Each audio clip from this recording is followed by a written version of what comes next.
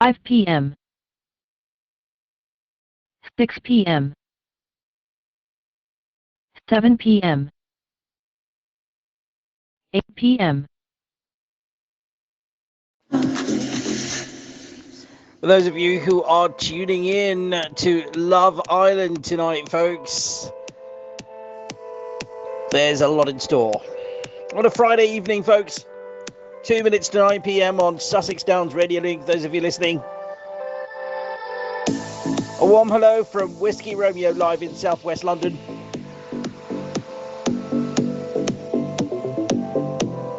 Hope you're all having a lovely morning, afternoon and evening, wherever you may be.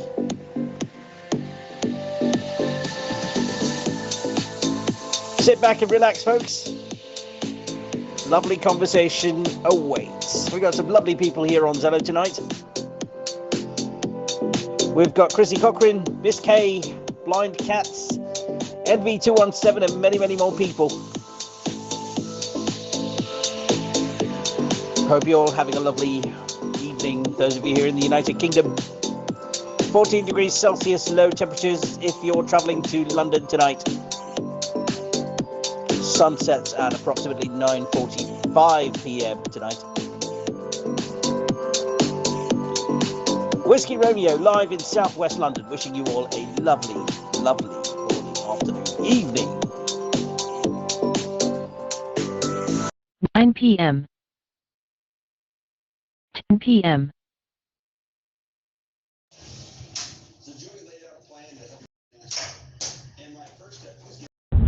Sussex Downs Radio Link, it's Whiskey Romeo. Well, greetings from Tennessee. Currently feels like 110 degrees Fahrenheit. What is that? I think it's about 43 degrees Celsius. Yes, quite hot. Hope everyone's doing good. But because everybody signed this, all of my friends signed. Right. You know, it's absolutely, it's all the numbers about if someone dying by this COVID. By COVID. It's fake, you know, it's not a real number. You know. I think COVID-19 numbers are not real. You know, they're illustrative. Most of it. I mean, you know, I'll tell you. Even in the United Kingdom, and folks on Sdrl, hang on here, having a lovely conversation here. Right. So the thing is, the COVID-19 numbers that we're seeing in the UK, for example, they are lab-tested positive cases. Right? Those numbers do not cover people who have not tested themselves for COVID-19 and people who are obviously isolating. So numbers across the world are based on a fixed criteria. Now, if the Hungarian government is offering £100 equivalent to people who have died of COVID-19, is that right? Yeah. Who have not died of COVID-19. But if you assign it, you are gonna, you know. Right. So there you go. So that's interesting. Well, you know, actually, it's interesting. It's actually a corruption. Actually, that's actually a corruption. Yeah, sort of. I definitely characterize that. Give £100, and if you wanna sign it, the Hungarian government will receive after a couple of months from the European Union £200. £200 from the European Union. So actually, it's the double profit Right. from contest, and this all money going to the politicians, you know, to the government. Oh dear. Well, it's very interesting to know. So. Yeah, it's very interesting, and this is the same in Romania, because I have two friends in Romania, and they are still received The grant. the Romanian government call. Right. For actually that was 200 lei. So this is the Romanian lei. You know, this is the money. You know, the Romanian lei. it's something like £100. Right. Same. Yeah. And all of my friends just signed this because everybody wanna take the money. But that's good for the governments because they are gonna make more and more money from the European Union. They will receive double profit. Right. So funny. Oh, goodness, it's oh dear, oh dear. So actually, that's why I wanna call you. Interesting. Because you will have a lot of skills, and you know, if someone calling you from France. Yes, I mean we've got listeners from all across the world. 44,000 different subscribers. And actually, France is just banned the AstraZeneca vaccine. Yes, they've banned the AstraZeneca vaccine. That's right. I don't wanna use it anymore. Yeah, I think the reason for that is they've obviously looked at the data and they've decided the the risks the risks are obviously outweighing the benefits. That's unfortunate. And here we have France, on the Amber Plus list. Anybody coming in from France or their territories would have to self-isolate for 10 days. I mean, I don't know why, because it's actually everybody just fully vaccinated in the UK. well, that's one. And then the other thing is, in the island, which is 6,000 miles away, the island of Réunion, Réunion, there are apparently spikes of the beta variant. The beta one, The Delta variant is responsible for 94+% of cases in the UK, and now there's fears of the beta variant, and that's exactly why France is on the Amber Plus list. So, how long have you been an Uber driver? Yeah, in the UK, and how long have you been an Uber driver? We are moved to UK with my family, with my wife and my son, and Fantastic. my second one born in the St. Peter's Hospital. St. Peter's, fantastic. Just 4 years, Right. and Andy we have like 2 years ago. Fantastic. And did you get vaccinated here in the UK? Yes, of course. Fantastic. Which one did you get? Through this NHS, the Pfizer. The Pfizer vaccine, yeah, I think. For the first one and the second dose. Fantastic. And my wife, actually, I just called my GP about in March, because I'm just told my GP I'm in a high risk because I'm the clinically vulnerable. So yes. I'm just pick up and drop off like minimum 20 persons a day. Makes sense. Yes. From the different parts of the UK. Right. So because we are still self-employed, but when I just called the GP, he just sent the offer letter. Yes. To me and for my wife as well. So interesting. We are both from March and the second one in end of April we are fully vaccinated. Fantastic. Uber recently made a decision. Uber was the UK government. One of the courts here had made a decision on Uber drivers as workers. Yes. What do you have to say about that? Actually, I was very, very scared in the beginning, but actually it's very good now because we are still can make this very, very flexibilities, like switch it off, turn it on, when I wanna finish or start, Mm-hmm. It's up to me. But if I work minimum 25 or 40 hours a week, I will receive the national minimum wage. Yes. But actually, I never receive this because I'm making more than the right. Right. Yeah, but I received every week. They are still paying my holiday pay. That's nice. That's nice. So if I'm working like 60 hours or 55 hours a week, Yes. they're gonna based with 12.07% from my income, something Yes. like this, and they have checked my hours. So actually, I can't believe this, but the last week I made with this Uber, I was extremely busy. Right. 1,400 pound. 1,400. And I received an extra 120 pound holiday pay. That's nice. That's Because nice. I worked hard, you know, and they are covered with holiday pay. That's nice. Yeah, so actually it's absolutely brilliant now. I'm definitely happy for you. Definitely happy. And everybody is trying to work more because they are receiving more, you know. Yes, indeed. She's working more. My mother-in-law, she's a Uber driver. She is making only 800, 900 pounds, and she receiving an extra 65, 75 pounds a week, just because this new rules is active now. Fantastic. And actually, this is the bar, I think. Yes, that's the one. That's the one. I'm probably going to go with you. Well, thank you very much indeed. And just enjoy the evening. Absolutely. Feel free to call into our station, Sussex Downs Radio Link. Sussex Downs Radio Link. Thank you so much. And our website is sussexdownsradiolink.weebly.com. And catch us on Sussex Downs RL on Twitter. Please, we look forward to hearing from you. All right. See you next time. Yeah, see you next time. Yeah, of course you will. Cheers.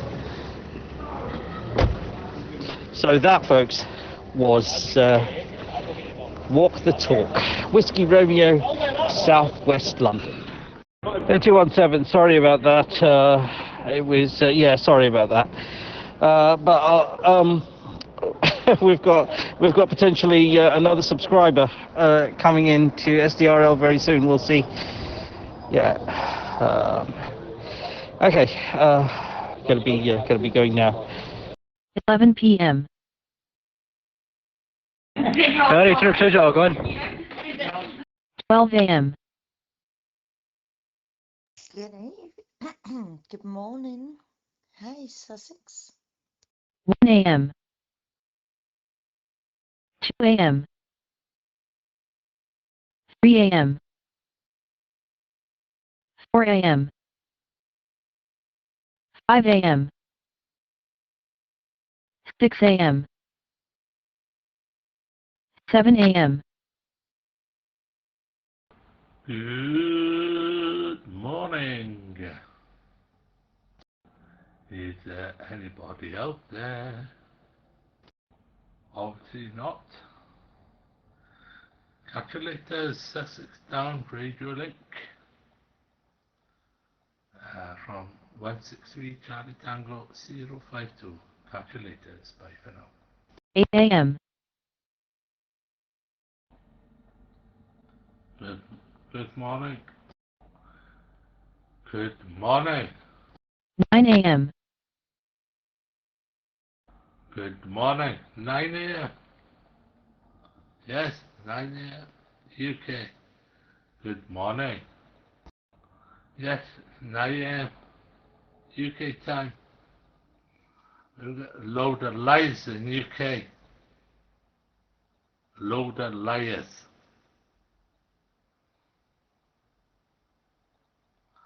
9 a.m. on the New York subway. 9 a.m. UK time. Stop lying to us.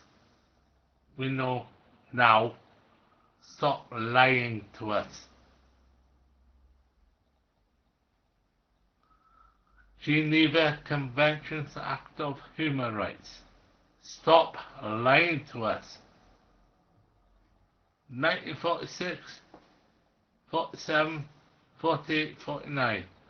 Stop lying to us. It's a polite way. Stop lying to us. 9 a.m. on UK summertime of 2021. Stop lying to us, okay? You got something to say? Repeat it on here. At 22, 23 hours, oh no man, doesn't matter. Go and do myself a favour. I know you're licensed. Unlicensed yourself. You're talking a load of bullshit. Bye. 10 a.m. 11 a.m. Hey, good morning, Sussex. Hey, down the bottom there, Taffy. How you doing? Golf rate 0 Charlie Sugar 90, listening Sussex down Radio Link. Golf rate 0 Charlie Sugar 90, listening Sussex down Radio Link. Yeah, GM, we hear you, but you're a bit gargled. Not a very good reception. Can't hear what you're saying. 12 p.m. Yeah, baby. We have thunder in the south. Yeah, thought I could hear it rolling around out there. Hey, morning. Excuse me, afternoon. Indeed. Not sure how far away it is from me, but I can certainly hear it bouncing off the hills. Oh, it's nearer to you. It's about there in the history. Or if you look on rain alarm, it looks much better. I'll say that. Mind you, you can probably see that yourself. See if we can get that one up.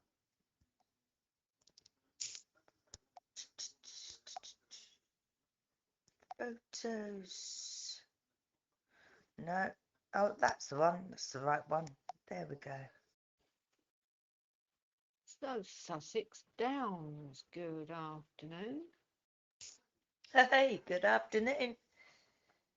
Yeah, it is, if you like, a lot of rain and thunder down in the south. Whereabouts are you located? I'm Kay. Kirkle, nice to meet you. Hey, Barbara. Nice to meet you too. I'm down in Tunbridge Wells, not too far from the Sussex Downs. Oh, cool. What's going off in Tunbridge today? This is Tunbridge Wells. We came into being a little bit after Tunbridge. Everything was built up around the spa, you know. It's not too bad at the moment. There's boiling over. There's some sunshine and a little bit of build up. Got blue sky, nice little breeze. So far, so good. We've got heavy rain and a good thunderstorm going on at the minute. Temperatures roughly about 72 Fahrenheit, I guess. Rain, you've got rain as well. I've got sunny here, just cloudy. It's amazing considering that you're only 10 miles away. Unbelievable. Love Tunbridge Wells, was there not long ago. Yeah, really cool. Founded by a king, wasn't it? Some bloke used to go down there just to bathe his feet. We prefer to say to take the waters, but bathe his feet, that'll do. Oh, lots of history around that way. I would love to tour that area. Do you have many haunted castles? Do you do a lot of haunting? Are you interested in ghosts and looking at history and stuff? I enjoy social history, um, stories about real people, you know, autobiographies, biographies, and I'm not so sure if we've got haunted places. Haven't heard so much about that. One or two of our pubs, maybe. People have felt things and thought they'd sort of seen things in one or two of our pubs, but I'm not so sure. Got a hell of a lot of restaurants now at the Pan Tiles. They used to have loads of nice little shops, and now it's just cafes and bars.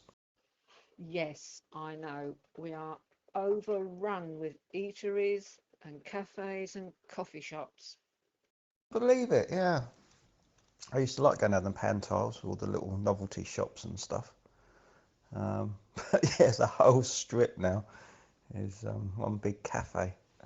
It looks quite nice and you know, a nice bright day. It looks quite continental, but there used to be some lovely old antique places, and you could buy antique jewellery and things like that for a price, of course. But yes, it used to be overrun by shoe shops, Now it's coffee houses.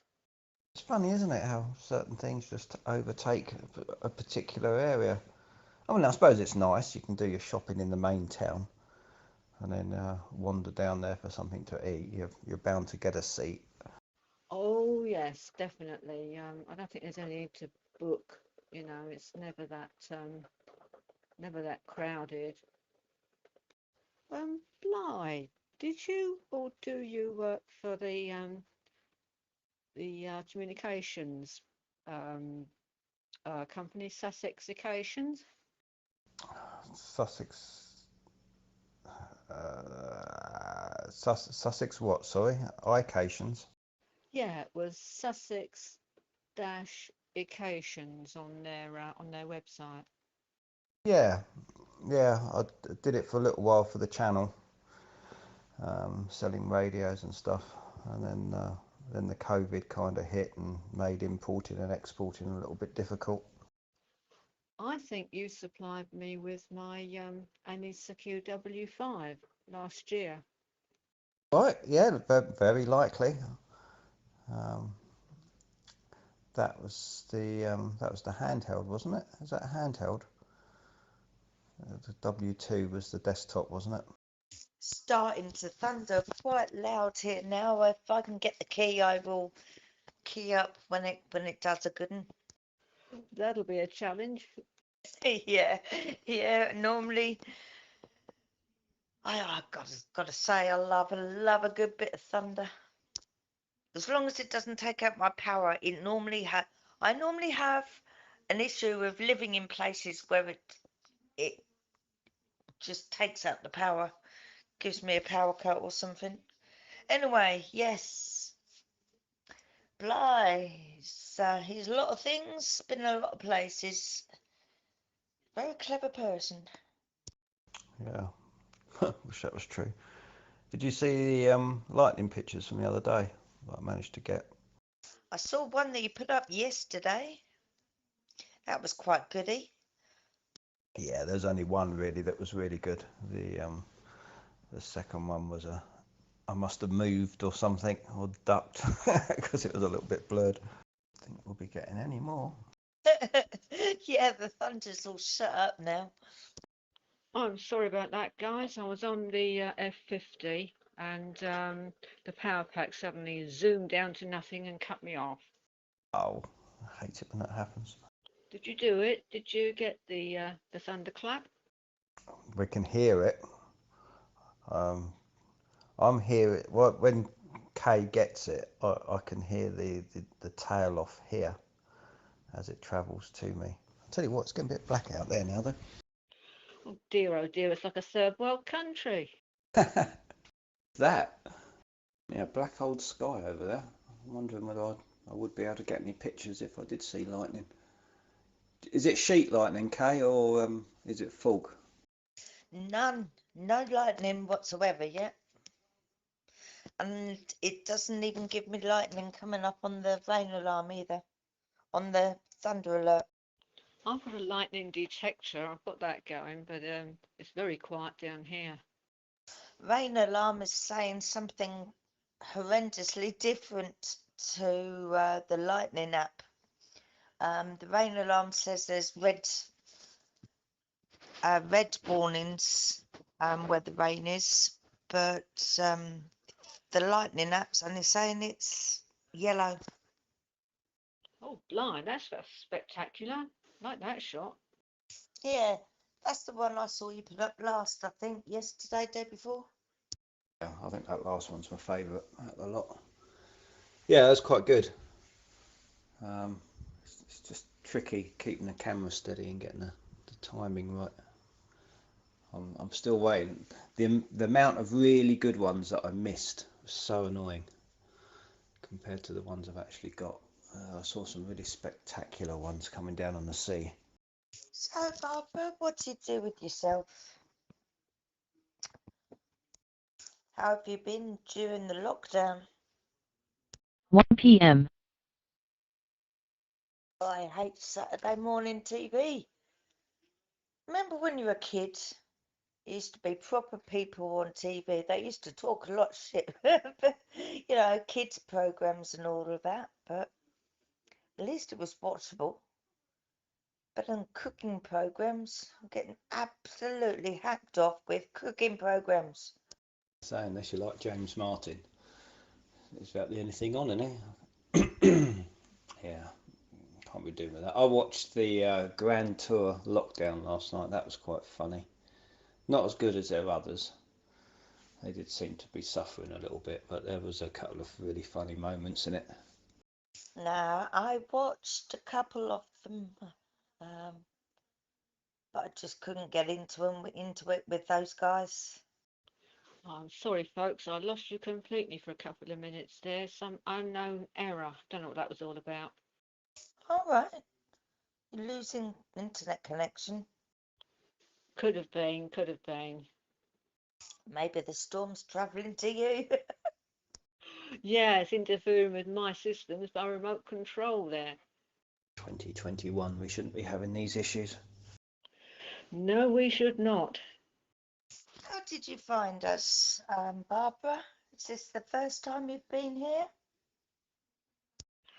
Yes, it is, Kay. It took me some while to find you, but I was putting in Sussex Radio, Sussex Downs, and nothing came up. And then I heard about a link from somebody on one of the zeros.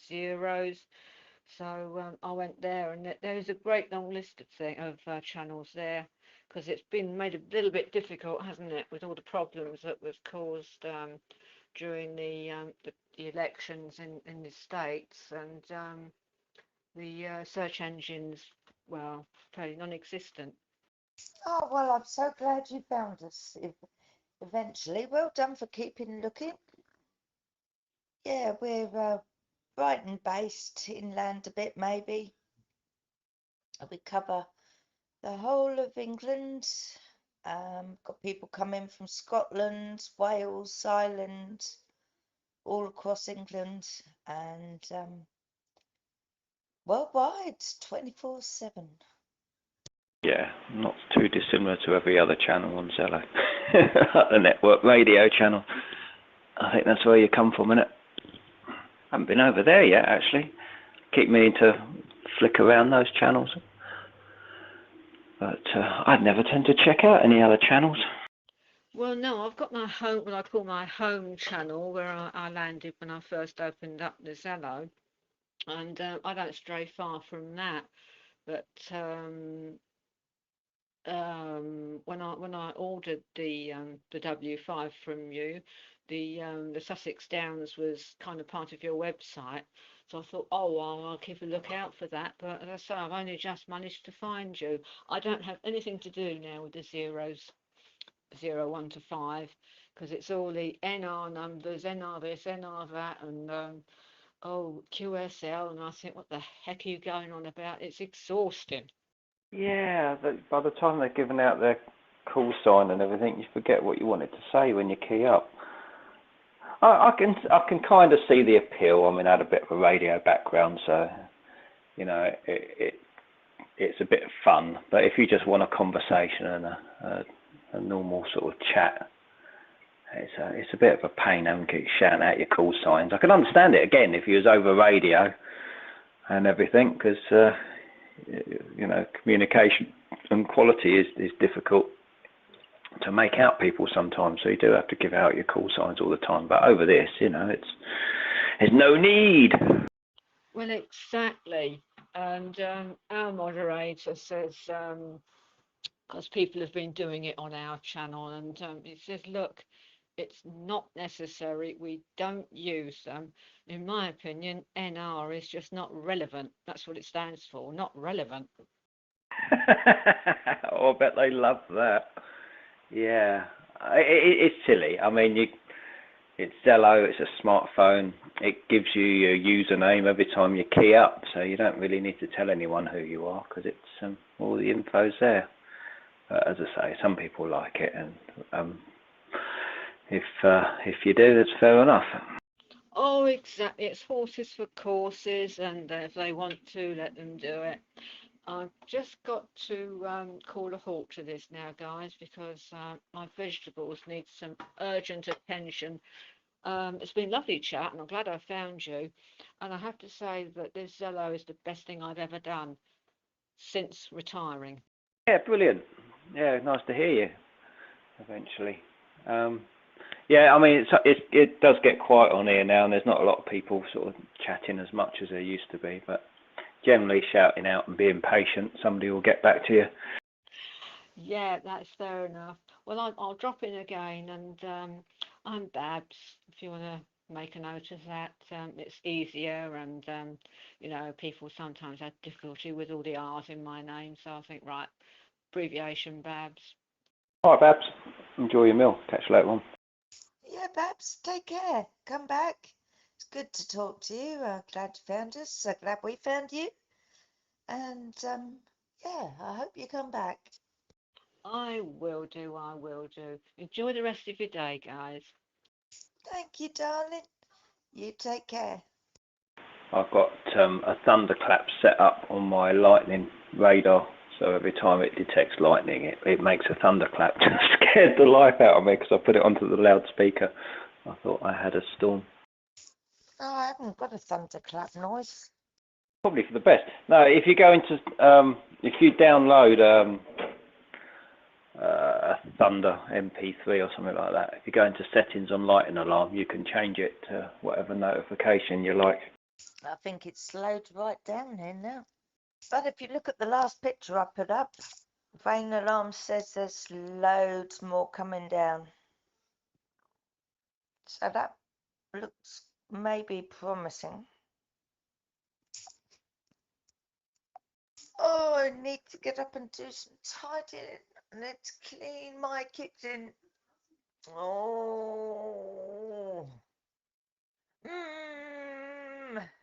Can't muster up the magic to do it today. Just done my housework. Now I'm putting it on charge. I was going to say, I doubt that took long. It's one of those days I'm just not sure what to do with myself. Got a busy day tomorrow, but today is kind of an in-between. And it's one of those days where you find yourself 1 minute standing in one room and then you just walk into another one. Not really doing anything. Enjoy. Japan's upgraded to state of emergency a couple of days ago. Has anyone else heard that? Why do people insist on having tennis matches? They must have been part of the initial onset of people getting ill again. Then you got the football matches, which definitely did. The Olympics in Tokyo, which they even recognised that fact that it was potential of getting bad before they even started the Olympics, when they were getting all the athletes into the villages. It's bloody ridiculous. Well, there's no right way now. I mean, the vaccine's out there. It's up to people whether they get it or not. And now it's just a case of the only thing that's going to save it is everybody catching it or carrying it. I think that's kind of what we're looking at now with the current figures. They're kind of hoping that everyone's going to be a carrier or catching it, and then the virus won't be able to spread to anybody else, and we'll start to fizzle out. I'm not sure if that's working or not, but I think what I heard of the news the other day, that they think that it's kind of going that way.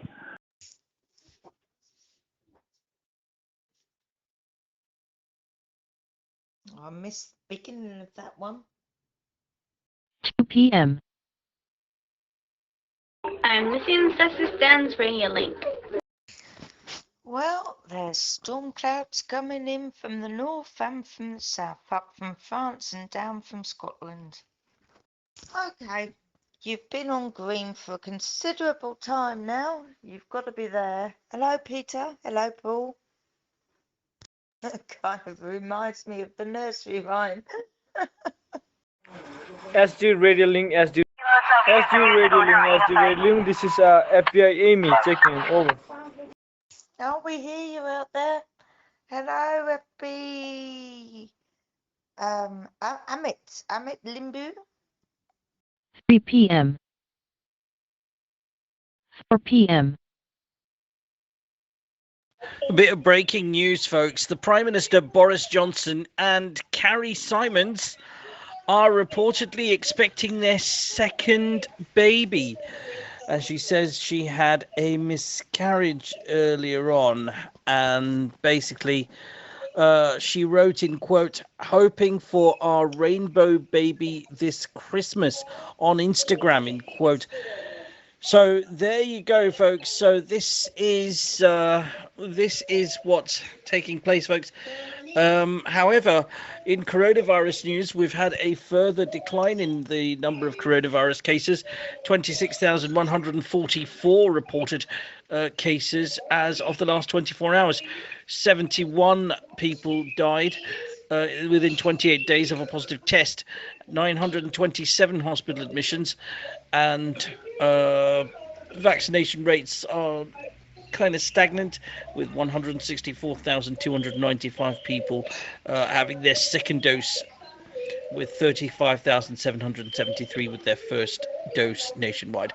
Thank you for joining us here on Sussex Downs Radio Link. Thank you for that news, Whiskey Romeo. Point of clarification, the person who had the miscarriage and who is now expecting a baby again, who is this person? Is it a member of the royal family? Prime Minister's wife. It's the member, it is the wife of the Prime Minister. And they're bloody lucky to be able to announce such important news, considering the way Boris Johnson has handled this epidemic, and so many people are dead now that they don't have the chance to get that privilege. Prime Minister don't care about normal people. He only cares about himself. Always has done. I'm just doing the math, trying to reconstruct the timeline here, because I understand he himself was hospitalized. Excuse me. I understand that he himself was hospitalized with COVID-19, and he only recently got officially married. So I'm trying to construct the timeline of when the two conceptions may have taken place. He's got about 10 kids before there anyway, loads of different women.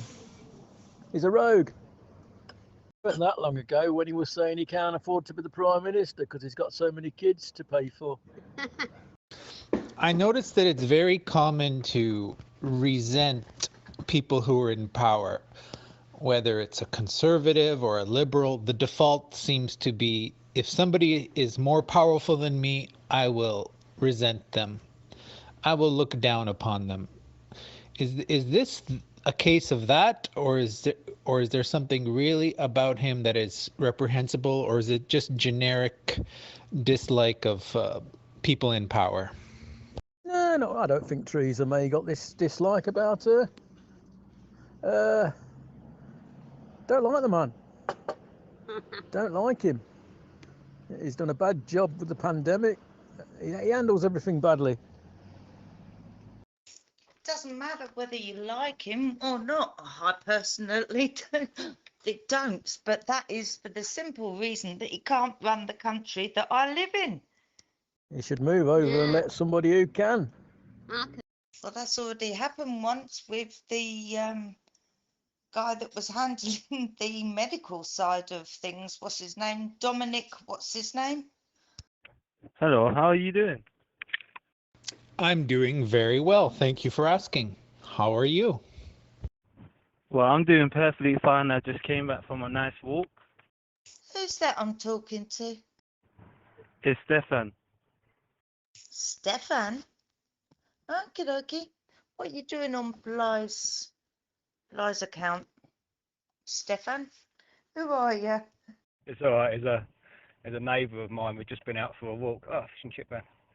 And he hasn't seen Zello before. Aha! Hello, hello, hello. How are you doing on this beautiful afternoon? Hello, Stefan. Where I am, it's still the morning. It won't be afternoon until another 38 minutes. Debating on whether or not it's safe to go outside at the moment. I don't want to get rained on. I'm trying to avoid it, but I don't know if I if I leave it, it's going to be worse afterwards. I wouldn't advise going out now because you will get rained on. Oh, cheers for that. Yeah, I'm just down the road from you guys. Bright sunny day here. My favorite UK politician is Joe Swinson, or Joe Swanson. Is she famous in the UK? Slightly, yeah. She's a Labour MP, ain't she? She's with the Liberal Democrats, and she's a member of Parliament for East Dunbartonshire, or she was. No, you mean now. She was the Liberal leader for some time, up till the last time, weren't she? She's got this stupid fixed smile like a blooming, I don't know what. Stupid fixed grin on her face. Completely ruined the chances of the Liberal Party ever getting anywhere again. Wasn't she the only Liberal leader to ever be kicked out while she was in office as the leader? I just heard her speech in 2018, and I thought it was very full of soul and very intelligent. I'm sorry to hear that she's not the leader of that party anymore. She lost to the SNP, didn't she? The Liberals have lost badly in the past. It's their own fault, because they went into bed with the Conservatives, didn't they, when Nick Clegg was in charge of them. He decided that, because he had this on Parliament, and whoever side the Liberals decided to go with would have meant either Labour or Conservative got in. So he went with the Conservatives with, who's that other horrible bloke who was Prime Minister? Cameron. He got in bed with him and become Deputy Prime Minister. But then that ruined the Liberal Party. They went from about 53 seats to about 8, all in one go because of him. Liberals ain't had anybody any good since Paddy Ashdown. What is bloody Hashdown? Paddy Ashdown. Paddy. P-A-D-D-Y. Paddy Ashdown. Yeah. I think he was the last good leader of the Liberals. Nick Clegg ruined them. The problem now that I can't vote for any party. For years and years I was a Labour man. I can hear the groans. I was a Labour man. You know, all through the 90s, 2000s. And then I was fairly all right with what's his name? Well, Ed Miliband being leader. But once Jeremy Corbyn took charge, that's it. I will never vote for Labour again. Why didn't you like Jeremy Corbyn? An IRA sympathiser. Weren't the IRAs just seeking the independence of Ireland from the UK? And how many people are they bombed and shot and all sorts of things and threatened in the years? We moan about the Arabs bombing people, but they've done nothing compared to what the IRA did to this country over the years. You know, the number of bombings and terrorist attacks, it's nothing compared. Did they achieve what they set out to achieve? Did they achieve their political objectives? Did it work? Seems to have done. I'm sure they've got some MPs in Parliament now. They call it Sinn Féin, don't they? The political arm of the IRA, Sinn Féin. IRA was a terrorist arm. So yeah, they've got some representation. Say, Jeremy Corbyn, he was a big sympathiser of the IRA. He went to some of the funerals and all sorts. Terrible man. Here's my question about that. When you support a political party, you support generally their entire political platform, their whole philosophy for how to run a country. And they have leaders which come and go, but the party is more enduring. So what I don't understand is how you can be loyal to a political party and be aligned with its philosophy for decades, and then they elect a leader who you do not like and whose views you don't agree with, and based on that alone, that temporary condition alone, you disconnect yourself from that party. I don't understand that. I think it's time we got rid of individual parties. We just had one mixed of individuals. At least if you have an individual, you can take them out and shoot them when they don't say what you want. 5 p.m. This is J007. 6 p.m. 7 p.m. Hello, Sussex Down Radio Link. Good evening. Evening. 8 p.m. Mary had a little lamb. Feet was white as snow. What's the weather like? 9 p.m. Boomerang won't come back. Well, it's a really good idea for ambient wave patterns, listening to Wi-Fi hotspots strengths from from any position or a moving position, where you can do it at home and listen to it, have all the different frequencies, strengths when they change, is because of things moving, people walking about, or people even clicking on stuff like that, and just sit there listening to it. It would be well good. Do you sound like Mickey Mouse? Imagine what I mean. If you put your phone into like ambient listening to the world around you mode, put your headphones on, and then just walk around. And what it does is it like looks at all the different things around you. You just have your phone in your pocket, looks at all the different signal strengths and stuff, and then like gives you different frequency noises based on it, so as you move you'll be able to hear it, or if you stay still, if other people move you'll be able to hopefully hear them. They triangulate all the different ones that are around. I mean, Bluetooth probably not as good to do, but even just looking at the strength of different Wi-Fi's. 10 p.m. Morning. Hi, Sussex. Oh, good evening. Good afternoon. Wherever you are, we go out worldwide. Anyone can answer. Hello. Hello. SD Radio Link, this is Channel 6. Any units alive? Over. I'm listening to Sussex Downs Radio Link. Hey, Sussex Downs. Wakey. Hello there, young lady. Good morning, it's Underdog here. Ruff.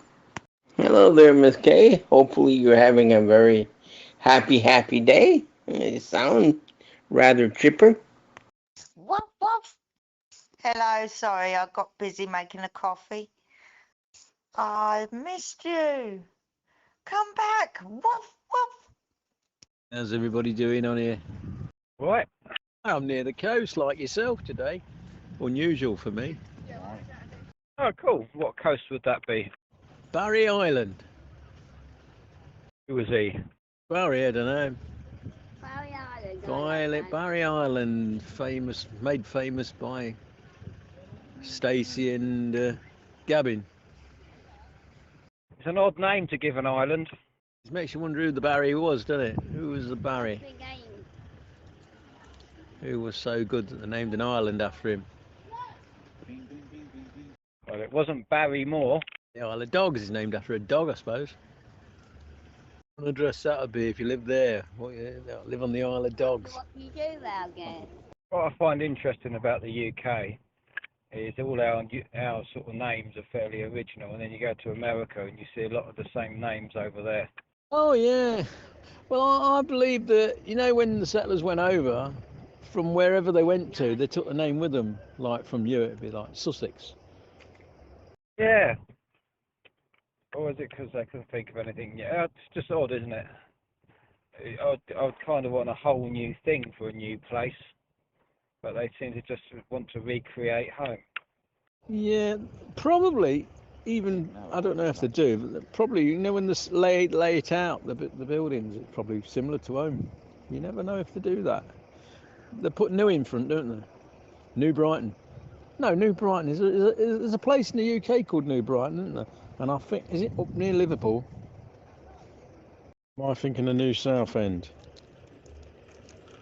It's hot here in Barry today. It's burning. Ness has been on the Dodgems a couple of times. Hurt herself. You tell her though. Don't go on the Dodgems. You'll end up with bruises, but she don't listen. Don't take advice. On a speedboat today at Cardiff Bay. One of them inflatable things where a group of you all get on and then it takes you around the bay at high speed. Love the Dodgems. Sorry, I missed half of what you said there, but I heard Dodgems. Love the Dodgems. Oh yeah, they're all right. So Vanessa's been on them a couple of times and now she's complaining that she's got bruises. Oh, that looks nice. Hello, Peter. Hello, Bly. Hello, everybody. What? Miss Kay? Huh? Yeah, I'm all right. I got home before it peed it down. That's all I was concerned about. Just had a huge, heavy shower here. Yeah, tell me about it. We went to Beechhurst Park and they put the miniature railway on. First time in the 18th month since lockdown. And, yeah, they delayed it by 2 hours because they was going to do it at 12 o'clock and then they decided to do it at 2. And it's been lovely right up until 2. And then as soon as everyone started getting on the trains, it started pissing it down. Such a shame. Oh, it was raining on the way down here. Yeah. Quite heavy. But it's burning hot now. Suntan weather. Put your legs out. Of course, there's no top on that one, is there? It's just a sit-in train. Oh, you sit on it, don't you? Yeah. Yeah, it's good fun. It's brilliant. Must have gone round it about 6 times. One of them where you cock your leg over? That will be the one, yeah. I never thought about it before, but what the hell's your leg got to do with your cock? No, you can't use one without the other. What way round do you do it? Need your legs. Yeah. There you are, in coordination with the rest. Yeah, do a Google search. Where did cock your leg over come from? Hey Google, where did cock your leg over come from? I may not have any legs, but I'll come running whenever you call me. She says, I may not have any legs, but I'll come running whenever you call me. Cop out. It does annoy me when you end up using a lot of expressions and we haven't got a clue where they came from. I think cock means like lift, don't it? Where has all this water come from? Well, time you lot got it down there. We're fed up of getting it every year. It's like April still. That's the voice. That's what happens when your voice hasn't done a voice in a while, I think. That voice. Forgot what I was going to say now. Oh, it wasn't appropriate anyway. It was very funny, but I can't repeat. Well, I can actually. A study has found that the doggy style has become more popular during the coronavirus pandemic. How did they know? It's not something you can go up to people in the street and ask.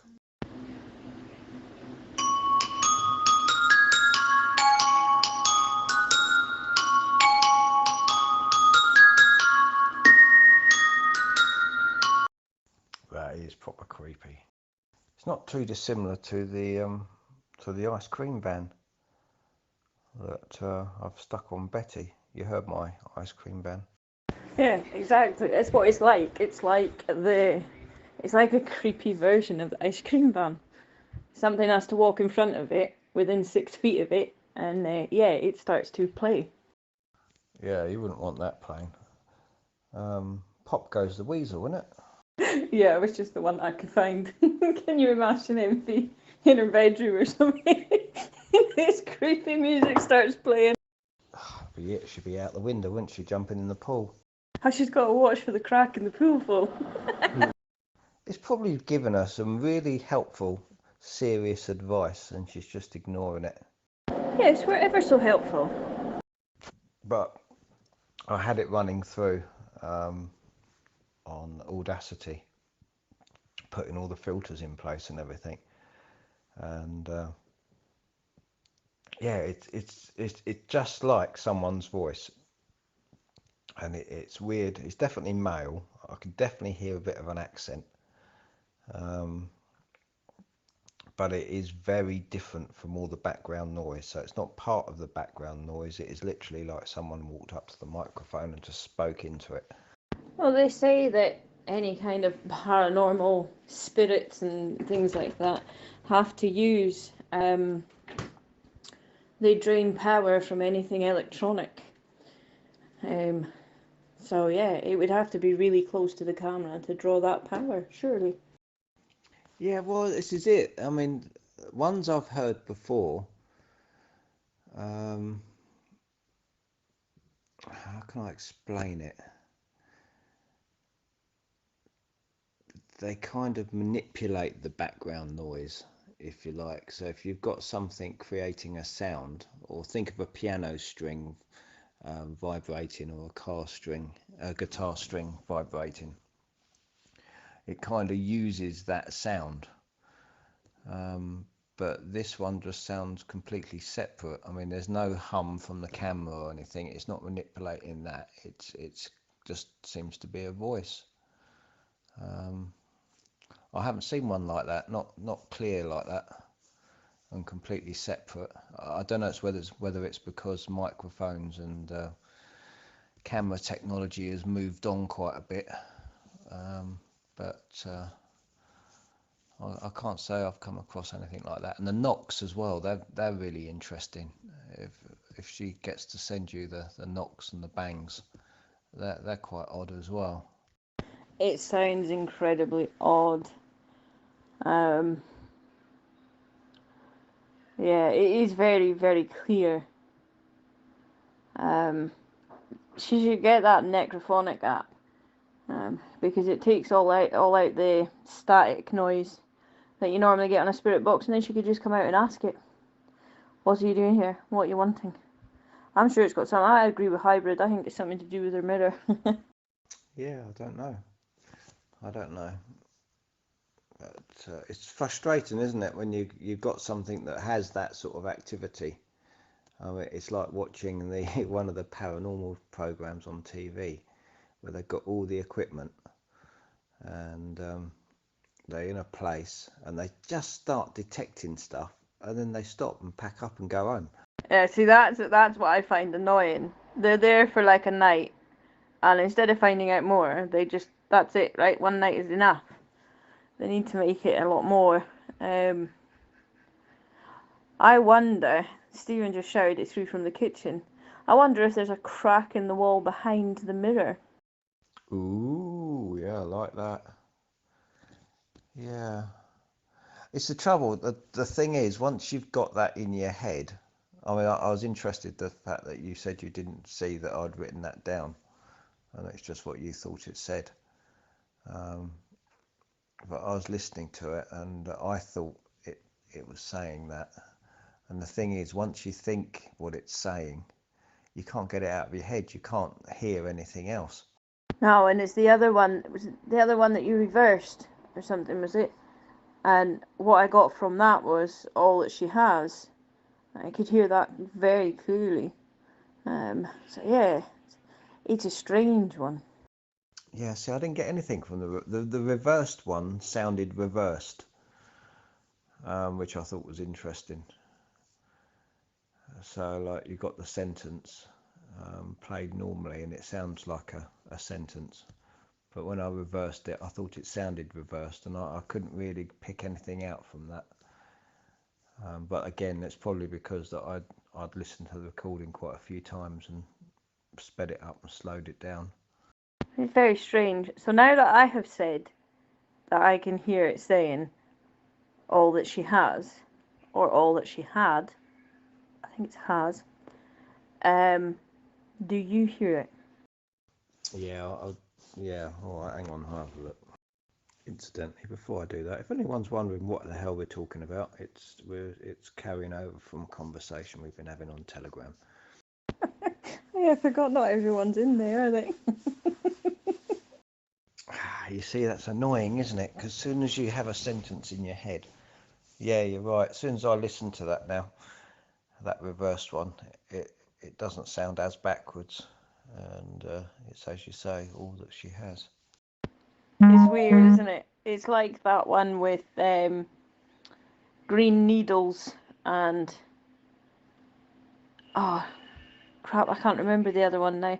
It's an audio, and you either hear it when you look at the word green needles, that's what you hear, and when you look at the other words, it's that you hear, but it's the same audio. Yeah, that's exactly what I was thinking when I was looking at it. That's the beauty of seeing the waveform,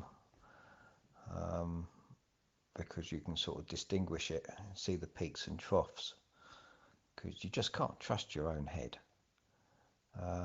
Yeah, no, very interesting. I'll say something else then. Oh, what was it? Oh, it's gone. No, I fully agree. Envy, you need to put flour. Arrange to go and stay at Hybrids or something. Put flour all over the floor and everything.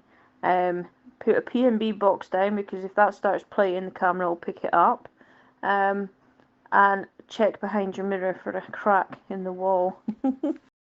Yeah, when's the last time that mirror's been off the wall? I still think there's something she's not telling us. Oh, there has to be. Where did you get the mirror from? I think I remember you telling me, but I'm not sure. Yeah, it's dead creepy. It really is. But yeah, I would take the mirror down and just have a look, just to see. Yeah. She's probably got someone buried in the wall. That's what Steve's been saying. Somebody's been put in the wall when they were building the house. Oh dear. Come on, MV, you need to key up. I haven't heard your voice in ages. Come on, where are you? Do you remember the story of her hair? Why, she was sitting in her living room watching a film, I think, and she thought it felt like something had swiped her hair or dropped onto her hair, but there was nothing there. Yeah, it's a bit difficult, stuff like that. There could be all sorts of things. And we know she's highly neurotic and quite a pisshead. Ooh. You could get a right telling off now. So how do you explain something kicking my foot then? I should see if she's going to pipe up and react. Yeah, I don't know. It's a difficult thing. I mean, I've had a couple of similar experiences myself. One fairly recently, well, not fairly recently, last 10 years, in a new build. I haven't had it for a long time. And I thought that was odd because it was a new build property. But I think I've told you before, or we've had the conversation before. I was sorting my son's laptop out, or tablet out, on his bunk bed, and I was laying on the top of his bunk bed, and I had my back to the ladder. He was at school, and while I was on the top bunk, I felt the ladder shake as if someone was walking up the ladder. And then I had that kind of paralysis where I couldn't turn round, but I was awake, and that was weird because I was doing this tablet. But yeah, it felt like someone had just got onto the first couple of rungs on the bunk bed, And when I sort of did turn around to have a look, of course, there's no one there. That was a bit strange. And that was in a new build, which was built in a field. It wasn't too far from a church, but yeah, there was nothing particularly outstanding that I would have thought caused that. That is strange. I have felt the bed move. I thought the dog had jumped on it. That's what I had thought had happened. Speaking of dog. But she wasn't there. So that was strange. Have you ever had those dreams where you feel like you're falling either off of like a cliff or a high building or something, but when you land, it wakes you up. You feel like you landed in your bed. Your whole body jerks. I'm not sure how to answer that one. Yeah, well, I've had all various sort of things. I tend to have flying dreams and all sorts. I used to have dreams where I remember as a kid having the sensation that someone was sitting down on the end of my bed. That happened a few times. What's strange is, since I've been where I am now, I don't get anything. In the new build, I had a couple of things happen, but then nothing after that. And then the place before that, I had a kid standing beside the bed. That was quite strange, and I thought it was my son. And it wasn't.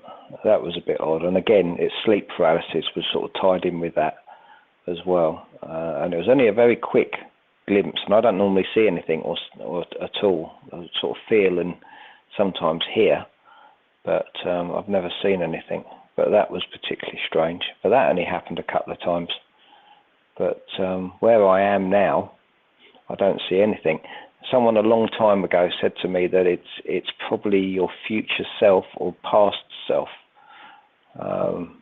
It's sort of reconnecting with you.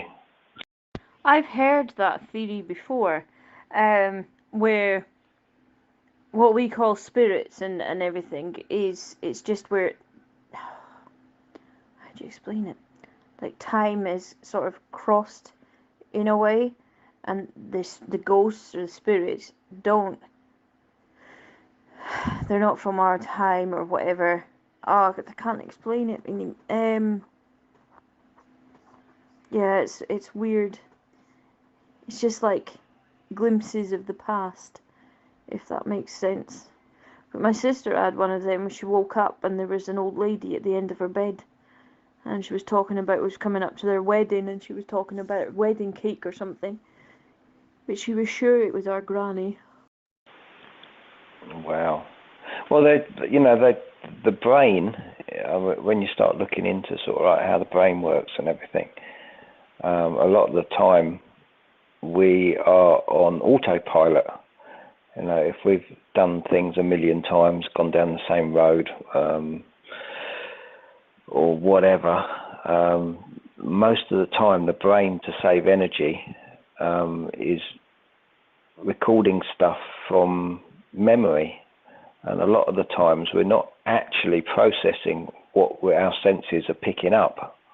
Disassociating, if I remember rightly.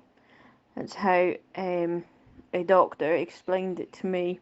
When people don't remember certain things, it's like they disassociate, but they still have that sort of sense where they are in a way, because obviously if you're not remembering where you've gone, you obviously still know what you're doing.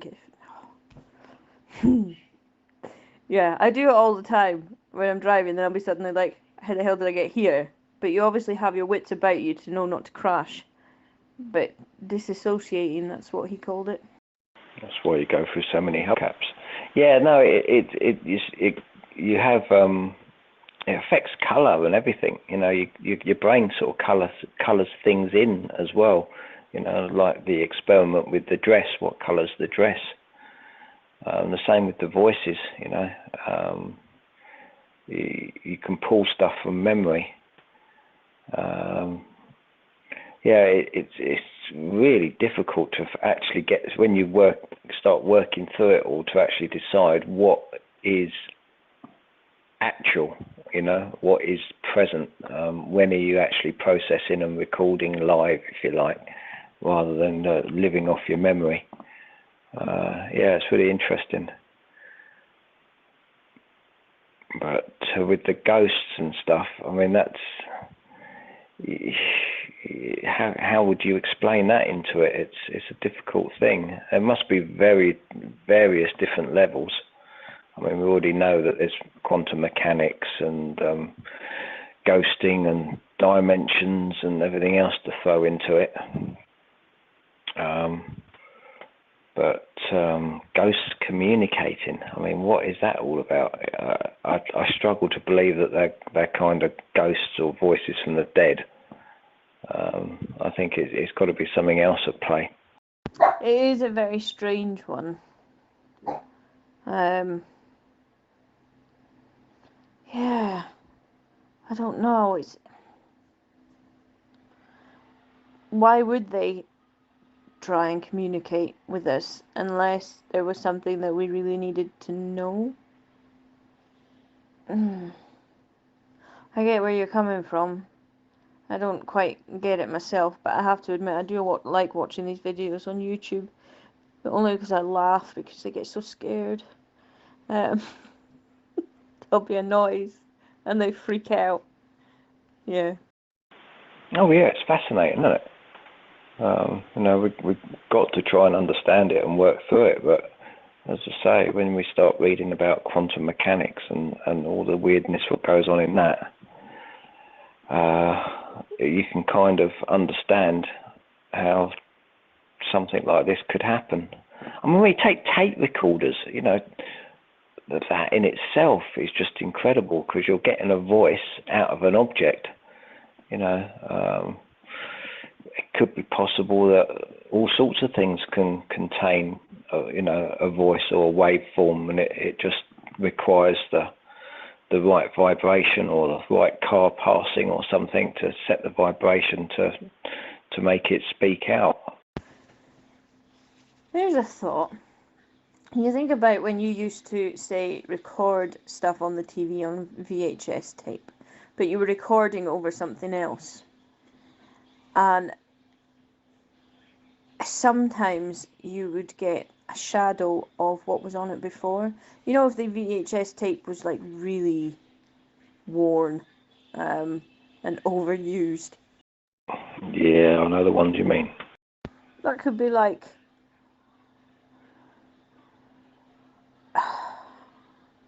I know where I'm going with this, right? But I don't think anybody else will follow.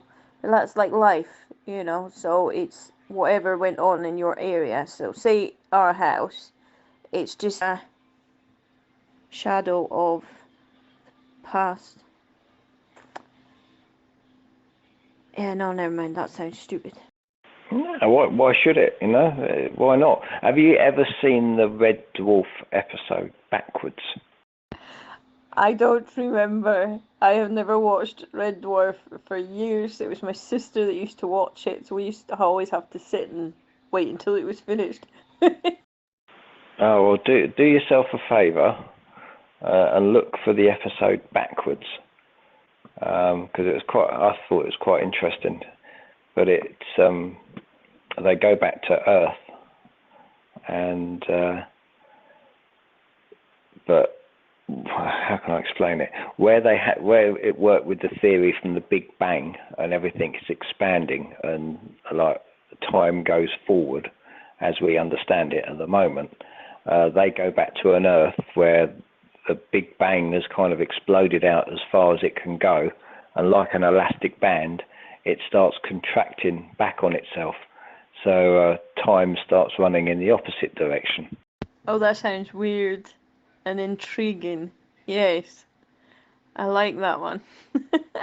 Have you ever seen the film? Oh, oh crap, I can't remember what it's called now. Where everybody disappears. Everyone that was pure and innocent, so to say, disappear. So planes crash because pilots have disappeared into thin air, and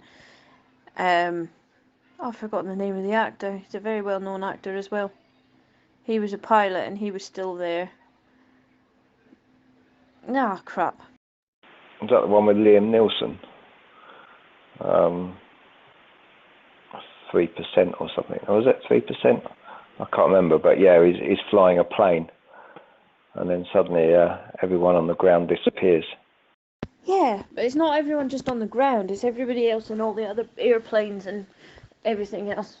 I had it. My mum lent it to me, but I bet you I don't have it anymore.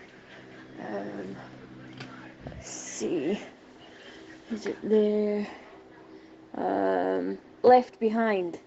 It's Nicolas Cage. It's called Left Behind.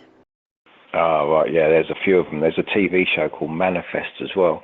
I think it's all based around an urban myth about that plane that took off, and everyone disappeared on it, and then the plane came back sort of 10 years later, and it landed on the runway, and when they checked it, no one was on it, and apparently it disappeared again, and then reappeared. There's a couple of urban myths across the internet about this phantom plane. I can't remember the name of the plane now, but yeah, you kind of expect it would happen all the time. Well, maybe it does. This is the kind of the point I'm trying to sort of make.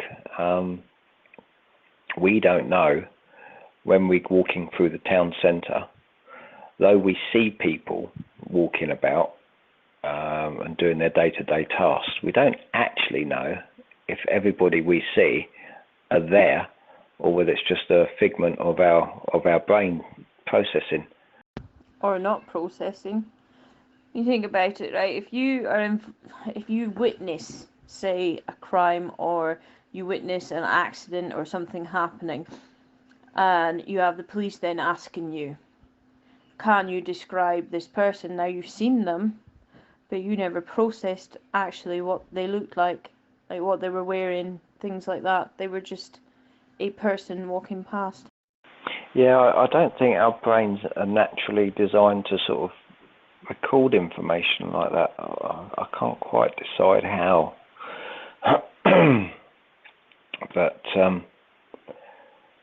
you know, when does something become real?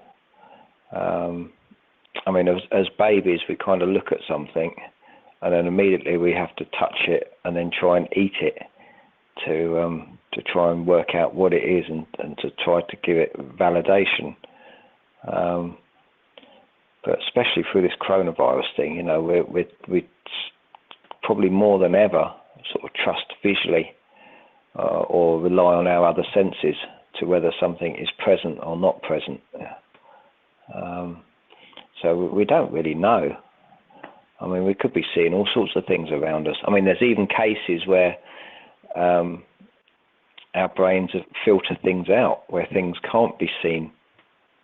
Like if you had a traumatic experience as a child, like your brain will block out memories. Some people get so drunk their brain stops recording, and they can still function and move about and function in a way, but everything has shot out, and they can't recall it back when they get sober. It's strange. Did I ever tell you the story when I used to set up marquees for a travelling singer? No, I have heard the stories of you working in an egg factory and scooping the eggs up and putting them into a big vat to go to the bakeries.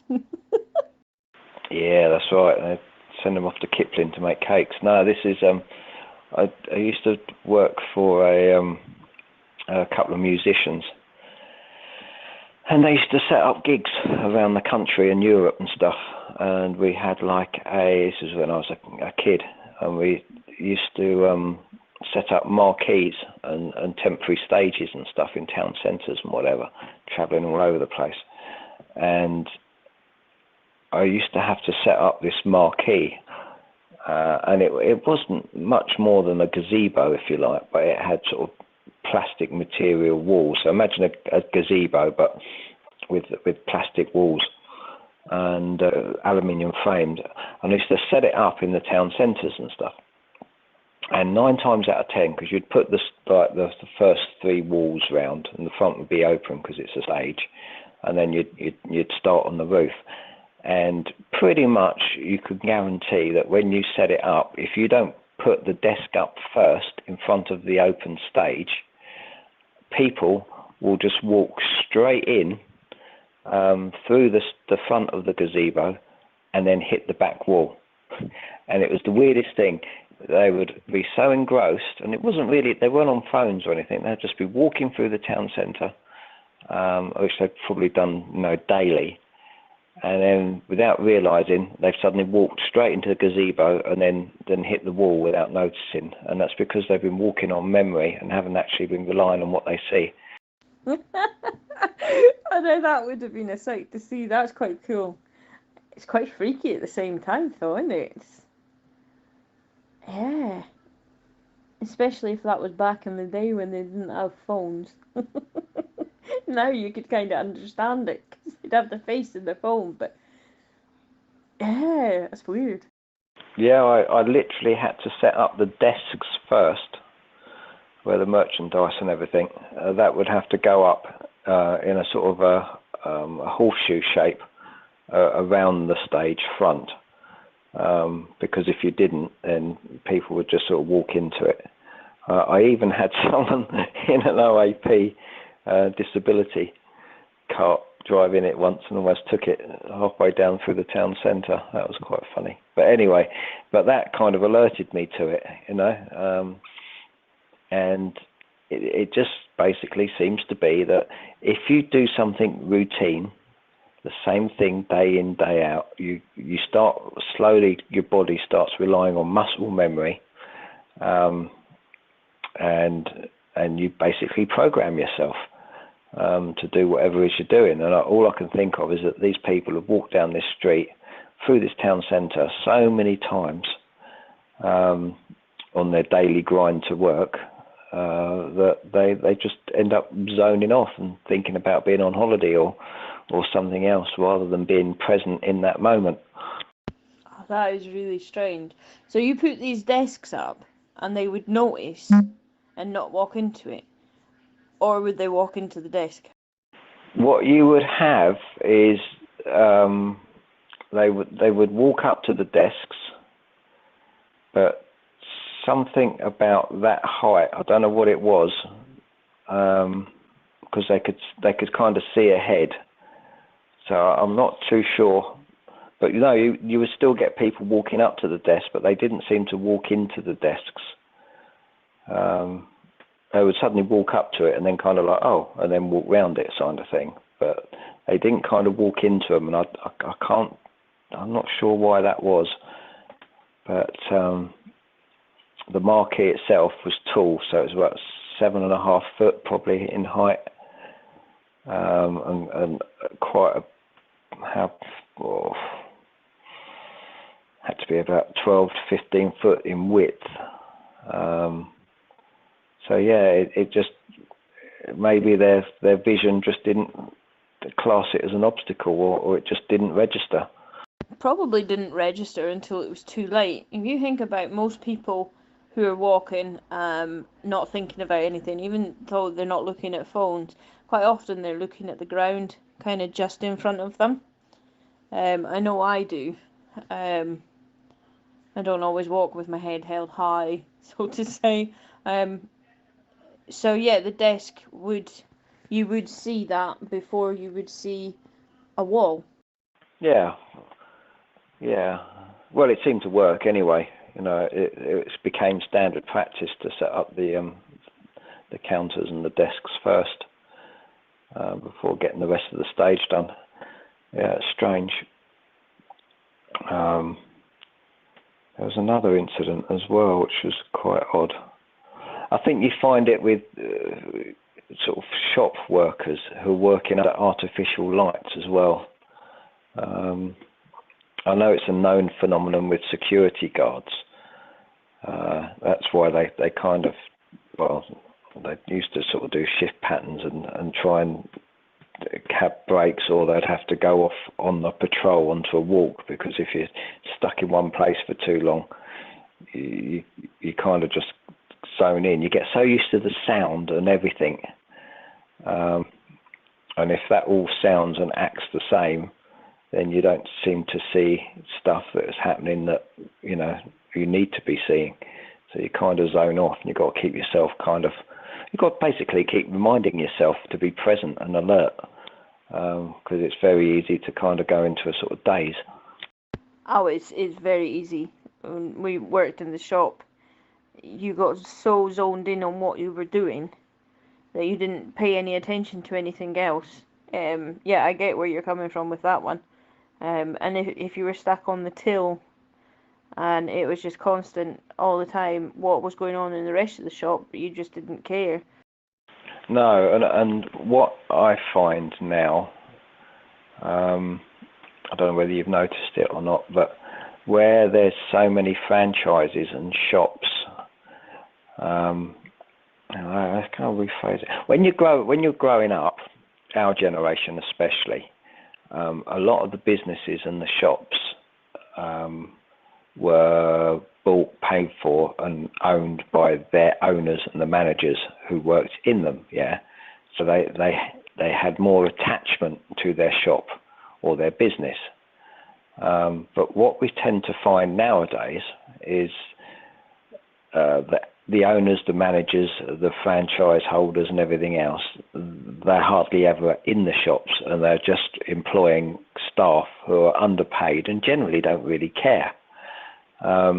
So they haven't got that level of commitment to protect their work like an owner or manager or someone who's invested in the business does.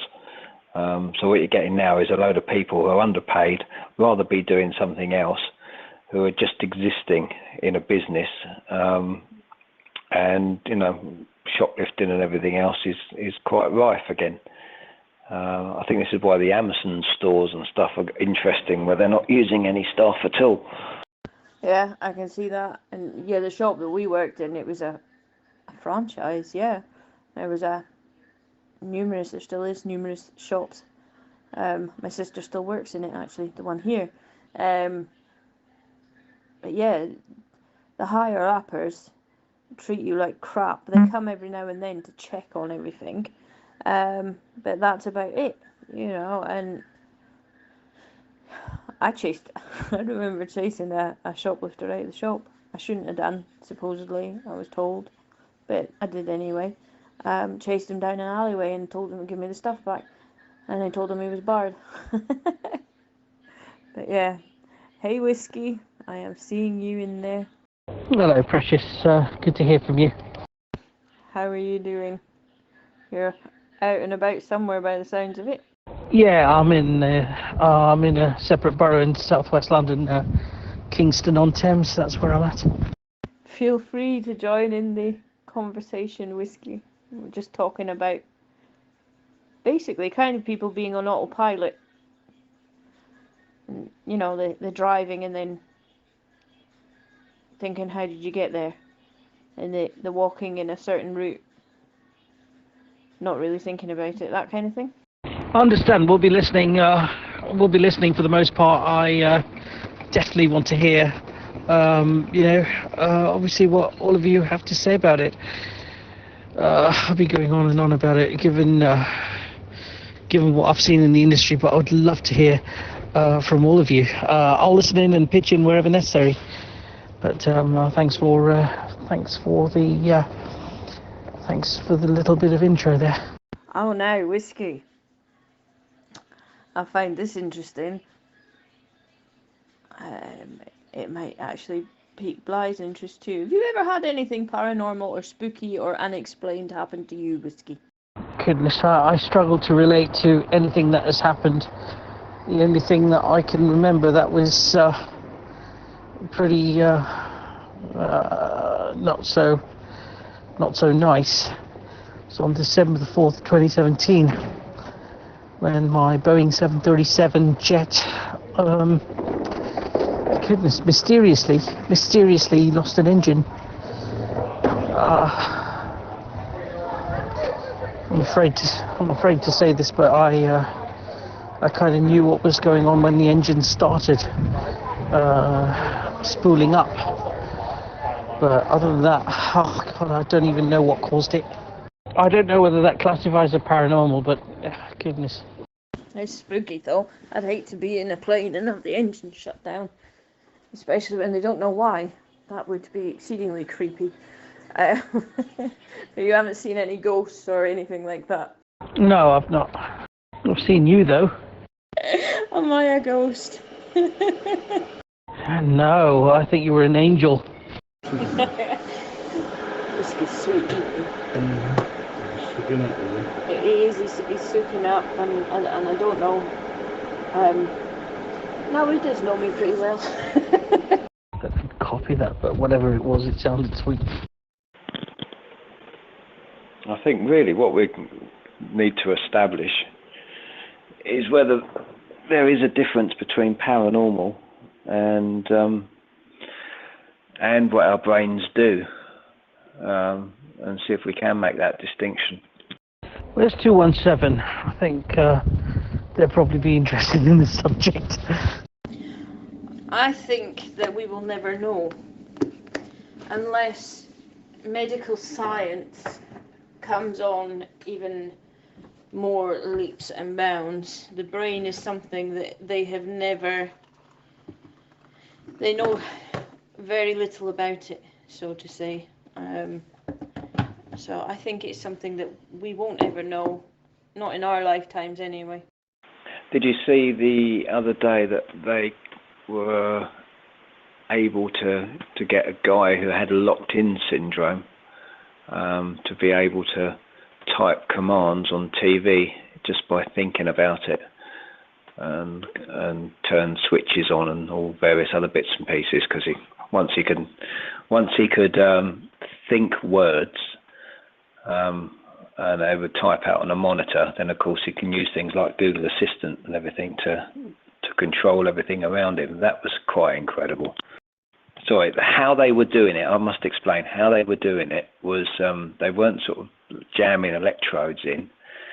They had managed to image the brain, and with 93% accuracy, just through looking at the brain scans, they could work out what word or sentence you're thinking of, just by seeing which areas of the brain light up.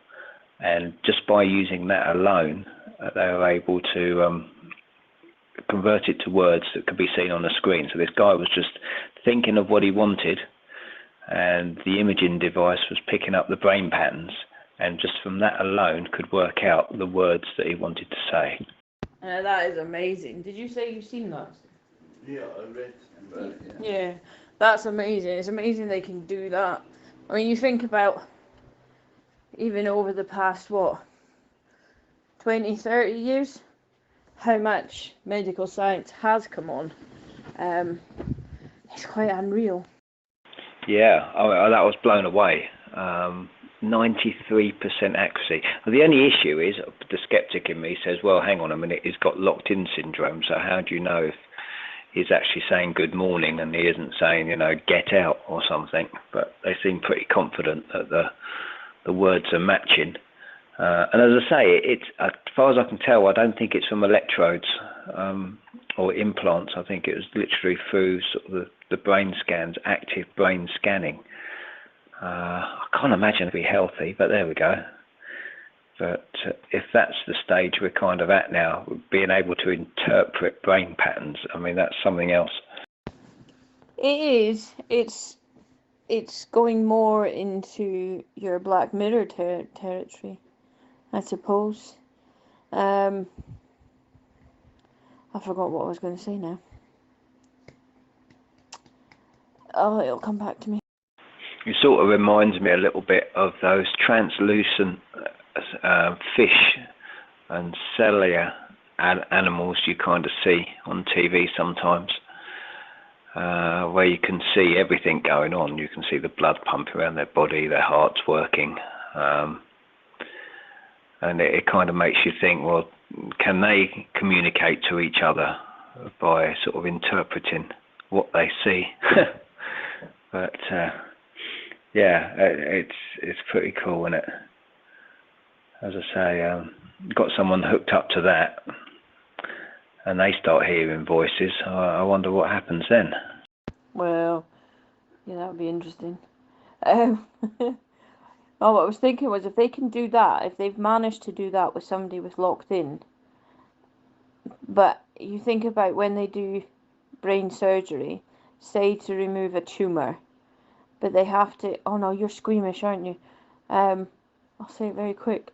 When they have to have the patient awake, so that they don't nick the wrong place, if that makes sense, so they don't lose their sight or lose their speech or, you know, whatever. But they need them to be awake to do that instead of scanning. Yeah, I apologise. I remember you're squeamish. Yeah, I'm not so squeamish about stuff like that. It's just literally cottage cheese I have issues with. There's nothing wrong with cottage cheese. Cottage cheese and pineapple, ugh, no. But cottage cheese and chives, you know, a couple of slices of toast, bang on a load of it, oh, yum. Yeah, no, it's minging. It's strange, isn't it? Yeah.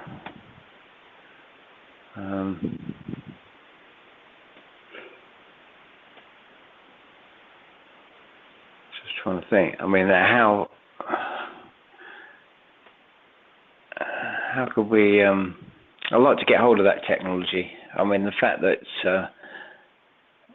I could put something on my head, and as I'm talking, I mean, it's a bit like what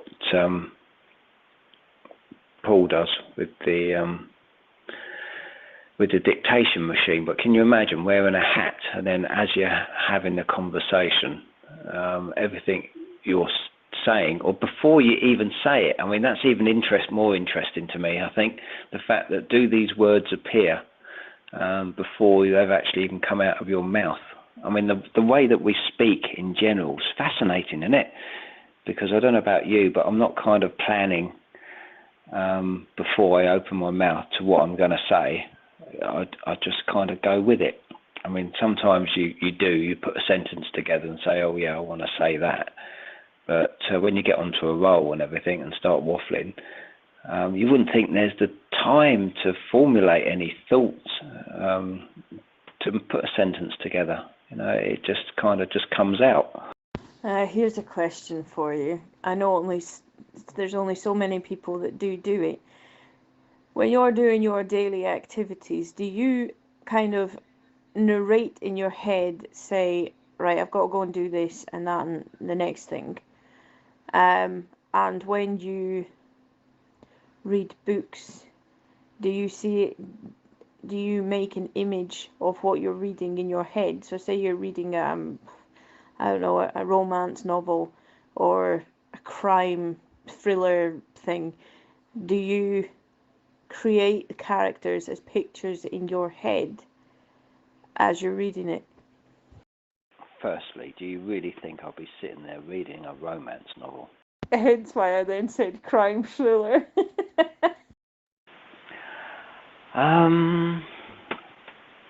Do you know what? I don't know. I kind of read, but I'm not aware that I'm creating images. I suppose I must be. Some books I do get quite into. I haven't really properly read for ages, so no, I'm not too sure about that.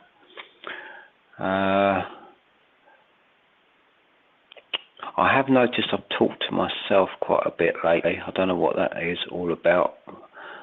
If I'm doing something, I'll be talking out loud and I'm suddenly correcting myself and thinking, that's a bit weird, what's going on there? A friend of mine kind of does everything as if they were doing a YouTube or TV demonstration. So if they're making a cake, for example, all the procedures of making that cake in their head, they kind of feel like they're doing a cooking show, and they remember it all by doing the demonstration in their head. That's quite weird. So that when they do anything, they're relaying it. Yeah. Is that what you mean? I think so, kind of. Firstly, I wouldn't worry about talking to yourself. That comes with old age. But yeah, like, I always think about what I'm doing just before I do it. And like conversations, if I'm going to have a conversation with somebody, I will create the narrative in my head of how it's going to go, what I'm going to say, the possible reply that they'll come back with, and then what I reply to that. That sounds really weird, but kind of like that, yeah. It's very weird. I know not an awful lot of people do it, but yeah, it's. I did not use.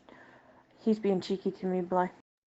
I kind of have verbal diarrhea, I think. I just talk. It just comes out. I don't really think too much about what I'm saying. Well, as you probably noticed, where I've made comments in the past and then laugh about it afterwards. When you say something and then you think, oh, that sounded wrong, and you just wait for somebody else to pick up the fact that you said something wrong. Yeah, I don't really think too heavily about it now, but yeah, it is interesting, isn't it? And there's all these different types of styles and ways that have come about. And that's fascinating. There's so many different techniques, because you automatically kind of believe that everyone kind of thinks and acts and does the same as you, really. But then when you get into it, actually, no, there's loads of different processes at work. I was amazed about the couple who used to come on here, and they were both blind, and they were bringing up a sighted child. And that was intriguing. I was thinking, well, how that child interpret the world through that. I thought that was quite amazing. I wish I could put the brakes on myself. I tend to just do stuff. Yeah. How can I explain that? If I was going to change lanes on a motorway or something, I would just do it. I mean, I'd have a quick look to see if there's anything coming up behind me, of course, but I'm trying to think what the word is. But yeah, I tend not to put a lot of forethought into a lot of my actions. I tend to just end up doing. I think I used to be like that. Well, it depends. Yeah, see, I don't like confrontation and things like that, so I tend to think through things before I do them. No, I didn't used to, did I?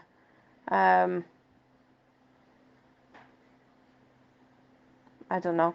I'm just a weird person, and Stephen's in the kitchen listening to me talking. He's being nosy, and then he's butting in. He's, yeah, being a pain. But he always has been. I'll put him back in his cupboard soon. Yeah, well, that's another interesting thing, isn't it, about life partners and relationships and stuff. And when you get to that stage with someone where you kind of know what they're thinking, and start finishing each other's sentences and stuff, you kind of get a synchronicity going on. You know, that's another interesting thing. And coming back to the ghost thing, like I said earlier, something I used to notice when we used to do seancing and stuff and playing around with the Ouija board.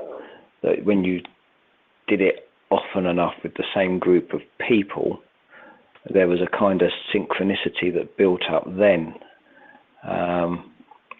And I think it's a very powerful thing, which is very underused in people. I think the military use it a lot, getting that group mentality going. But in daily lives, we seem to be separated and kept separated. But I think naturally we kind of want to bond. And when we do, we have that synchronicity of thought. I think in general, humans are group, herd people. No, you're not. Yeah, and I don't think that we're synchronized at all.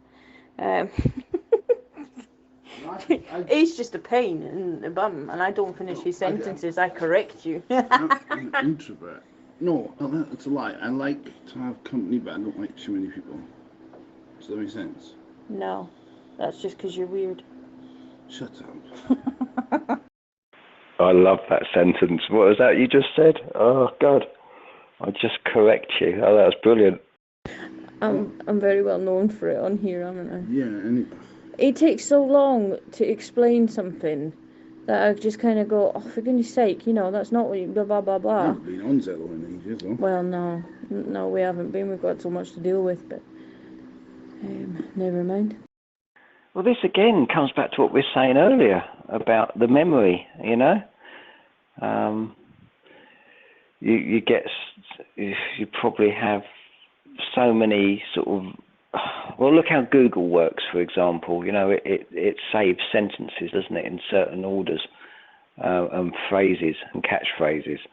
And then when you say something, it runs through the whole phrase. So you can preempt what a whole sentence is once you know someone. So yeah, you kind of understand it. You know what that person's going to say. They said that was one of the reasons why people find birdsong so appealing, because it's random sounds, where a lot of our music and everything today is repetitive. And like you've just said, you get to a point where you're so familiar with a sentence or what someone's going to say or what a person's going to say, that you feel the frustration where you want to finish it and get to the point, because you know what the point is before they finish the sentence. And they said that's one of the main reasons we like bird songs, because a lot of bird songs are completely random in notes. So we're just laughing at what you're saying. That's what happens with me and Steve. You know, he'd be trying to explain something and I'll be like, right, the point is, you know, you're keyed up too long. What? You know. I'm just on Zello. I don't think anyone I'm speaking to anyone. It's a nightmare, bloody Jonah. Down your way. No, see, in this relationship, it's you that's the nightmare. What? Okay, Richie. Out of me and Dad, who's the nightmare? Dad, thank you very much. But yeah, I do love listening to birds. I bet you do. Every morning she's out there in the garden listening to the birds. Yeah, but it's that, you know, it's that randomness. Apparently this is another reason why modern music is sending people into weird brain patterns, because of the repetitiveness of the music and the rhythm and the beat and everything. It sends you into a trance-like state where people apparently who listen to jazz and improv music and even classical are apparently slightly more alert or something. Is it alert? I'm not sure if that's the right word, but seem to be more adaptive. Okay, let's use the word uplifting. I've had that experience. Uplifting would be the word for that. Psychedelic music, as well as some sort of progressive music. You know, these genres are known to be uplifting and mood altering. So yeah, I completely agree. Some genres of music can definitely put people into you know, a sense of an alternate sense of deviating from where we are at the moment. Enigma was one of the earliest groups who attempted to who obviously have been I would say empirically successful in that endeavor. So when anybody listens to an Enigma track, let's say for example Satanists, or let's say the Principles of Love, Mea Culpa, all these others, there is a difference. There's clearly a difference in there's reactive, adaptive, reactive changes that take place. It does make a difference. Right, you say what you were going to say, and then I'll say what I was going to say. Do you remember when DAB radio first came out, and there was a channel called Birdsong, and it literally was birds? I don't remember that. Do you? Oh yeah. When they actually turned it off, they got thousands of people complaining, wanting it back. And they brought it back for a little while. It's not on anymore. I do have to admit, when I want to relax, I will put on nature sounds, so like birds and a babbling brook and stuff. But I remember having a discussion with Max, I think it was, and how the older style of music, so say your 80s music, 70s music, that kind of thing. We're 2021, Steve. 80s is old, I'm afraid. Anyway, how... The last generation is more 1950s. Yeah, I know that, but shush, right? Don't remind him of that one. But the frequency was a different frequency to the music it is now. The music back then was, the frequency was uplifting, whereas the frequency has been lowered or something. I think I remember something, Max saying something about that. I just like listening to music that I can associate with.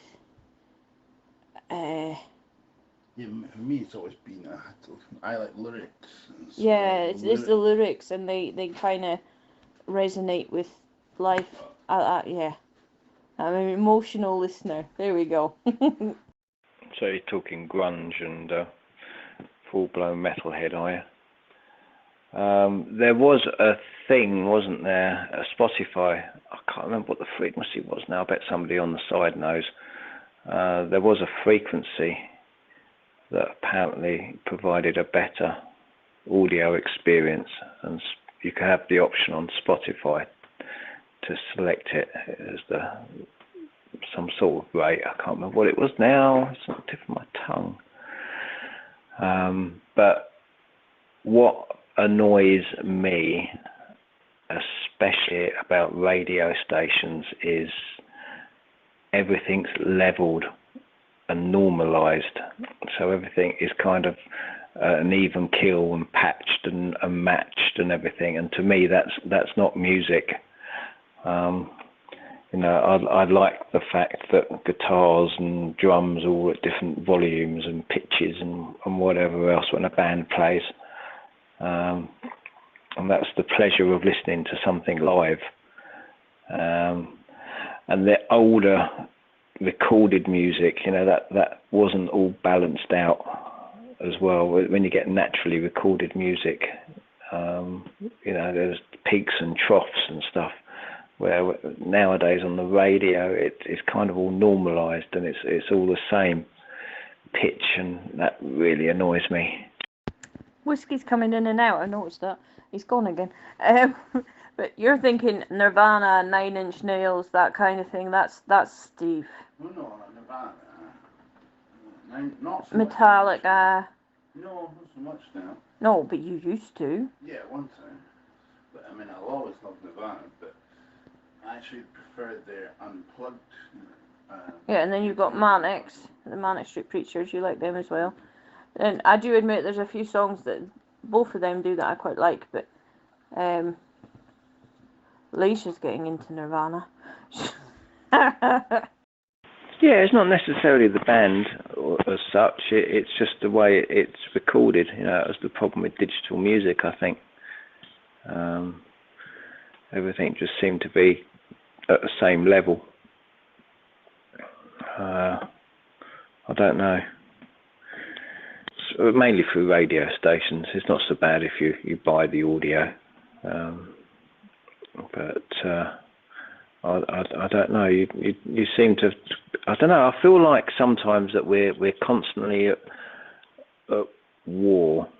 Our bodies are constantly fighting repetitive patterns, if you like, which kind of turn us into a negative state.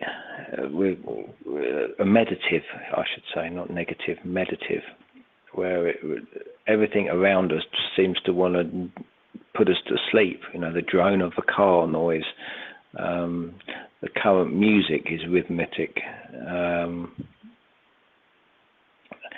Pretty much everything. There's a pattern and to it, and I don't know whether it's on purpose or it's just that we naturally kind of like it somehow and generate it, or what. But there doesn't seem as much randomness now. Oh, definitely. I think they are manufacturing, so to say, the music to what they think we need. You don't get so much protests and all that kind of stuff anymore. And people used to be able to let their frustrations out and stuff when they listened to the music, depending on what genre you wanted to listen to. And because it's all coming out round and about the same, people aren't able to do that. It might have nothing to do with it, but, you know, crime rates have gone up. They're always going up, aren't they? Mental health is at an all-time high. I mean, I know a lot of that is because of COVID, but, you know, there's all these different things. If I need to tidy the house or anything, then I'll listen to some good beaty tunes. Normally older tunes, but good ones with a beat, and I sing along to, and much to Richie's frustration. But you know what I mean, and yeah, it's... I'll tell you something else, just through observation I've noticed. I don't know whether it's a thing or not, or it's just me being in the wrong place at the wrong time. But you can go quite a while without not hearing any arguments anywhere, out on the street or whatever. And then suddenly you find yourself hearing two or three on the same day or at the same time. That's quite weird. You kind of see little pockets of mass activity. I know it's just because I live in a village and you don't get much going on around here. And when I go into towns, that's when I pick it up. I don't know. I've noticed lately there seems to be little pockets. You can go weeks without hearing anything, and then suddenly in 1 or 2 days, there's like a massive air of frustration, and everyone seems to be rowing or fighting with each other. No, I don't think it's just because you're in a village. I mean, we're in a town, and we don't hear it massively a lot. But you go and sort that thing for Dad. It happens quite often where you have nothing going on. Our neighbour had a bit of a argument with a guy. We've got this little car park between our houses, which is supposed to be residents only. This guy who runs his business from his house, he's a removals guy, got a lot of backlash, say, on Facebook because he posted complaining about this woman who had parked her car in front of his house. His 2 vans were parked there, but he couldn't park his car because hers was there. He got a lot of backlash because it was a nurse and she'd had to self-isolate, so she couldn't move her car anyway. And besides that, he had his 2 vans. His 2 vans are now in our car park, and he lives quite a bit away from us, nowhere near us. But people couldn't get in the car park and everything else, so it turns out one of the vans, you check the number plate, it's got no MOT, no tax, and he was trying to hide it. But the police ain't doing nothing about it either, you know, unless he actually moves it, which I think is wrong.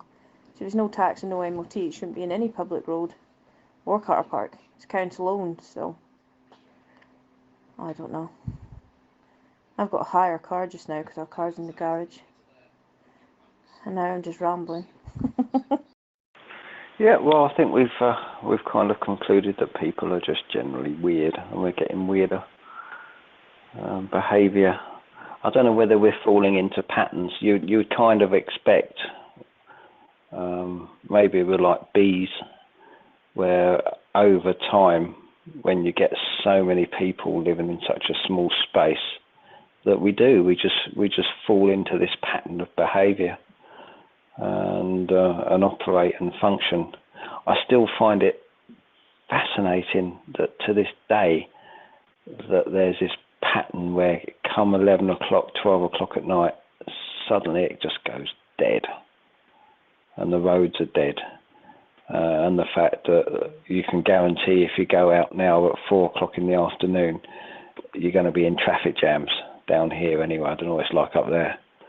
But where everybody is suddenly going home or going somewhere at a set time every day, that I find mental. I presume it's because work's finishing or school runs and whatever, but instead of kind of adjusting or mixing it up a bit, we all just sort of get stuck in a traffic jam and get really frustrated by it. And I find that incredible. So maybe over time that's what happens to us. The more we overpopulate and take over a smaller space, we all start sort of following set patterns of behaviour, just like a bee in a hive. That makes sense. We do have rush hours up here, but they're nothing compared with like down there. Even still in Scotland, further south than us, it's nothing. You know, I still get frustrated. But yeah, Alicia loves me taking her out for a drive at night time because everything's quiet. But we've got the added issues just now of City Fibre are digging up all the roads. They're putting in all the fibre lines for the fibre straight to house. Which will be great when it's done, like our road's all done and everything. And I think Talk are getting involved in it. That's who we're with. So hopefully we'll get fibre straight to house. But once they've turned it on, yeah, one day they'll be in one place and you'll go to avoid that and they're in the place that you would use to avoid it. Yeah, that's frustrating. Well, I'm kind of hoping scooters are going to be the way forward. And they'll start doing more sort of alleyways and twittens, and people will be getting out of their cars and using a bit more scooters. Still a bit unsure which way the law's going to go yet, but there's another kiddie round here who's just got a scooter, and we went out for burnout around the village. It was quite fun. So I'm hoping that's going to be the sort of way forward, alternate methods of transport. I just wish they'd make the trains a bit bloody cheaper. If they keep wanting to support all the shareholders, then maybe we can get the tickets prices down a bit on the trains and start using them a bit more. I went on the train the other day and it absolutely packed. Had to stand like sardines. I was thinking during the coronavirus thing, you know, there just seemed to be no care for it. So every carriage was chocker. This time next year, everywhere might be 24/7 open. Imagine Greg's and Oddie's and stuff like that. Greg's Bakery being open at 3 in the morning. That reminds me, yes, we're completely different up here to use down there. A lot of people that I've spoken to in England, like their shops and everything shut at like 11 or whatever.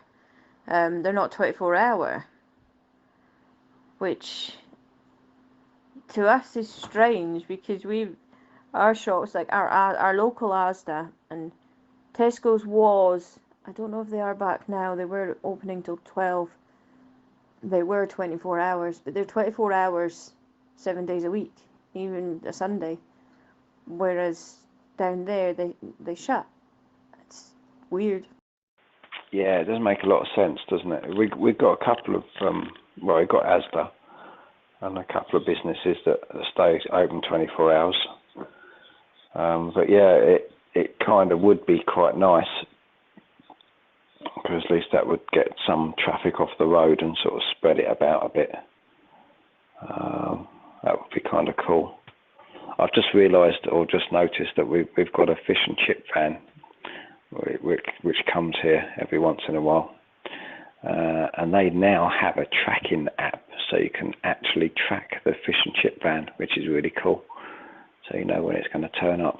But yeah, it's kind of cool idea. I mean, at least it would increase some jobs for a start, and it would kind of like spread out the traffic, so we don't get everyone going to Asda all at the same time.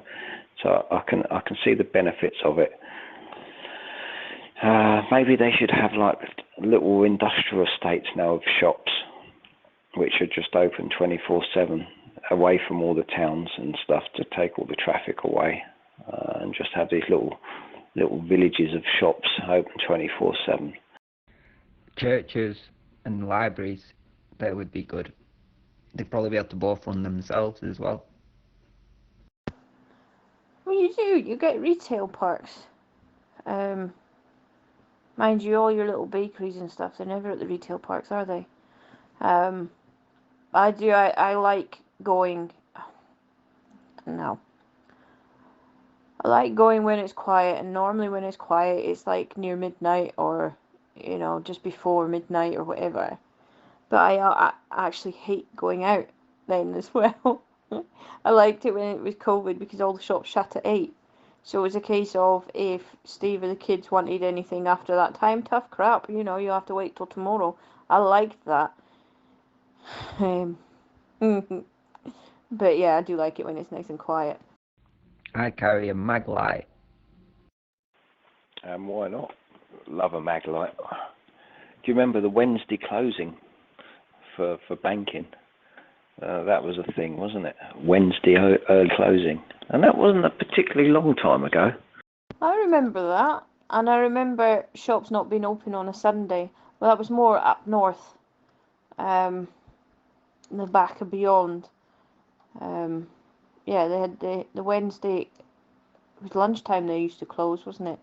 And then Sunday, most of the shops were shut. Yeah, it was down here. Well, every shop was shut on a Sunday.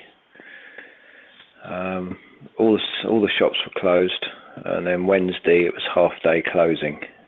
I can't remember what the reason. I think it was for banking, or it gave the chance for the banks to process stuff. I think it had something to do with the banks anyway. So Wednesday early closing, and Sunday was all day closed. Which again was kind of cool, because you did have that complete silence and stuff. And I suppose there's no reason why we can't have that. You know, we can organise ourselves. I'm sure we can to cover an extra couple of days. I don't know. I don't know if it's a plus or a minus. It makes more sense than Tuesday, which is what the one near me did. Tuesday half-day closing. Because Wednesday splits the week, doesn't it? Perfect. Do you remember the old rules as well? You don't hang your washing out on a Sunday. It's a day of rest. You don't go and do your gardening. You can't be seen doing any work on a Sunday. No, but I recently was reading through some deeds I've got, and it covers a number of things about not shaking a rug outside. And there was something else on that. Oh, no outside flower pots or something. All sorts of really bizarre rules on some old deeds for property. It's like all the old weird rules. Like you shouldn't look suspicious with a salmon. Because we can't sow 2 different types of seeds in our fields, we've got to put fences up. That was the best thing about the lockdown, the total stop of everything, and seeing the visible difference of the air purity and everything when the plane stopped flying. Did you see that photograph that guy took in India? I can't remember where it was. He lived in India all his life, And then once the planes had stopped and the pollution levels dropped, suddenly the mountains became visible from his back window, and he's lived there all his life and he's never seen the mountains, and he even forgot they were there. I thought that was amazing. It's just been covered in smog for 30 odd years or something, and then suddenly, because of the coronavirus and the pollution levels, they all suddenly reappeared. Yes, I've seen that. Did you see the pictures of the canals in Venice? You could actually see the fish swimming in them. It was the first time in years that it had been clear, because there's just no tourists or anything. It was amazing, the whole shutdown, what the whole shutdown did, I think. Nature was starting to heal itself, I think, really. Yeah, you know, all these forest fires, though, it's really people that are chopping down the forest and using the timber. If they don't, it's probably just going to reduce to ashes. I think most forest fires are caused by people being idiots. Except for like Australia, that was drought, wasn't it? Yeah. Being idiots, never. Yes, obviously. Never. Oh, you shushed you. Yeah, I think, honestly, just get new seed sown and chop down all the trees that are choppable. And I don't agree with that one. Trees are a lifeline, really. But it's not just the trees. People think that the oxygen just comes from trees. It's not. There's life that live in the oceans as well. It's like plankton. I can't remember exactly what it is, but it creates just as much oxygen as the trees do. But I think it's the day that the frozen tundras and that start to melt, I think we have to really worry then, I think. Yeah, I think you've got to decide when the tree's got to its maximum growth and then add in the fire hazard thing. Well, maybe we should have a fasting for the planet, like we do, in some religions where we go without food. Maybe we should have, I don't know, how long was the first lockdown? 2 months or something? Maybe we should have purposeful lockdowns where everything closed down, no flight or anything else, and everything just stops, just for a few months, and see what happens. We had dolphins off the coast, which we don't get often down south. I think generally it's because it's too noisy with the ferries and the river and the sea traffic. But we had dolphins appear. There's been some seals which have been seen quite recently. I think some whales have been seen off the coast as well.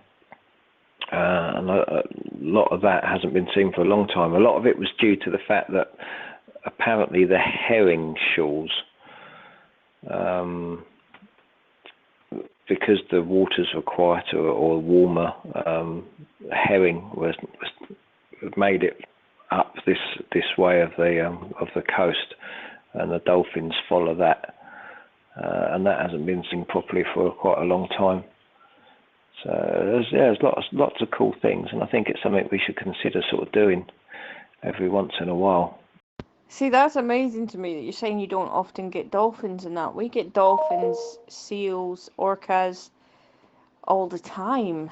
We have a pod of dolphins that live, the Murray Firth dolphins, and you go to a place called Shannonry Point. When the tide's coming in, they come in because they follow the salmon, and when the tide goes out, they go back out again. But they're literally a few feet in front of you because it's like a sheer drop. So you can stand on the edge of the beach, and they're literally only a few feet in front of you, and they're jumping out of the water. It's amazing. It really is. I absolutely love it. I think having a scheduled lockdowns for the purpose of pollution and that is a great idea. but the farming doesn't stop. Manufacturing of food doesn't stop.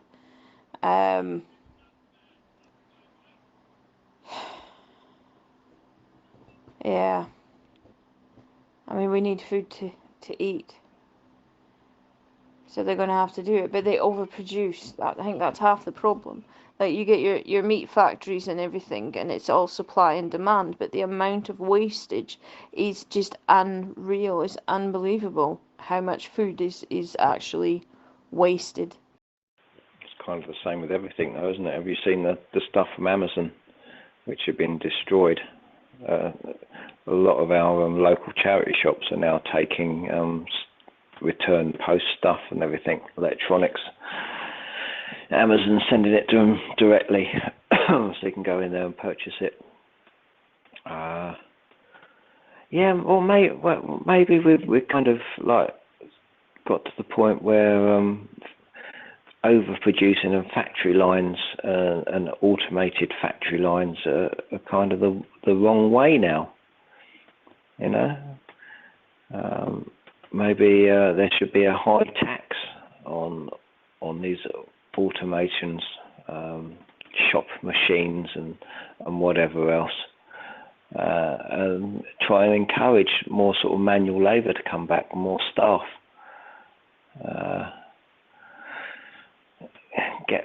Try and deal with this overproduce. I mean, do we really need factory lines to produce 100? I tell you what really annoys me is that there's thousands of the same thing now. You kind of want a can opener, and then you go to a shop and there'll be about 20 different types of can opener, and you think, well, why? All the cans are the same. Why do I need 20 different types of can opener?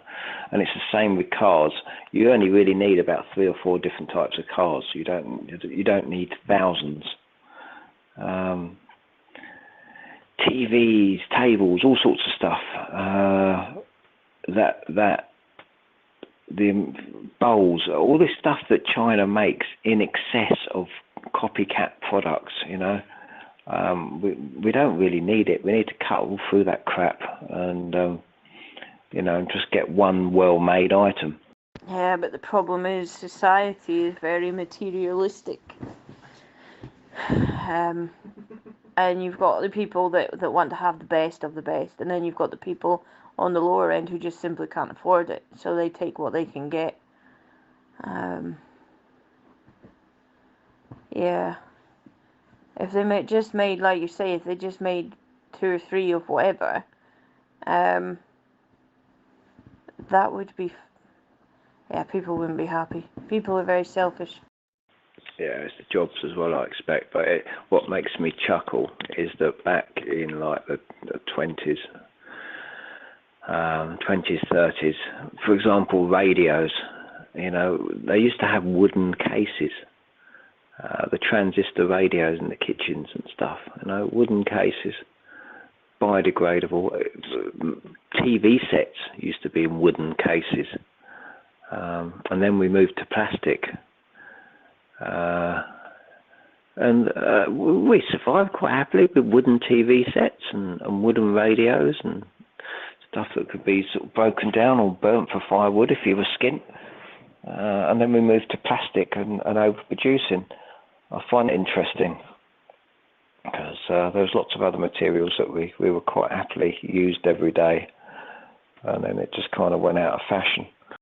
Did you know that the creator of the plastic bag, right, he's dead now, but his son was saying that when he created the plastic bag, he actually meant it to be reusable, but society decided that they were disposable. I remember reading an article, and it was by his son. He'd be turning in his grave, seeing how people were just littering them everywhere. Yeah, I can quite understand it. It must be horrible if you're the inventor of that particular thing, and you see it destroying everything. It'd be heartbreaking, wouldn't it? Yeah, especially when you made it for a good reason, to make things easier for people. Me and Steve were talking the other day about people. I can't even remember how the conversation came about, but it was people who are so unsure of having not just the COVID vaccine, but any vaccine, right? Any kind of vaccine. Yet they'll buy food out of their local supermarket and not think what's been put in that before they eat it. They're putting that in their body. You know, so you've got all the preservatives that they use, the E numbers that they used to have years ago, all that kind of stuff, and then the stuff to, like, say, your cheese and things that come in plastic packaging. The plastic packaging has got to be coated with stuff. The same with the tins, so that the stuff doesn't stick so much, if that makes sense. But we're eating it. That's a whole different conversation, isn't it? It's going in your mouth though. If I'm even surprised that so many people got the injection. Surprised that, yeah, that's surprising. It's going in your mouth, but it's still going in your system. It goes in your digestive tract, and then, you know, it gets taken out of there and distributed throughout your body. Some of it will end up in your bloodstream. So it's the same kind of thing, you know. And then you've got all these people that will take drugs. You know, people take cocaine and all that kind of stuff, and they ain't got a clue what it's cut with, but they take it anyway. Very rarely, hopefully. But the same as you don't know what it's cut with, that's the hard part. Even people researching can't find the source of the vaccine. Comes down to marketing again, isn't it? How things get put across and how things are sold to us. I find it quite shocking how we have a distrust of the police and a disliking of government. You know, it's the first people we have to blame, and you think, well, why are we putting these people in this position? I find that mad. It's kind of a case like long as people are directing their anger at one point, they're leaving somebody else alone. The only way I can explain that maybe is the fact that as long as people are angry at the government, then they're kind of leaving the royal family alone, for example. I mean, people are just as annoyed with the royal family, but I can't understand that. You know, why we all moan about it, but we all accept it, and it just carries on. I think we put too much trust and hope on the government in general. I think we've become so lazy in not dealing with.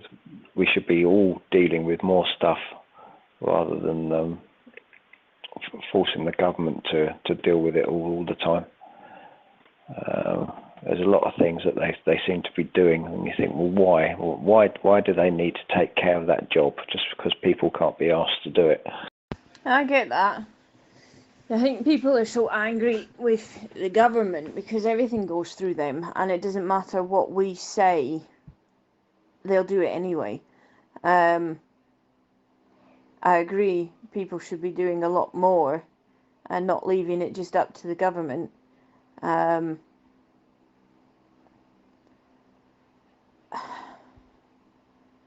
trying to think of it. Right, when you're saying about distrust and everything, right, you've got to take, for example, like what Paul was saying.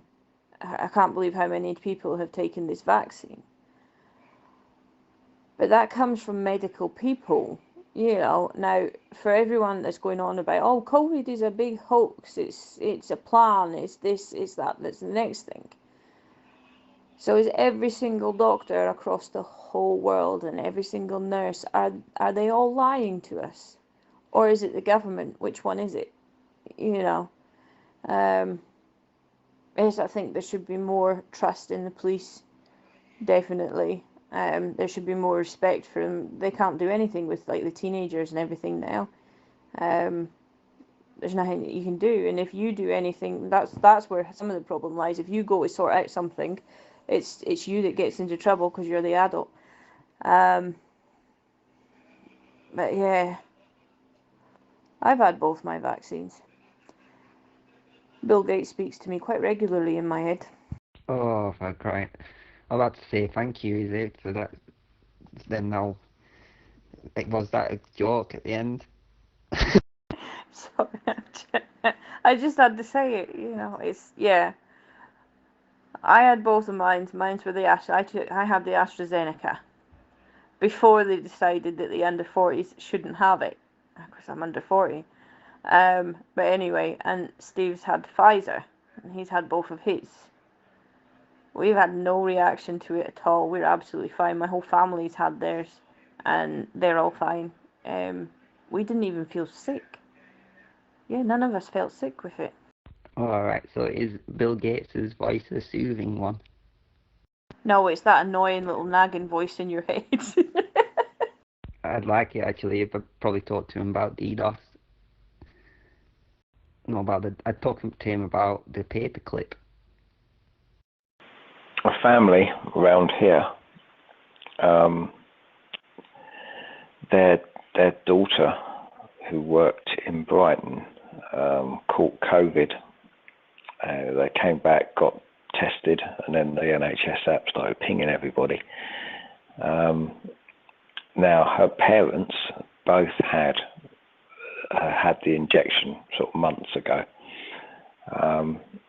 She caught COVID, came home. Her parents, obviously locked down and everything, they never caught it.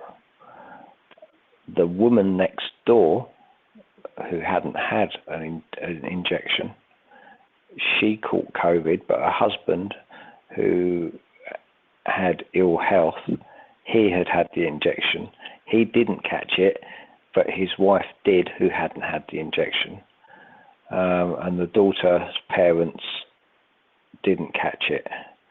But yeah, it kind of bounced around down this street, and it was quite interesting to see who was getting it and who wasn't. You see, my understanding of the vaccine, though, is it doesn't actually stop you from getting it.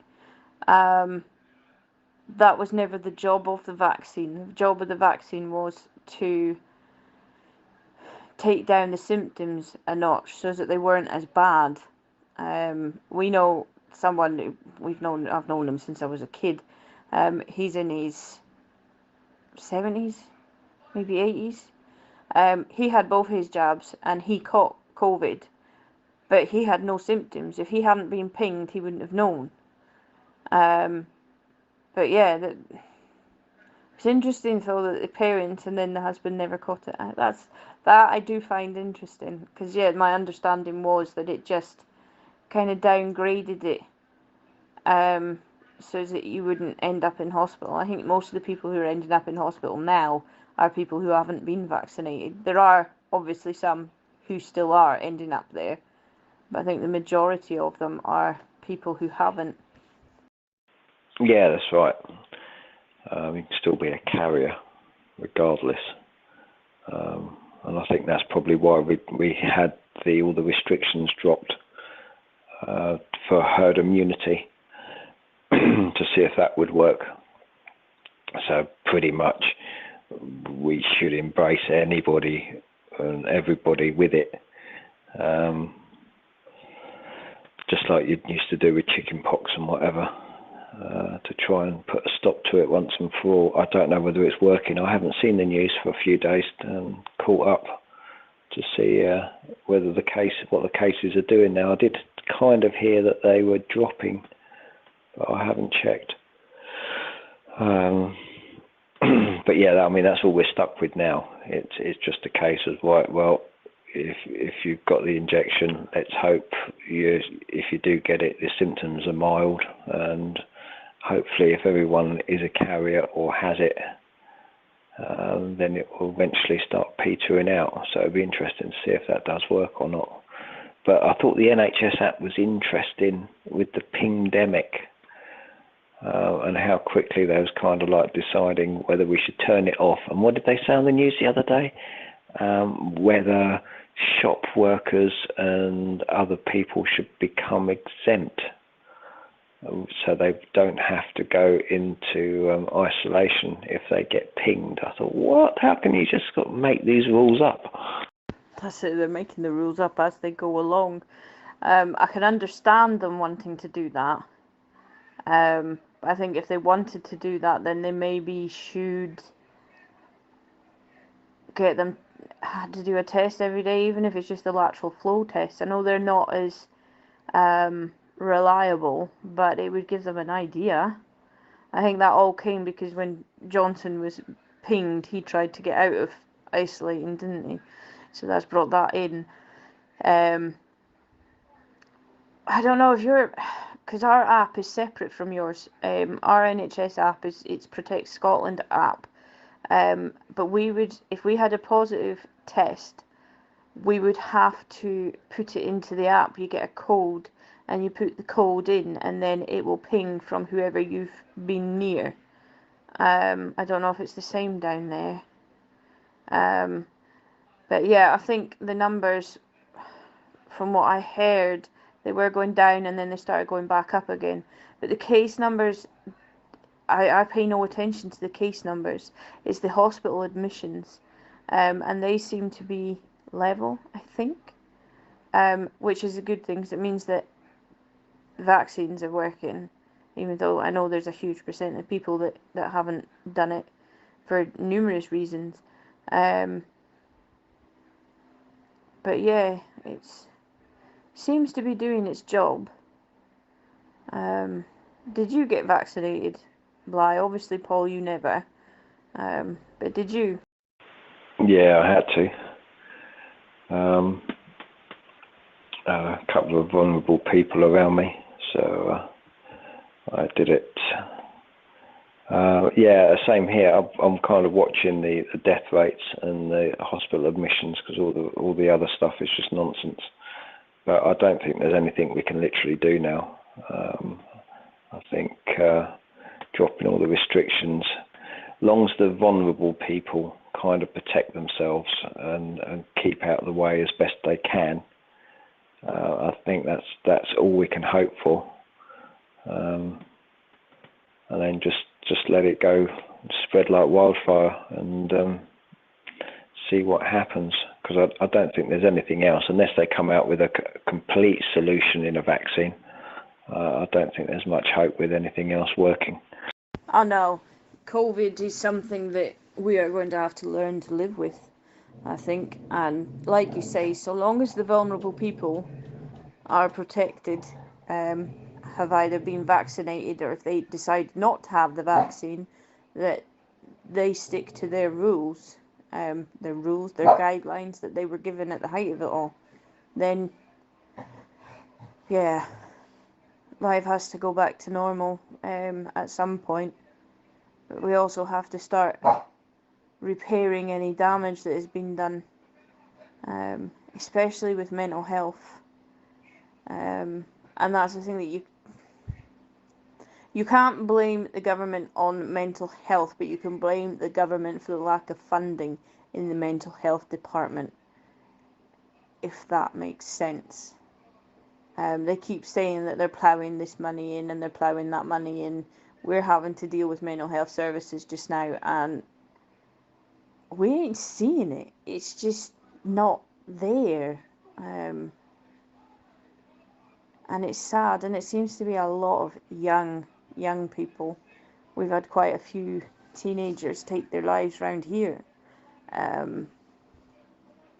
over the last wee while. So yeah, that needs to be looked into, and seriously, and not just offhanded by the government. You know, they need to plough serious money into that, I think. I think they're going to build a new super yacht first, aren't they, for the royal family? I hear that the other day, 200 million or something. I don't know. I'm not sure how this economy runs now. It doesn't make any sense. There's lots of shareholders, lots of people to be pleased, but the money's just not circulating. There's lots of things that need to be addressed.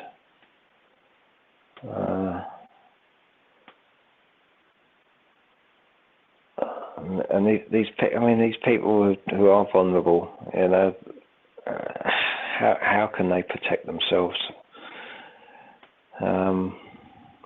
Masks and all the sort of the general stuff, but you know, it's horrible to say it, but they can't really avoid it forever. Just hope that sort of immunity does sort of come up out of it. But it's such interesting time. I tell you what, I don't know about you, but does it feel like that it was? I think someone said today, because I probably told you earlier, I went to the miniature railway, local miniature railway. It's been closed for the past 18 months due to the virus, and they just decided to open it up today. And the guy there said, "Oh, you know, well, welcome everybody. You know, we've been closed for 18 months." I thought, 18 months? It seems to have gone quite quick, and didn't really seem that slow. And then I think, hang on a minute, we've had Christmas, and we're in August now, and I feel like we've only just got out of New Year. What's that all about? Time seems to be moving at a different speed. I don't know whether it's just me. Maybe you actually felt that 18 months was 18 months. But for me, it feels like only a few months ago. I know, it's definitely... It doesn't feel like 18 months. It doesn't. And I think that's because it's been pretty much the same thing day in, day out. I mean, you've had more lockdowns than us, didn't you? Because you had one in, was it October? Because we had the initial one in March, and then we had the one just after Christmas. Yeah, we've only had 2 lockdowns. But pretty much it is the same thing. You go out if you need to, so you just go to the shops, and then the rest of the time you spent in the house or going out a walk or whatever. And it all kind of merges into one, so time just kind of passes really quick. Yeah, no, I'm the same. I certainly haven't felt like it's been 18 months. Definitely not. I mean, flaming heck. Richie turned 18 last year during lockdown, and he's 19 now. It's like that whole year is, yeah, it's weird. That's interesting. So you're saying that the reason that we don't notice the passage of time is because it was repetitive. If you had some random events or did something different, then that would kind of give it a marker. And then you would probably feel the time was more drawn out. I think so, because go back to when you were in school. Yes, fair enough, while you were in school it seemed like time was just stopped. But the days went past quite quick. You know, by the time you got home from school, had your dinner, did whatever at night time, went to bed, the next day would start, and it would be the same thing over and over again. And then the same thing with work. You'd get up, you'd go to work, you'd come home, bed, blah blah, you know what I mean? Yeah, I don't know, I think it's the repetitiveness. It might not be. I don't know. And see, now you've got me thinking. When you have a fizzy drink as well, it changes it. Paul, you're my marker for passage of time because you're so random. Yeah, I think we might have hit a nail on the head then. Actually, come to a conclusion that the reason that time seems to pass quickly is because in that time we've done less random events and we've followed a repetitive behaviour, so we don't remember it as such. So it feels like the past 18 months have flown by rather than dragged out, which you wouldn't think would be the case, because you'd think that everyone would be so bored during it that you'd really feel the slowness of time passing. It's like waiting, I don't know, waiting for something. You become very aware that time's passing really slowly. But, you know, I don't seem to have felt that through lockdown. I thought it just kind of flew by. So yeah, I didn't feel like I was just waiting for everything to open up. The media told me a lot that I should be waiting for everything to open up, and that I couldn't wait for nightclubs to open up and nail bars and God knows what else. Yeah, I can't really remember me wanting it. Do you know, it's not something that I cared about either. I'm well past the nightclub scene. And hairdressers and things like that. There are so many tutorials on YouTube. I was cutting my own hair, and I'm still cutting my own hair. I don't care. You know, it's why pay out the money when you know how to do it yourself, if that makes sense. There always seem to be things that you could find to do, though. You know, instead of, like, some people sit and watch programs or watch YouTube, and that takes up the time, and you get into that kind of repetitiveness. I used the first lockdown, I did a lot of decorating. That passed the days quick. But yeah, see, if you're watching videos or you're playing games or watching programs or whatever, it kind of, you tune out from time, and then you don't realise the time. I find that if I'm gaming, if I'm playing some COD and that, and then I look at the time and be like, oh crap, you know, have I really been playing it that long? Have you played Cyberpunk 2077? Have I played what game? Cyberpunk. No, I haven't. I do remember when that was coming out, there was a lot of glitching and stuff, wasn't there? They had to get that kind of resolved. I have heard of it, but I have never played it. I'm the kind of one that will sit and play Modern Warfare and Cold War and yeah. The glitches, I don't mind them because, do you know, like when you die in a game and you have to get back to the reset and stuff, it's just like that, really. If you glitch out, it's usually a reason why you've glitched out. I honestly think it's incredible. It's such a good game. The reviews are out of order. I think it's absolutely breathtakingly amazing, actually. It's so much better than any other PlayStation 4 game. I found myself wishing that a lot of the games and TV shows and films that I was watching, I wish they had more actual factual information in them. I've found myself watching a lot of YouTube videos and the odd TikTok video on how to do stuff. And I've kind of sat watching a film for like an hour and a half or 2 hours long and think, well, actually, at the end of that film, what have I learnt? And I was thinking, it'd be really nice now to start seeing TV shows and films which actually incorporate some realism into it on how to do stuff, how to make stuff, or something educational. I was watching a lot of, there's been a couple of new dual TV shows which are a mixture of languages. They've been really cool, where they've got like French and English and German and Dutch and stuff like that. And I've been quite enjoying a lot of them, sort of new TV shows with different dialogues in them and stuff, rather than the normal sort of just plain English and American TV shows.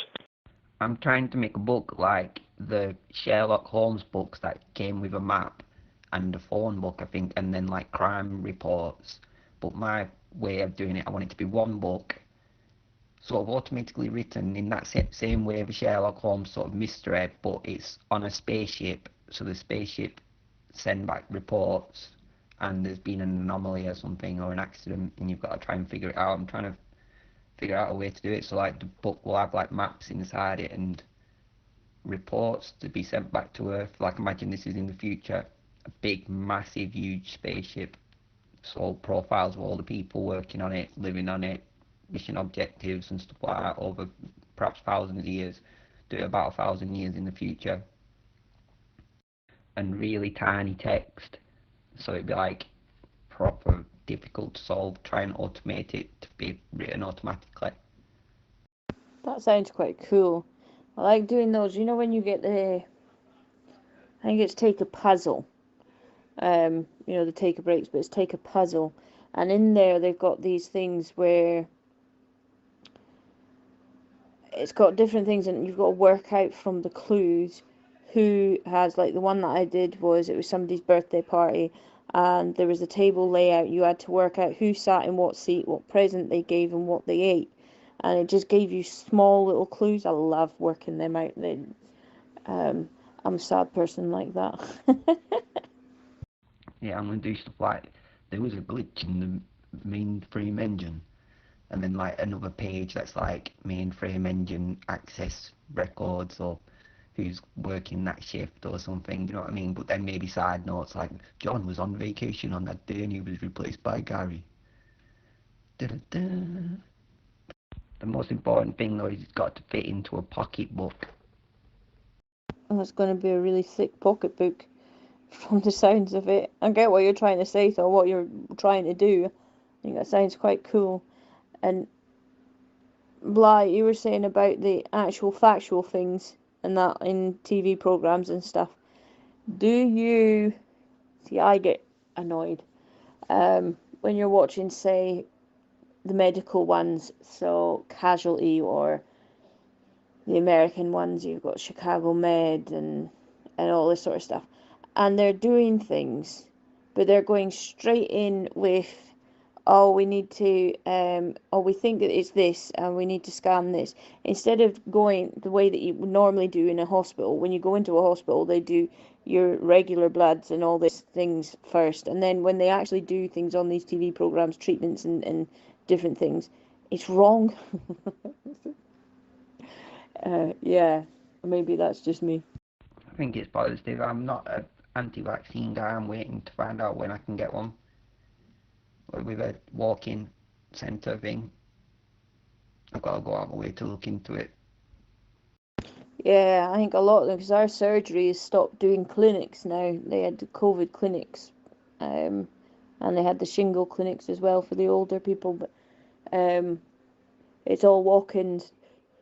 You just find where your local one's going to be, because sometimes they're mobile ones, aren't they?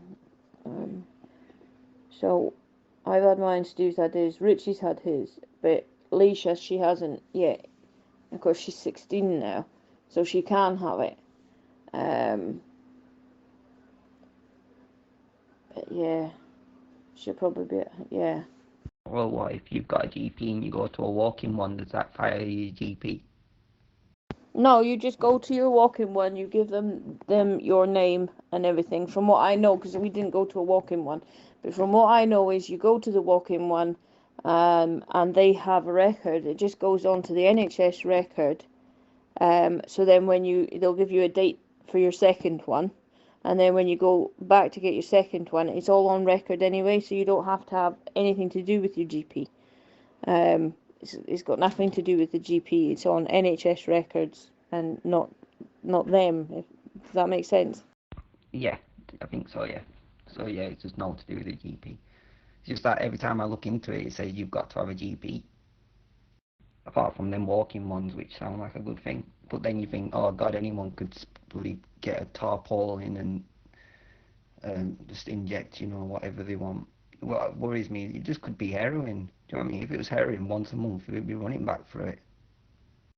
Yeah, no, there is a website that you can go to, and the website will give you exactly where the official drop-in, walk-in vaccine centres are, so you know fine well that what you're getting, and they will tell you when you get it as well which one they're giving you.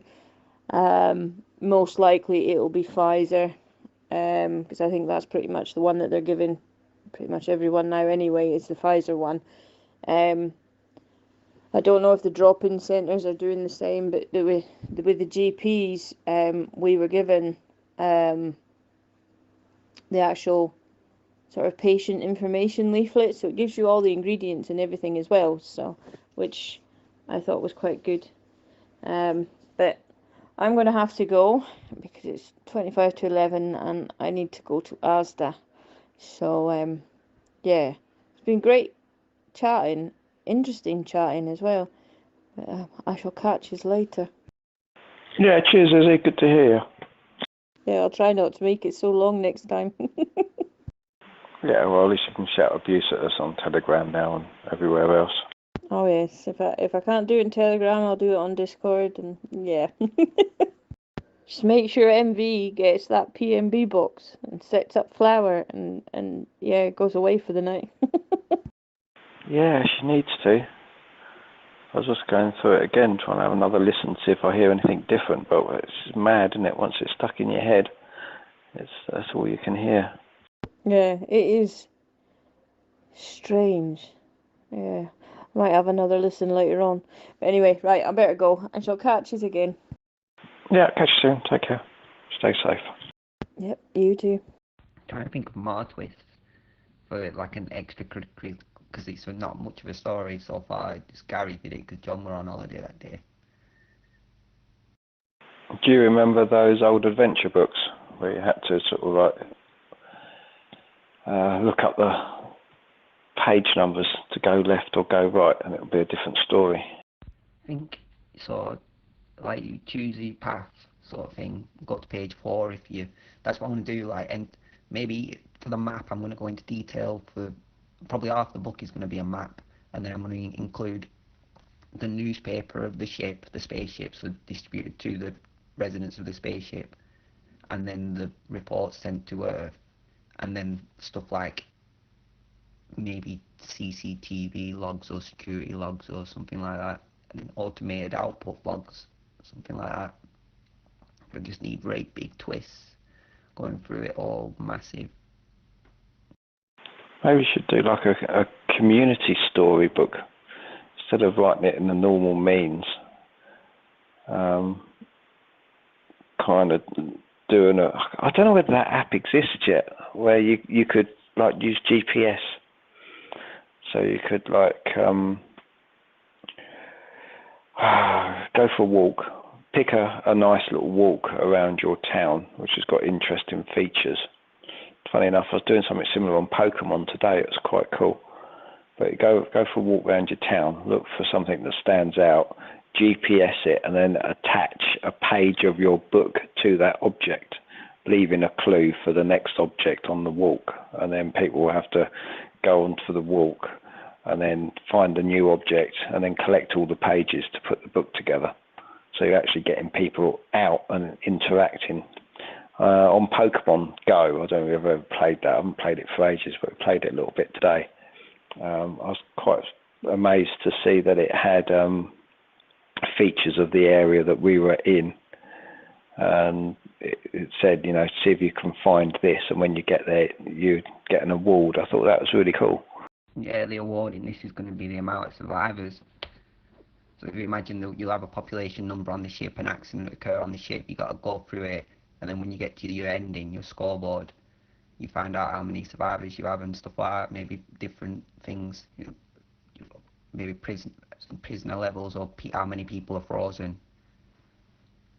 happiness levels and things like that. Just little outcomes, and then one ultimate perfect outcome, but hidden, so you can't work it out backwards.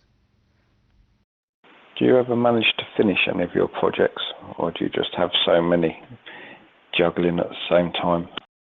Yeah, well, I've got sick of doing automated books. I've done one book on what was it, the last one, Insane Routes, which I'm pretty much finished with doing books for now.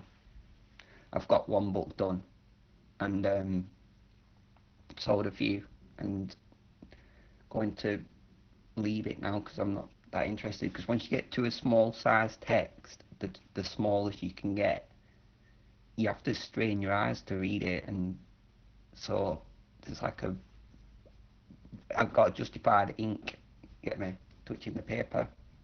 So that's why this spaceship book is just, I really want it to happen. I think it'd be so good. I can imagine it now. I'm just sort of imagining it across the pages constantly, like what's going here, what's going there, what's going here, and then I'm just trying to think how to execute it all just to be a one click and it's done. It's easier to do it as an alternate history version instead of a projection of the future. Maybe it's a current day, but these guys set off in the year 500 BC, something like that. You know what I mean? So they've evolved on their own time scale, separate, and maybe they set off at the speed of light or something, or it's been a hidden undercover thing, and now it's your job to solve it and save all the people on the ship. Just try not to make it too complicated. Well, that's easy, that part, but the thing that I want it to really be is I want it to be a maintaining book, so you carry on researching inside the book and maintaining the ship and actually growing the population's happiness and stuff and getting their end goal objective done, which is to basically, when we're allocating all these rare precious materials, a sorter, because all the limited amounts that we have, someone's got to figure out like who's going to have it all and then what it's going to be used for. So I think you can do it. You've got to put in a portal, time travel somehow. My inkjet printer can handle it. Print a GIF, try it. It'll use a lot of the ink. I haven't replaced the black and it's printing out like dark blue, so I need to get that sorted out. It's well bad refilling it. It's the scariest thing is the ink levels. Have you ever used that HP Instant Ink? That's really cool. I find it quite cheap as well. You get 15 free pages a month, and that could be photographs or pictures. And then every time the ink gets low, they will send you a replacement ink cartridge. If you basically can set how many pages you're likely to print or want to print. So you can set like a subscription up. If you're on the basic, it's 15 pages a month, but you can pay for more. And yeah, every time you get low, they send you the ink out about 2 days before you run out. So and the cartridges seem to last for ages. Well, also the paper size. I really need really thin paper, and I bind them by hand.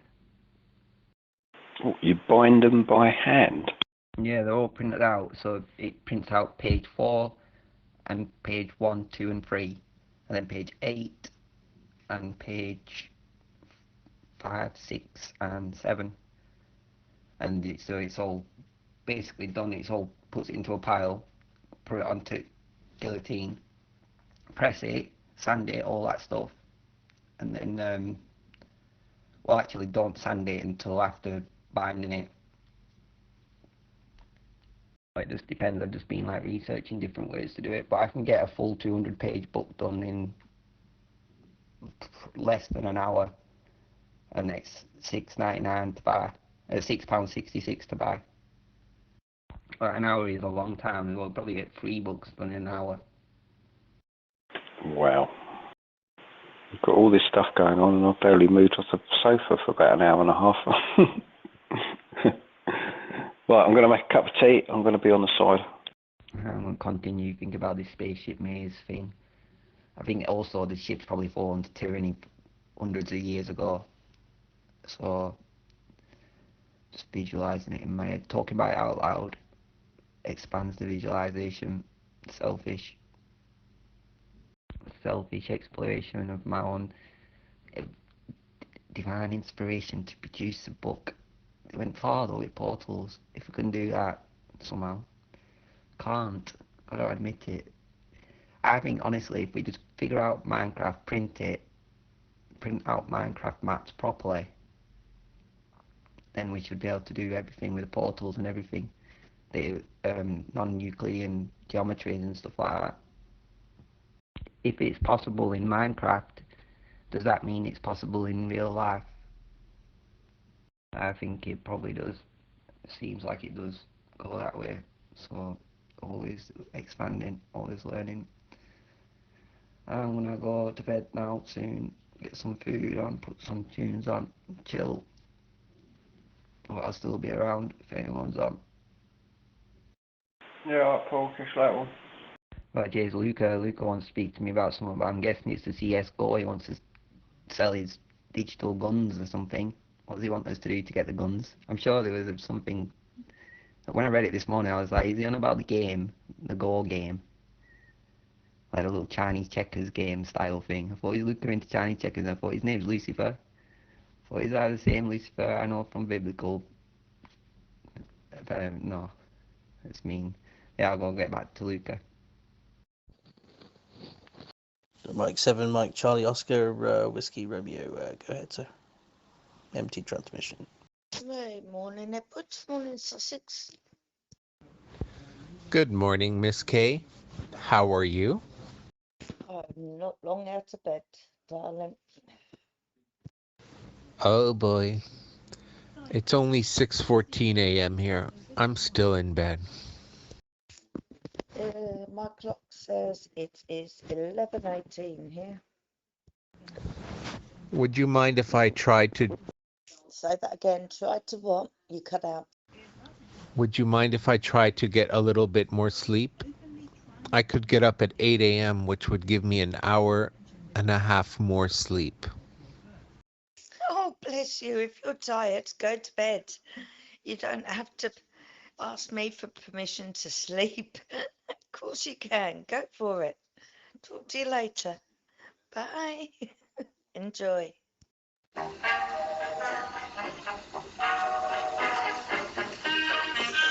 With over 44,000 subscribers in over 182 countries, you're on the premier channel on Zello, Sussex Downs Radio Link. Over 7 years ago, the Right Honourable channel owner Blind Cats started this channel in order to connect Sussex with the world, live in Brighton.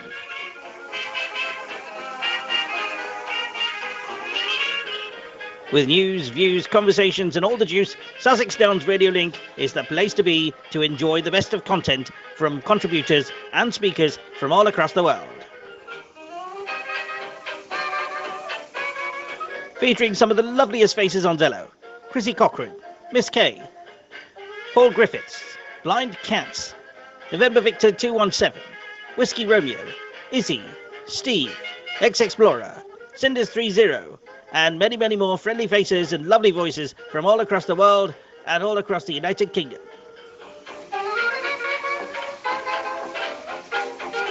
There's definitely no place to be. The undisputed place to be on Zello, Sussex Downs Radio Link.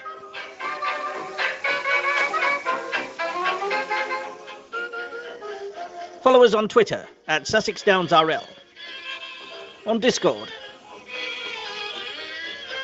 Visit our website, sussexdownsradiolink.weebly.com. Think family-friendly conversations. Think family. Think Sussex Downs Radio Link, the premier channel on Zello.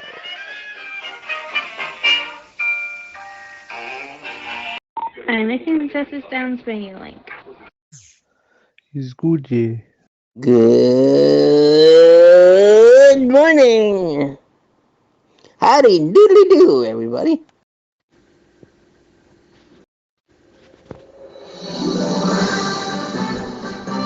This is Sussex Downs Radio Link, and you're listening to the international news brought to you by Whiskey Romeo.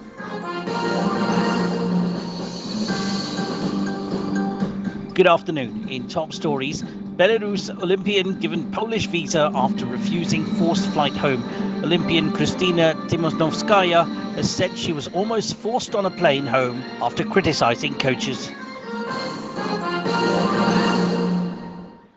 The United Kingdom has summoned the Iranian envoy over a tanker attack. The UK and the US are blaming Iran for the attack, in which 2 people were killed, and have vowed to respond. In Turkey, wildfires are taking place. 8 people have died as blazes sweep through tourist resorts.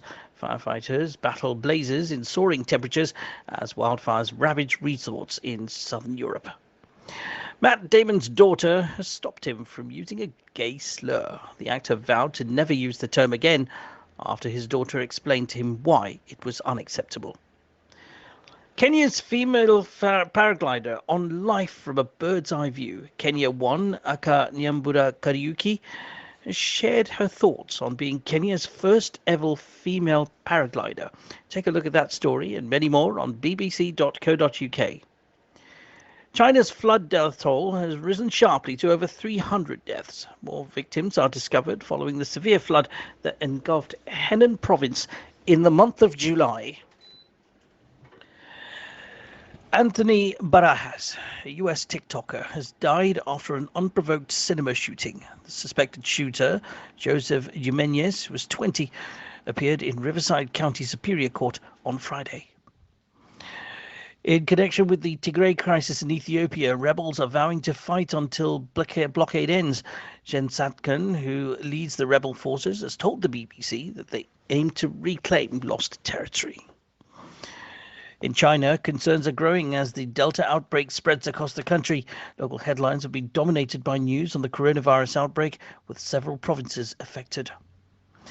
Palestinians wait Jerusalem evictions ruling in connection with Sheikh Jarrah. The threatened takeover of homes by Jewish settlers in Sheikh Jarrah has stoked Palestinian anger. Giant panda twins have been born in French zoo. The event is described as exceptional by experts, as panda reproduction is notoriously difficult. A Nigerian student was shocked to see their friend's body in an anatomy class. Nigerian students often dissect unclaimed bodies from mortuaries, but some are victims of police violence. News from the United Kingdom. The first people arriving into the United Kingdom after rules relax for fully jabbed. People vaccinated in the EU or the US do not need to isolate when coming to the UK from an amber country. There's been concern over extremist nightman before release in connection with the terror attack in Streatham. Sudesh Aman stabbed 2 people before being shot by police on a South London street last year. A hero has died after saving a woman from the sea. Alex Gibson, who was 22, jumped into the sea near Blackpool's North Pier in the early hours of Friday, Blackpool. Hamza Youssef has reported nursery over discrimination fears. Health Secretary Hamza Youssef says his daughter was twice refused a place at the nursery, which denies any discrimination. Samaritans volunteers met vulnerable callers for sex. The charity says it has taken action following a very small number of safeguarding incidents, in quote. Great Britain eventers win team gold, and Tom McEwen has claimed individual silver. Great Britain win the Olympic team event in gold for the first time in 49 years, and Tom McEwen has added a silver in the individual category. An ill-timed alert on the NHS COVID app can mean bar staff losing out on tip income at the weekend. Following the pandemic, hundreds of people are losing lots of money in tips every weekend. A man accused of burning model to face retrial. In connection with the Grenfell Tower, Paul Prusetti will face a new trial after the High Court quashed his previous acquittal. And in the last story of today, 3 murder arrests over boy's river death in Bridgend. They came after the body of the boy, named locally as Logan Williamson, was found. And that's the end of the news. This is Whiskey Romeo for Sussex Downs Radio Link. I wish you all a beautiful morning, afternoon and evening, wherever you may be. From our studios in southwest London and from Whiskey Romeo, take care. Bye-bye for now.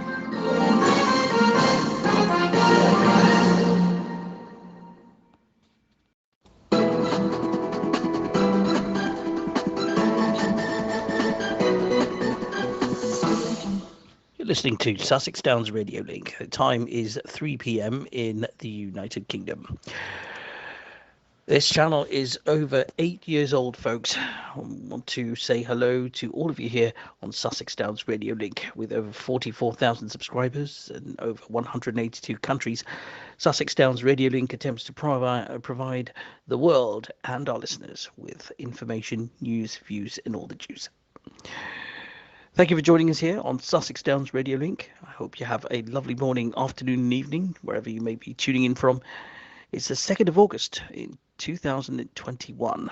18 degrees Celsius here in southwest London. Slight rain, which is just about to stop in the area. Take care, and we'll speak to you soon. Hello, I am one of those subscribers. Good afternoon, Whiskey. How are you today? We've got some very important breaking news for those people in the United Kingdom of Great Britain and Northern Ireland. Fewer contacts of people with coronavirus will be told to isolate by the NHS COVID-19 app after an update today. The logic which underpins how close contacts are identified and notified will be changed following a review into the NHS COVID-19 app by the Health Secretary, according to the Department of Health and Social Care.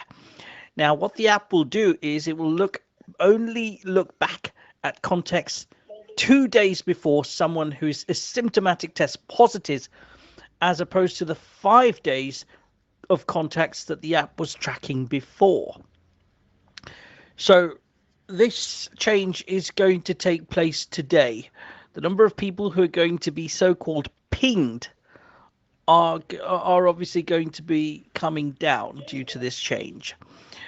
In other news, folks, 17 new countries are going to be eligible for the green list this week, according to what we're hearing at the moment.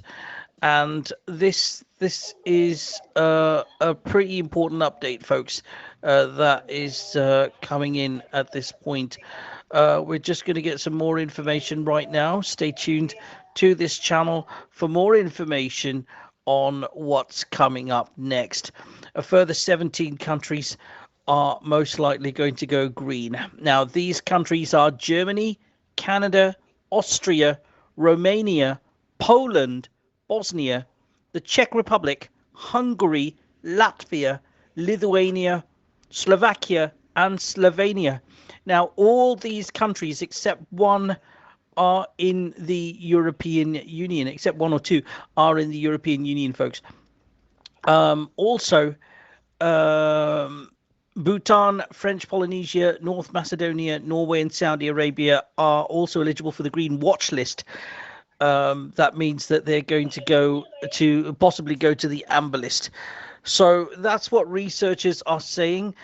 Now, as far as India is concerned, we are unsure at the moment as to whether it's going to be downgraded from the red list to the amber list, which means that vaccinated people who have taken a jab from the United Kingdom may be able to travel to India and back without having had to quarantine on return.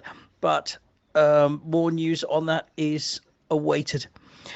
Also, New Zealand is to open up one-way quarantine-free travel for seasonal workers.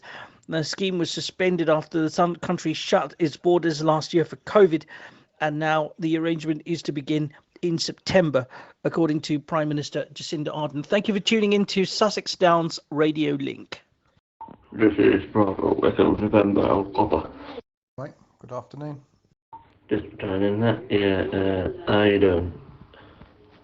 This weather is very shite over just a week. Back to you from Bravo Echo November. Yeah, it's not the best of summers so far. Thank God the summer's over, eh? I prefer the cold, wet weather. Cold, windy, wet weather with a temperature of, around about from 18, 19 up, slight upwards to 20. No higher, fuck that. Yeah, I suppose at least you expect the bad weather in the winter, so you're prepared for it, but in the summer it's a little bit confusing. Yeah, I agree this summer. Well, the weather is a bit confusing. What's the location of you that way anyways? Currently I am just outside of Gatwick. Oh, alright then. So, I suppose the weather that way is a bit shit too, eh? Yeah. I forget completely what I was going to say now. Oh shit! So sorry. Okay then. Yeah, It's not as bad as it was yesterday. Yesterday was a real mixed bag, but today it's just overcast and a bit dull, as I'm sure it is in Chichester, because you're not a million miles away. No, that I'm not. Oh yeah, that Kirk. Bit awkward when you when someone's having a conversation and you mid-flow of coming on to say something you fucking forget. How awkward would that be? As you've just seen firsthand, eh? Lordy. Yeah, less swearing, thank you, especially at me. Yeah, Bly, you had an offender this afternoon? I hadn't. Do you know what? Today for me has been a bit of a washout. I felt a bit ill this morning when I woke up. I went out and did a little bit of work, and then I came back and fell asleep on the sofa. So I've literally only been up about an hour. Just out of interest, all the swearing, what's all that talk about? Swearing, well, generally on this channel, if you read the description, it says no swearing on channel. There's a number of reasons for that. One is because sometimes kids are about. Some of us are parents and we have children, and it's a bit difficult to keep the Zello on with kids running around. And the other is, I think people tend to think a little bit more carefully about what they're trying to say, and I think you get a better conversation if we're not all swearing at each other. Yeah, Bill, I definitely agree with that. Oh, I forgot to read that about the rules. I do apologise on my sleight of hand. I should read that anyways to jog my memory, as they say. Yeah, I suppose this is a bit easier than sitting in your handheld CB or static radio, ham radio. Some people use this, it's easier. Or, those radio heads out there that find it a bit easier to use and you don't have a license for this, eh? Yeah, right. I mean, you can get radios now, I'm sure you're aware, network radios, which look like CBs. So you can have the full CB experience, which runs Zello. They're pretty cool. Got one myself in the car. But yeah, no, it's brilliant. It's a lot easier. It's yeah, a nice form of communication when it's used properly. It's quite cool. But just to clarify, is it like one of them CB handheld radios with like the miniature aerial, or with a medium-sized aerial on it, with a rubber casing, but it's got a touch screen on it? Is that the one you're talking about that you don't need a license for? You don't need a license, it's just a mobile phone app, isn't it? Smartphone app. Yeah, I mean, there's various different types, but you either they're basically mobile phones, but generally they have bigger batteries and less higher resolution screens to cut down on the power consumption. But yeah, you got various types. You got mobile versions which look like base stations or in-car CBs, or you've got ones that look like handheld walkie-talkies.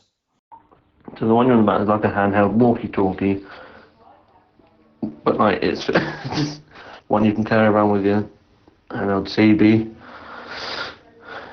talk radio thing, but with a screen on. I guess that's what you're on about. Behind the scenes of things, that's what I can imagine. Yeah, that's right. They're pretty cool. I've had a few of them now. They also do Bluetooth microphones, where you can connect it up to your phone and then just talk into the Bluetooth microphone, just like you was talking into a CB microphone. That's quite good as well. Good, then what's the picture? Is it to do with the weather on the map at all? And the colours, is that like where there's good and bad weather, I suppose? Yeah, it's a weather application. the red weather tells you that it might rain very heavily or it might thunder. There's thunder floating about then. I haven't looked. It's been pretty quiet here. Been pretty quiet here in Sdrl so far. But as everyone says, not the noise, but obviously lightning can be dangerous if it's struck the wrong way. So let's hope we don't have none of that. There was a bloke who had been struck. I can't remember how many times he was struck now, but he holds the Guinness Book of Records for being the most struck person by lightning. And he pretty much survived quite a bit. I think he only died recently. No. Well, that's probably to do with the amount of times Bill not struck so many times. What a brave fucking fella for being, well, wouldn't say, but a brave fella for unfortunately getting struck so many times. R.I.P. to that person. God rest his soul. A guy called Roy Sullivan.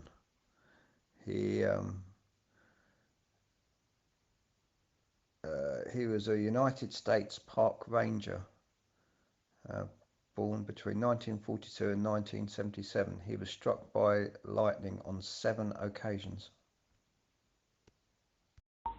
I don't mean to be big-headed, but do you know that, or are you just reading off some other piece of information somewhere?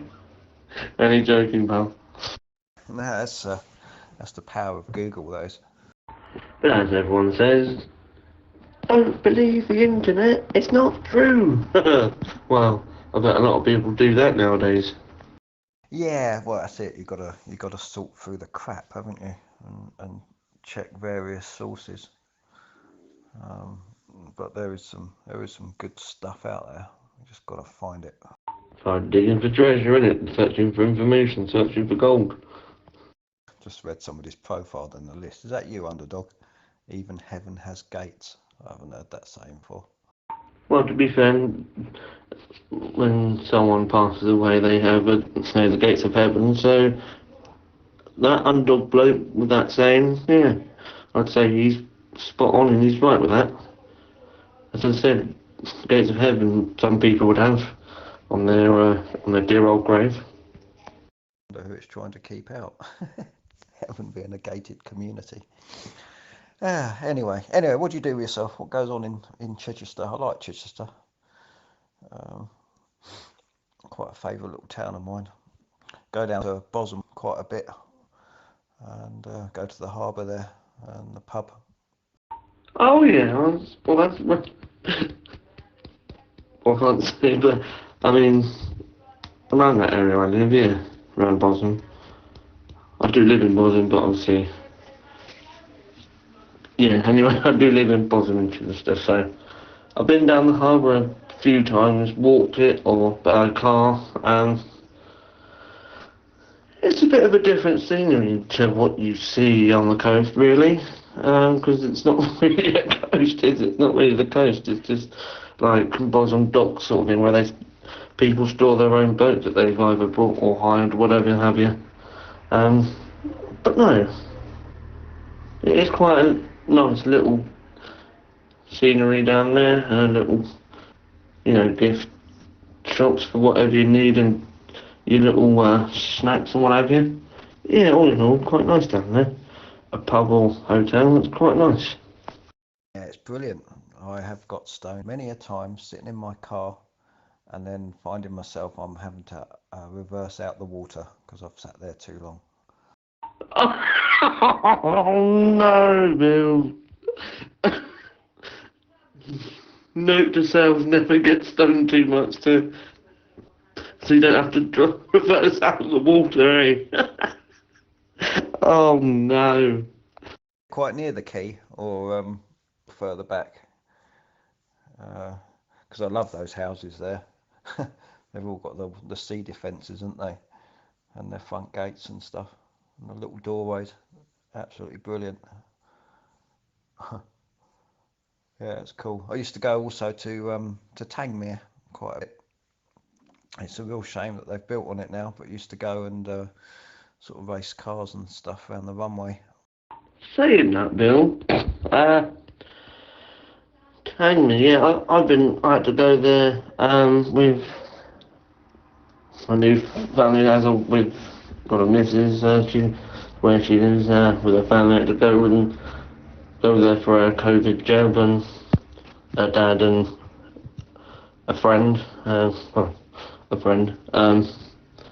Yeah, Tanmere Centre did have a COVID walk-in centre, but it's obviously it's no longer a COVID centre there, but the health centre building's still there, obviously, but no one goes there for a COVID jab no more. But I know for a fact in Tanmere, they've got a Tanmere aeroplane museum, and I think I believe they've still got the runway there from when I last went. But I ain't been in the museum though. It's well worth a look. Yeah, the full runway, it's all greenhouses now. You used to have a nice, well, it used to be a good couple of miles long runway, what the RAF used to use. And you could sort of use it as a straight. It was brilliant. But that's got greenhouses on it now. And there used to be the control tower. I don't know whether that's fallen down now or not. But I was kind of hoping that one day that might turn into a cafe or something, but I don't know whether it has. Yeah, the museum's well worth a look round. It's a good little place. From what I remember, the old control watchtower still there, halfway across somewhere. Yeah, from what I remember, it still is. I remember asking the Mrs. Dad about it. He said it's still there. But I guess you've been into the Tanmere Plane Museum then. Yeah. Bizarrely, I did a ghost hunt there. I've been there recently, had a wander around. But the first time I went there was for a ghost hunt. And they did a sleepover amongst all the planes in the museum. It was brilliant. Did it turn out to be haunted at all? It's a difficult thing, isn't it? Yeah, I mean, obviously you get some people who detect things and see things, and when you just never know whether it's real or not real. There was an interesting part of the museum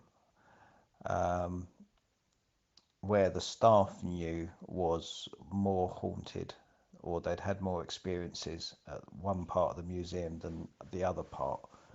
And what they did, which was quite cool, was they said, we're not going to tell you where it is, but we'll let you have a wander around for the day, or well, for the night it was. But we'll let you have a wander around, and then, you know, everyone write a note where they think that area is. And out of the 8 people who were there, I think at least 6 people all got the spot right, or the area right of where they thought was the most haunted, which is very strange. But the museum itself is fairly old. I mean, the airfield's old, but the museum is fairly new, sorry. So I don't know what would be haunted there, unless it's just some of the artefacts. I know they've pulled out a couple of crashed planes and stuff, and engines where I suppose people have died. Yeah, I get what you mean where it's yeah, no, I get what you mean where yeah, sort of a bit, do you really know if it's real, or if there's something there, or if there isn't, sort of thing. So I guess you'd need, not the most haunted team, but I guess you'd need, if you know them, need the likes of the Ghost Adventures team, if you've ever heard of them. They're the more,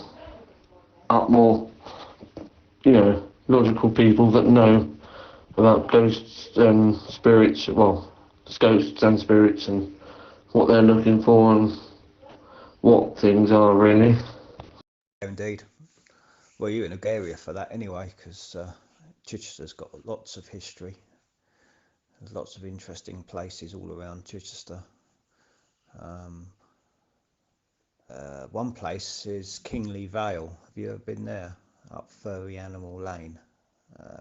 It's like an ancient woodland of old elm trees and stuff, and certain parts of that woodland is deathly quiet. You get a really eerie feeling there. There's no bird songs or anything at all. But yeah, that's a nice little place. If you're ever out and about, wandering around Kingly Vale, it's quite a cool place. I'm nowhere near the area, but sorry to go off subject, but in Surrey way, there's another haunted place. It's called Waverley Abbey Ruins, and that's a one to go to. I've been there at night time. That's definitely haunted, that one. Yeah. So there's another haunted place. I can't, unless it's the same one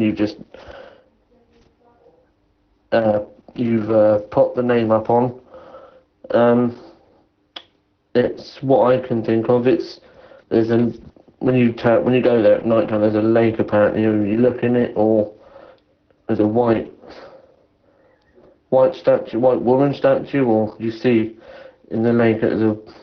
You have to look in the lake, and some statue moves or something, or looks at you, or stares at you, or something. I have no idea, but that's what I've been told, anyways. There's always a white lady or a grey lady in there. I think that's one of the most common sightings. Yeah, one of them in Chichester somewhere. There's another haunted place. It's the old castle. I can't think of its name. It's an old castle, an old bit of castle. I think it was not an old castle, an old bit anyway of some building that's haunted. You have to walk through the field to get to it, and it's not.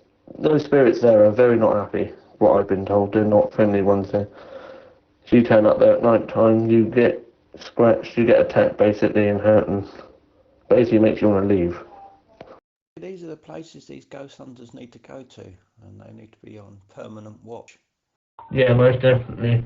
For like the ghost adventures, not fucking in that field in for night haunted, because she don't know fuck all. Yeah, they really annoy me, because they just start getting a bit of activity or something starts happening, and they all pack up and go home. Sorry about the swearing. I get a bit carried away sometimes when I'm talking, so I do apologise about that. That's all right. It's only a guideline more than the rule. It's more of if it's in context, and someone's being passionate, it's fair enough. It's when you get people who are just swearing all the time, every other word, It's not so much of an issue. No, you are right. You get the ones on bloody most haunted that they hear. Like, you're right, they hear things. When you hear things, when they hear things on most haunted, or it's what was that? And it might have been, I don't know, something like the cameraman dropping his phone or dropping a piece of equipment or a camera cover for his camera or something, or knocked something off the wall by accident, and it weren't even a spirit or something. I don't watch that malarkey. Ghost adventures all the way, I say. Yeah, we was having a long conversation about this last night, because one of the people on channel, they've got some weird stuff going on in their house. And they actually managed to pick up on their security camera a voice, and it's very weird, and it's very difficult to make out what that voice is, but it's very strong and quite clear. And we was having a long conversation last night. We're also on Telegram as well. I don't know whether you use Telegram or Discord, but sometimes we do with the channel. We've got text messaging going on in the background as well, and conversations. And we was having a long chat about it last night. And we was talking about how do you know what you see around you is real. You could be basically walking through a town centre and you can see people around you, but you don't really know whether they're there or not, even though you can see them. It's only until you've engaged your other senses, like touch and smell and everything, and hearing, do you sort of class someone as actually being real.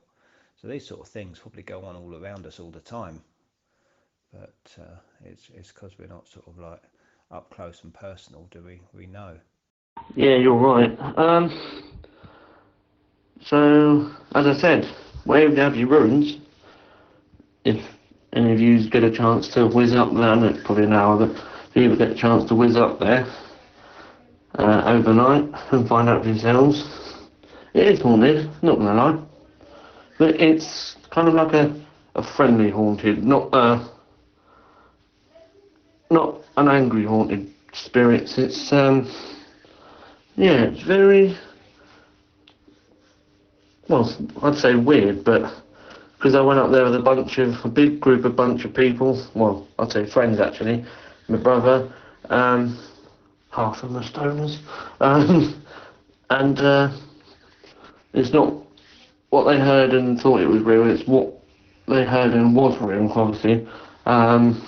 They, part of the Waverley Abbey ruins, the tunnel, I think it was a tunnel at one time, one of them knocked on it and waited, and they got a knocking response back, and they was like, oh my god, sort of thing. That's surprised and shocked, as you know.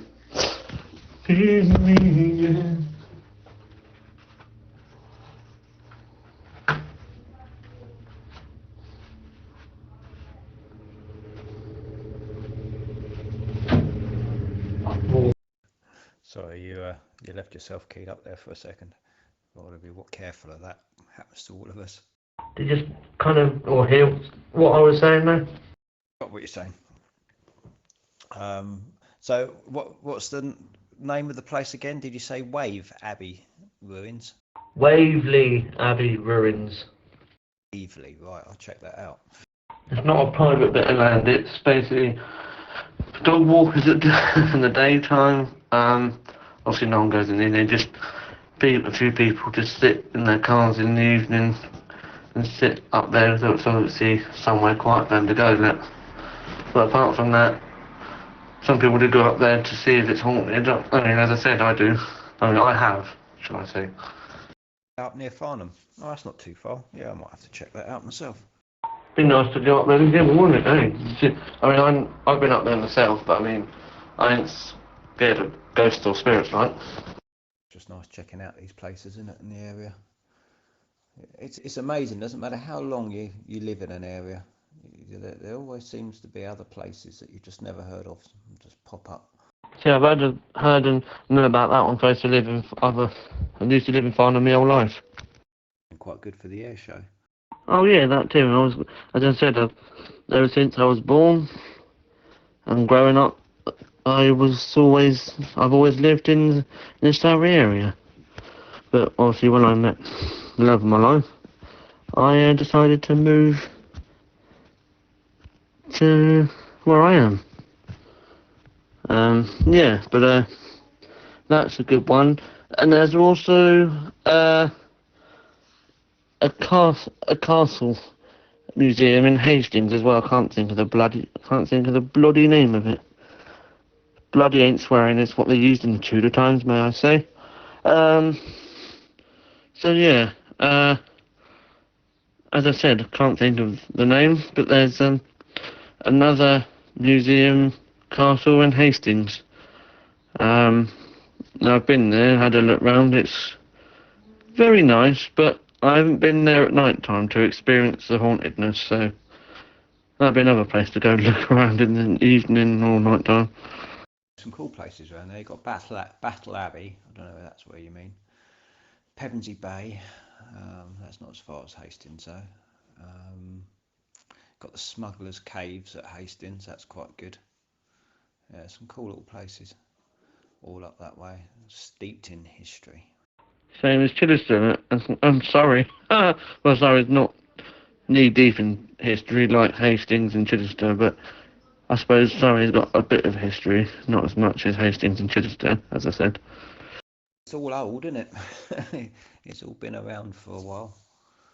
I think the coastal areas probably had just a little bit more activity with being invaded and God knows what else. But yeah, it's all old, isn't it? Anyway, nice talking to you. I've got to go out and get some stuff done. Hopefully we'll catch you again. Yeah, 70. Yeah. All right then, Bill. I'll let you whiz off and I'll let you get on and get whatever you need done, pal. And I'll catch you down the line somewhere and nice talking to you. 73s for now. Cheers. Catch you later. 73s. Well, anyone else would like to hold down a conversation? Or is it going to be another quiet channel? You see, I've made a small request for people to, when pronouncing URLs, include the www portion. For example, www.google.com. This thing that makes that auto link. I'm an investigator at this end because I've looked at the times that it's been said a URL without the www dot is incredible, so it's very rare actually. I've only found a couple of times that URLs have been mentioned with the www dot in. So I'm going to see if I can do it, try and change it, but in the meantime, can we pronounce the wwws? Let's not forget about the wwws either, because it becomes less abstract for people. We all have to grow up and learn how to get onto www dots, and if we take the www dots out and just put the dots and it's just going to be crazy, isn't it? So yeah, that's just a kind request, please. What was fair about last night, there was someone arrested on the front street, on the front street side of it. It sounded like something to do with knives and not murder, because attempted murder. Attempted. So yeah, hopefully that's going to sort some stuff out, because it's been mad lately, honestly. About 4 o'clock in the morning. No, that's never good, Paul. Be safe, man. Yeah, I don't even know what went on, but it was something to do with knives. All I heard were knives and you're under arrest for attempted murder. That's what I think I heard anyway. I didn't even dare go look. It was so cold. Well, not because it was actually so cold, it was just like 4 in the morning. I was just like, what the hell? Just heard some like mad noise. You know what I mean? Just like looked out windows, saw blue lights everywhere. I just like sort of peeked in my pyjamas. That seemed like it was all girls again, Miss K. What, on the streets? Bitch fight. Drunk, probably. I don't know what it is, but it seems like the same area because of the bus stop there. So prostitutes use it as a shelter sometimes, and there's a phone box as well. Yeah, well, it's pretty crazy. Not a beach fire though, I don't think. It's knives. So it's obviously someone's getting done now for attempted murder. How bad's that? That's like a full-on. You're off the street now for a few years, I guess. Oh, sounds nice. Miss Game Winter, I saw someone with a knife at someone else's throat, remember? Round the corner from my house. I was walking down the road with a radio in my hand, and someone was like, "Are you walking down the street with a knife in your hand?" I was like, "It's a radio." And he was just like, "Oh." How could they mistake a knife for a radio? Or a radio for a knife, even? The antenna, because it's night time. So I gave him benefit of doubt and like turned on the torch section. And then they were just like, "Is it a knife with a torch?" You know, just like, and then I just ended up saying, "Mind your own business." So they're probably in their mind, they just think, yeah, he's just walking down the street with a knife.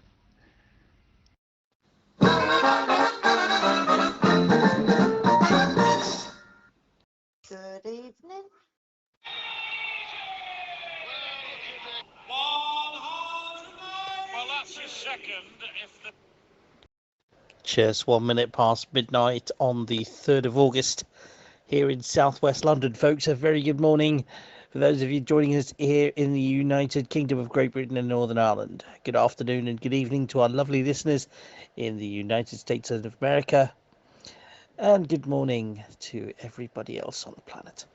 It's Whiskey Romeo live in southwest London, bringing you some humorous sound clips. Earlier on, we brought you a little bit of Bullseye earlier on, a very famous show early back in the 80s. Just now, we brought you a 180 call. What the two have in common? They're the same sport, darts. Sussex Downs Radio Link, the premier channel on Zello. Enjoy. Hello guys, good evening. Hello, walkie talkie, Matt here. Well, I made a coffee and it tastes like a poison. It's down Radio Link. Anybody out there, Matt here. Happy birthday to you. Happy birthday to you. Happy birthday to you. Happy birthday to you. Happy birthday to all the people who born today. Yes, good morning. It's 10 minutes to 9 a.m. in the UK. Now we bring you the international news from the studios in southwest London. This is Sussex Downs Radio Link, and you're listening to the international news brought to you by Whiskey Romeo.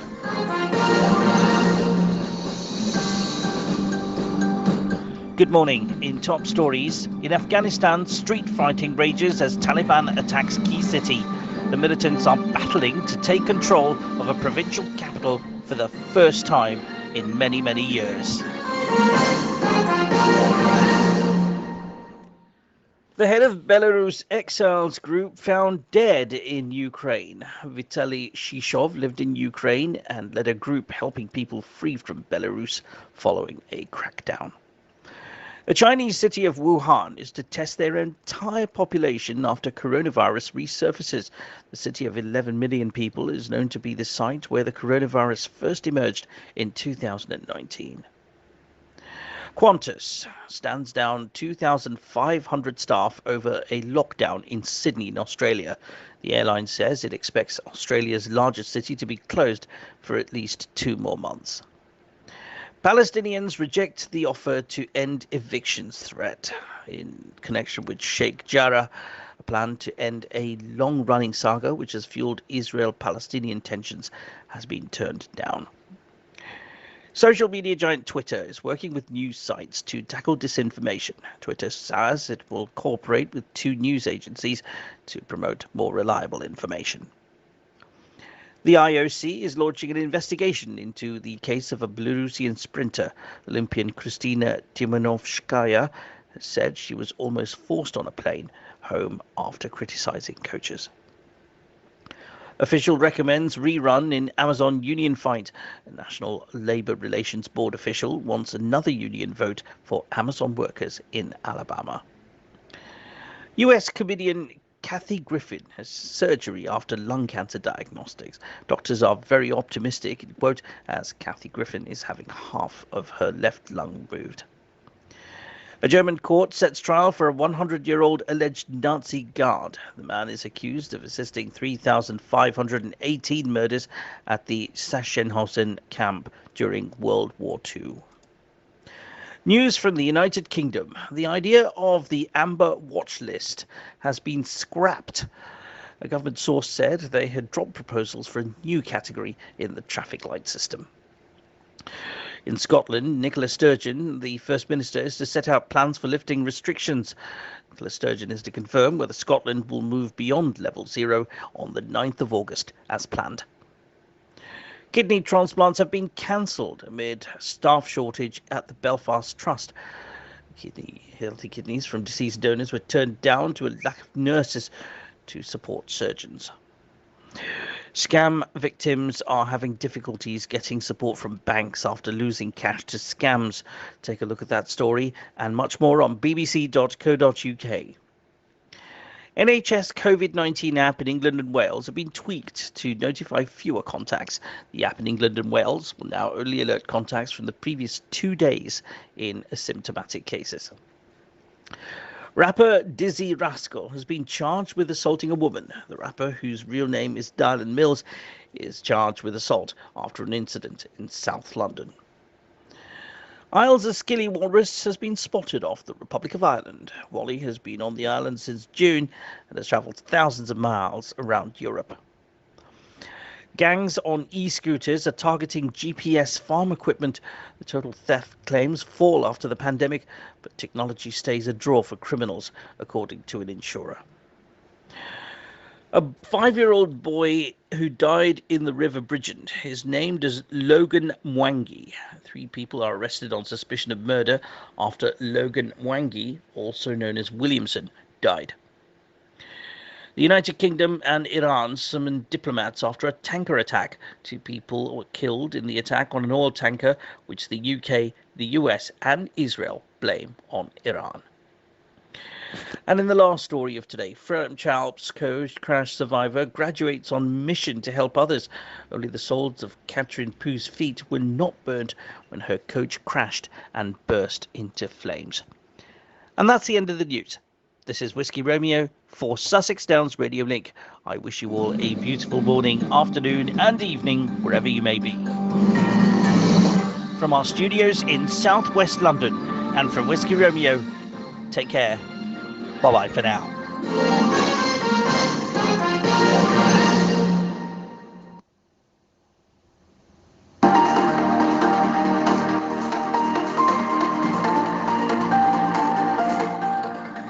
You're listening to Sussex Downs Radio Link, the uplifting channel on Zello.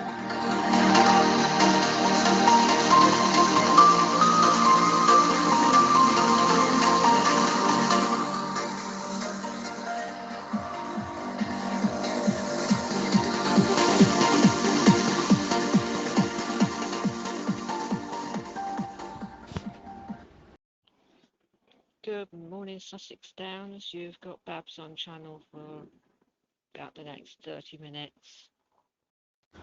Barbara Button, good morning. Whiskey Romeo, Southwest London, 11 a.m. Hope you're well. Yes, it is sunny. Yep, you can call me Babs. How are you? You sound on top of the world. Is that right? Goodness, you stole my words there, Babs. I'm speechless. That's a phrase that I've been using for almost 11 years now. If anybody says, how are you? I say, on top of the world. How are you today? Of course I'm on top of the world. You got it right. But I went speechless for a second there. Goodness. God, I'm looking at myself for a moderator on the channel to just go blank like that. Oh, you hit me pretty hard there. Oh, good to hear from you. How are you? Well, I'm glad I've made you laugh. That's what it's all about, isn't it? Yeah, I'm great, thank you, my dear. It's a lovely sunny day here in Tunbridge Wells so far. A few broken clouds, but yep, nice fresh feeling to the place. Indeed. Over here in southwest London, lovely sunny weather, partly sunny, 17 Celsius. Air quality is fantastic.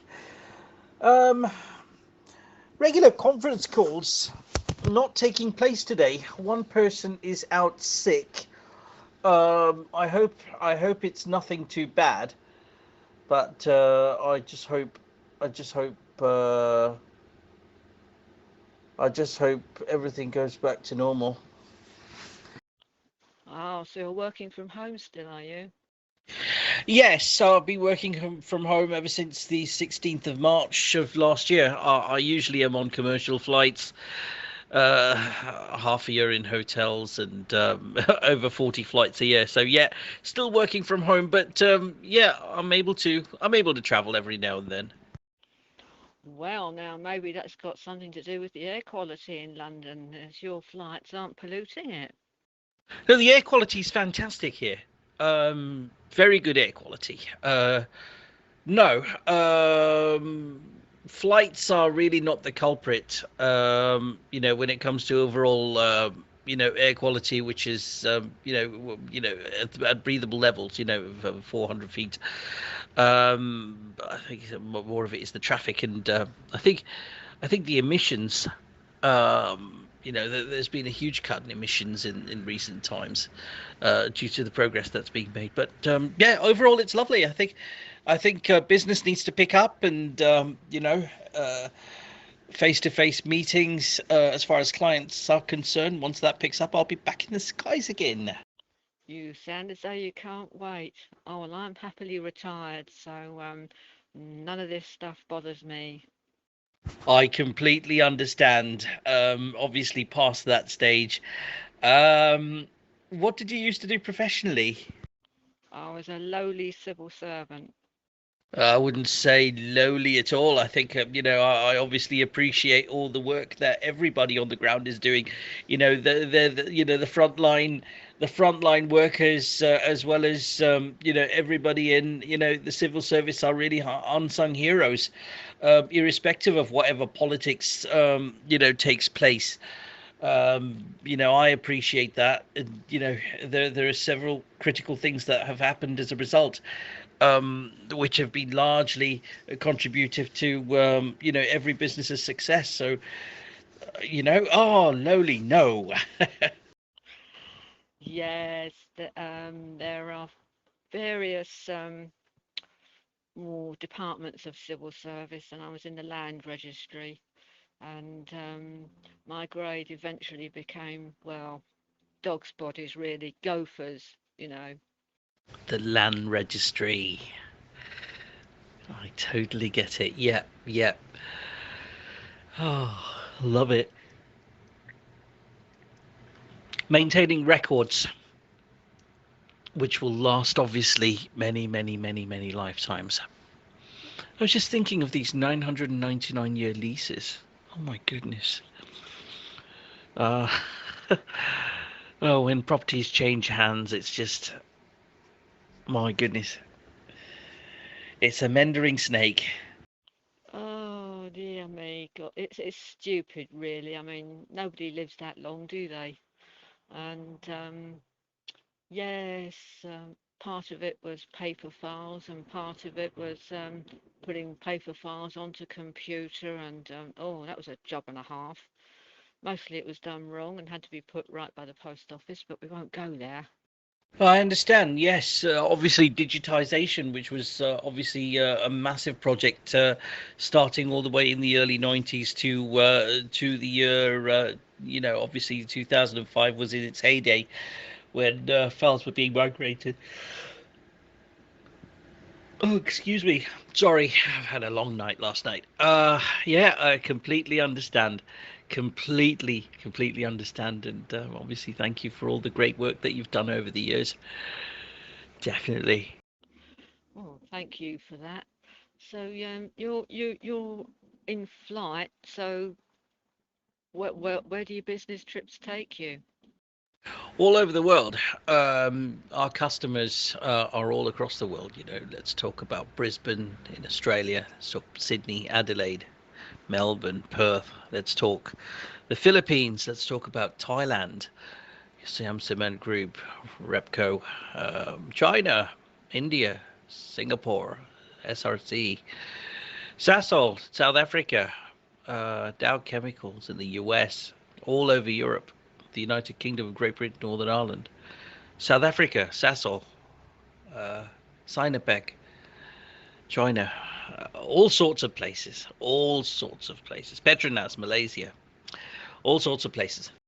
Wowee, well, I'm lucky enough to speak to people in these places, courtesy of this fantastic app we call Zello. But I've got some contacts in faraway places, which is great. I won't be travelling anymore now. That's all done, and I've got the memories and the photos, and I'm happy with my days out now. I understand. Yeah. Sometimes we do reach saturation points. Sometimes we just can't do it to the fullest, completely. And for me, being on the ground is was strange for the first few months. Now I'm just used to it. But I'm looking forward to the next trip, most likely in the next couple of weeks. We'll see what happens with the red list and the amber list, obviously. I'm fully jabbed, so I'm ready to take on anything. Even during the peak of the pandemic, I was in the air at least 4 or 5 times. I've done a few flights. So, how long have you been on Zello? How long have you been on this channel? And it's good to get to know you. My name is Whiskey Romeo. I've been on Sussex Downs Radio Link ever since, my goodness, I've been on Zello for exactly 4 years now. Sussex Downs Radio Link ever since November 2017. I was made a moderator on the last day of November, I think. On the 22nd of November, I believe, 2017. Been one ever since. Yeah, I'd love to hear from you. Yeah, last May, 2nd of May, I think it is, that I opened up. Well, I brought the radio through Sussexications, and I saw there was this channel, but it's finding it, since all those problems in the States. The Zello search engine's non-existent, really, isn't it? So if you don't put in exactly the right description, it doesn't show. It says, oh no, not there, not there, not there. So I think, oh, okay then. So it's just trial and error finding these channels. I've got a home one. I'll never leave that. The one I landed on when I first opened up. But yes, just hopping about from here to there, dropping in and out occasionally. Indeed. Sussex Downs Radio Link is my, I would say, home channel, but I'm not around consistently these days, just due to circumstances. What I do here is, I have been on a few other channels, but not consistently. No, not consistently. So if you are lucky enough to catch me in the mornings, you'd be able to hear an international news broadcast with the UK news, a couple of snippets. So, yeah, that's what I do. Nearly every other day I'm able to do the news, a 5-6 minute broadcast. Yeah, that's one of the things that Whiskey Romeo is known for on this channel. Okie dokie. I think I'll get all the news I need. It's a little bit depressing at the moment, isn't it? What's going on in Afghanistan and other places, and uncontrollable fires and floods and things. It's all a bit unstable. Yeah, it's you've actually brought us the top stories just now. Taliban in Afghanistan, fires in Turkey, coronavirus worldwide. Yeah, it's not been good ever since March 2020, to be honest. It's been nothing but painful. The world has endured a great level of pain due to this crisis. It certainly has. I'm glad you're vaccinated. I've had mine too as well. So, yep, I was okay before it, and I'm still okay now. Absolutely brilliant. Yes, I've had I've had 2 doses of a coronavirus vaccine. It's been, when was it? It's been over 2 months now. Oh, I had my last one last April.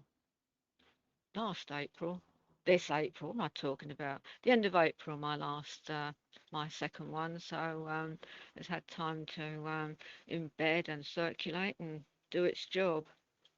Indeed, yes. The virus the injection, the vaccine requires at least 7 to 8 weeks to kind of gain full potential for its first dose.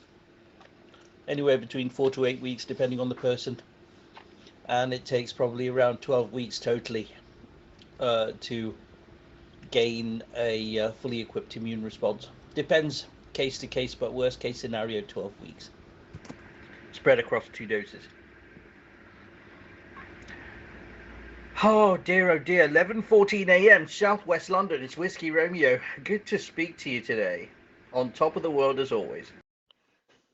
Well, it's the first time I've rendered anybody speechless, I think.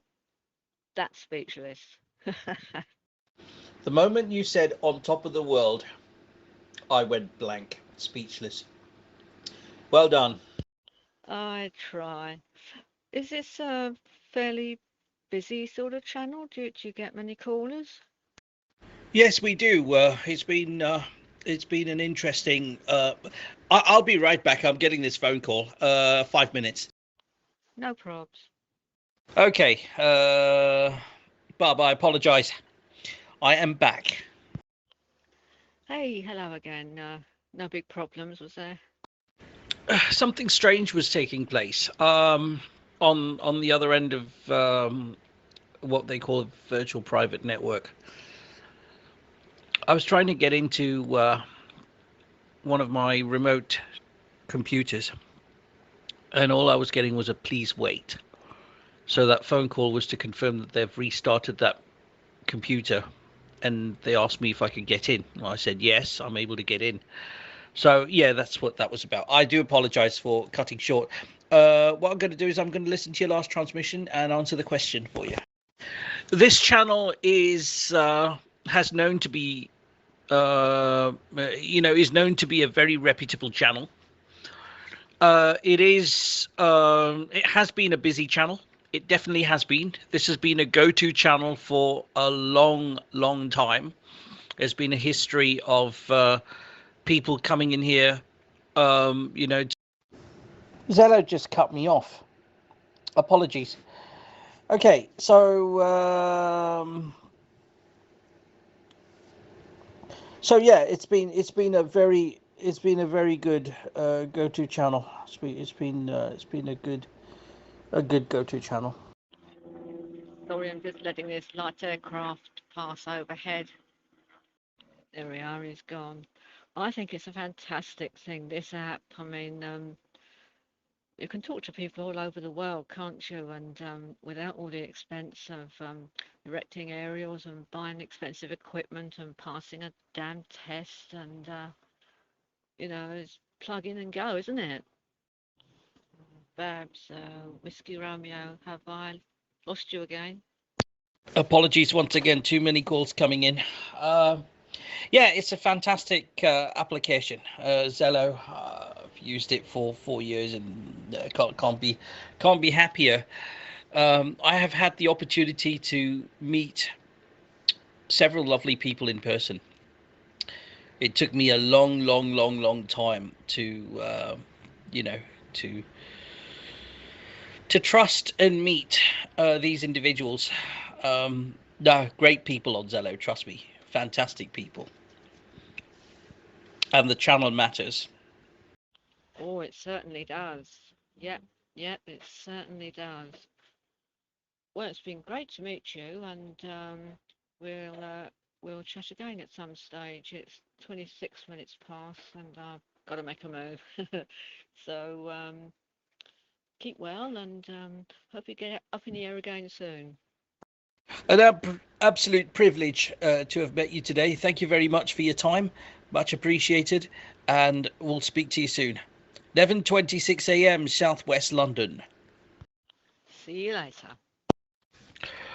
I very rarely speak about people that matter to me on any channel on Zello, to anybody for that matter. But today I have to announce that my grandfather, just a few minutes ago, passed away.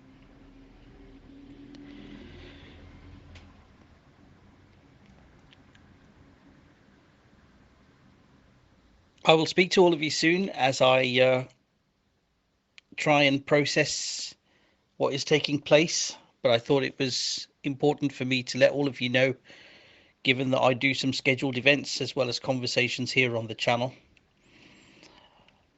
I was just notified that my grandfather passed, and I will be taking some time to deal, process, and act on this situation. Thank you very much. Yeah, sorry to hear that, Whiskey. Take care. Speak to you soon. Thank you very much, Blight Cats. Speak to you soon. I hope you're well, sir. Whiskey, hello.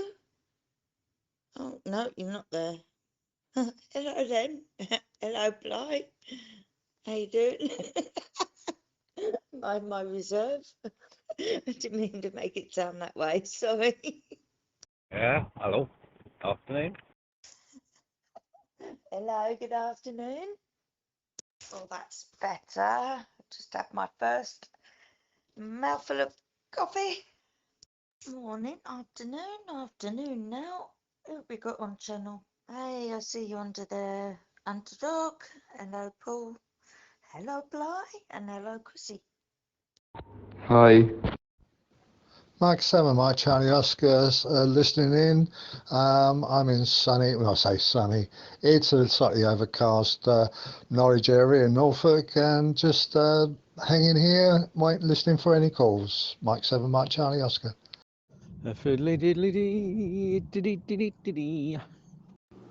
Good morning and good afternoon, Peter. How are you? Good afternoon. Just walking up to the shops for something to do because I'm falling asleep sitting in a chair. I keep falling asleep. Very good. I noticed that you were on a boat with Vanessa the other day. Did the people responsible for the boat require you to wear life jackets? Legal requirement. A bit like wearing a seatbelt on a car. Must wear a life jacket or else you can't get on. Yes, we was on a speedboat. At first, Vanessa wanted to go on. Then when we got to climbing on the boat, she didn't want to. And there was a lot of to-ing and fro-ing. She wasn't. And everybody was waiting for her. In the end, she did. And enjoyed it. She was afraid that it would go too fast. You said she didn't enjoy it? I'm sorry to hear that. I hope it at least was a happy memory for her. Oh, she says she didn't enjoy it, but I think she did. It's something she hasn't done before. Gone on a speedboat. So, yeah, I think she enjoyed it really, but she won't admit that because she said she didn't want to go on it in the first place. Then she did, then she didn't. I think she enjoyed it. I enjoyed it anyway. I could have stayed on it all day. I noticed that there was a large Ferris wheel in the background of that picture. Was that in London? I know there's such a large Ferris wheel in London also. I think you call those places fun fairs. You get the London Eye in London, don't you? Which was the biggest one until recently, when somewhere else made one even bigger. No, it was in Cardiff Bay in Wales, where that was on Sunday. Very good. Well, your comments about the IRA got me thinking a lot. Got me mulling over the question of the use of violence to achieve political objectives. So, thank you for giving me food for thought. Right, I forgot about that. Yeah. At the time, when it was all going off, it was a terrible thing. You wasn't sure when you went out somewhere, you know, shopping or something like that. You wasn't sure if something was going to happen. Usually a bomb going off. I had one where I worked, about 200 yards down the road went off. And that was on a military vehicle. Somebody had put a car bomb underneath a minibus. And that went off. Didn't kill anybody, but caused some damage and broken windows and things. But there were terrible things at the time when the bombing campaigns were off. people just weren't sure when they went out somewhere if they was going to return. I remember reading a book by the author M. Scott Peck, and he was in London during the time of the IRA bombings, and there was litter everywhere in the tube station. And he said, why are the British people so messy? Why do they litter everywhere? And then he noticed there were no bins in the subway. People had nowhere to put their garbage. And then he found out that the reason why there is no bins is so that the IRA would have less places to hide a bomb. So then he understood, oh, the reason why there's litter everywhere is because there are bombings.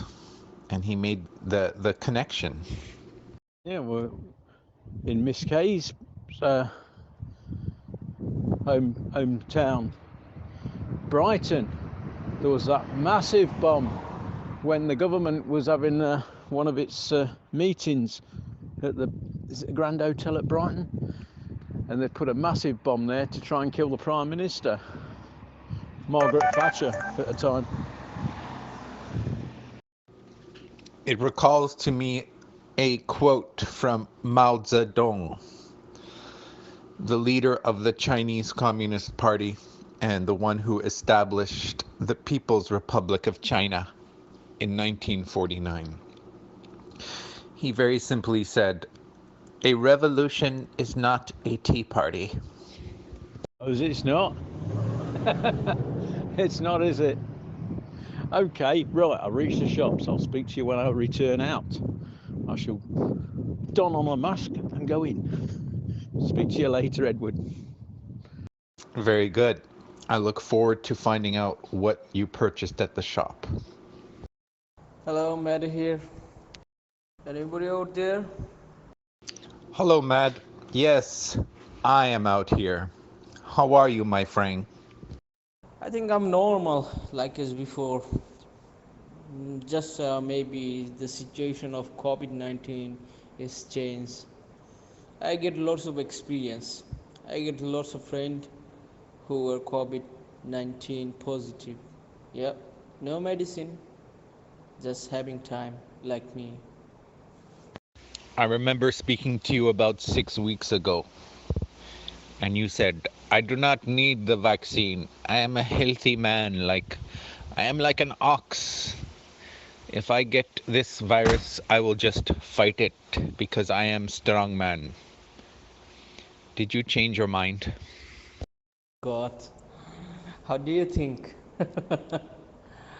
Okay. Yeah, never ever. Nobody interested. Just government trying to force people to take the vaccine. Well, as you know, I work in a chemical industries, and one of the top 10 industries here in called Magna Group of Industries. Top 10 in Bangladesh, maybe top 5. Yeah. Here, no kind of vaccine. Nobody taking vaccine, but everybody quarantine. Just under their policy, kind of what company policy. You have to be separate from the people, from the, engineers or somebody else who are negative in COVID-19. You're positive, you have separate quarantine system, or any kind of emergency, there have a company ambulance or anything, you know. Oh, yes, I know. We call that social distancing. That is very responsible of your company. Kind of, they are very reputed here, so they are doing. But how do you test COVID vaccine? I just got lots of messages. Kind of social media and people just claiming my uncle died by COVID-19. They have the full dose, first dose, and also the second dose, and they are saying you great vaccine like Moderna, Pfizer, or there is another one called Chinese one. They already have that, but still they got died. Oh God. I'm I'm very sorry to hear that. I hope they at least got to celebrate Eid before they died. Eid al-Fitr. It's coming next year. Yep. It's kind of, you know what, last time one of my kind of brother, I mean little brother who is also worked with me, and we are shaking hand, doing everything. But just 3 or 4 days ago, he got COVID positive, and he's saying, "Bro, I got COVID positive." I said, "Okay, no problem. Go it the way, and do that. No worries. You are you facing a terrible problem or very sick?" No, no, no, no. He's saying like that. Everything fine. But it's scary. The part is, if you get that, everybody will kind of look at you different way. What is called racism or something? Yeah. But until you get the report or everybody know that you are positive, that's all fine. That's the difference I see. Oh yes, in India they have the low caste people. They are called Dalit. If you get COVID positive test, immediately you will become a Dalit. You become outcast. I think they call it Varna. I mean, just when people will know that you have the virus, I mean the COVID positive, only then maybe they start kind of ignoring you. But other case, they're okay. Yeah.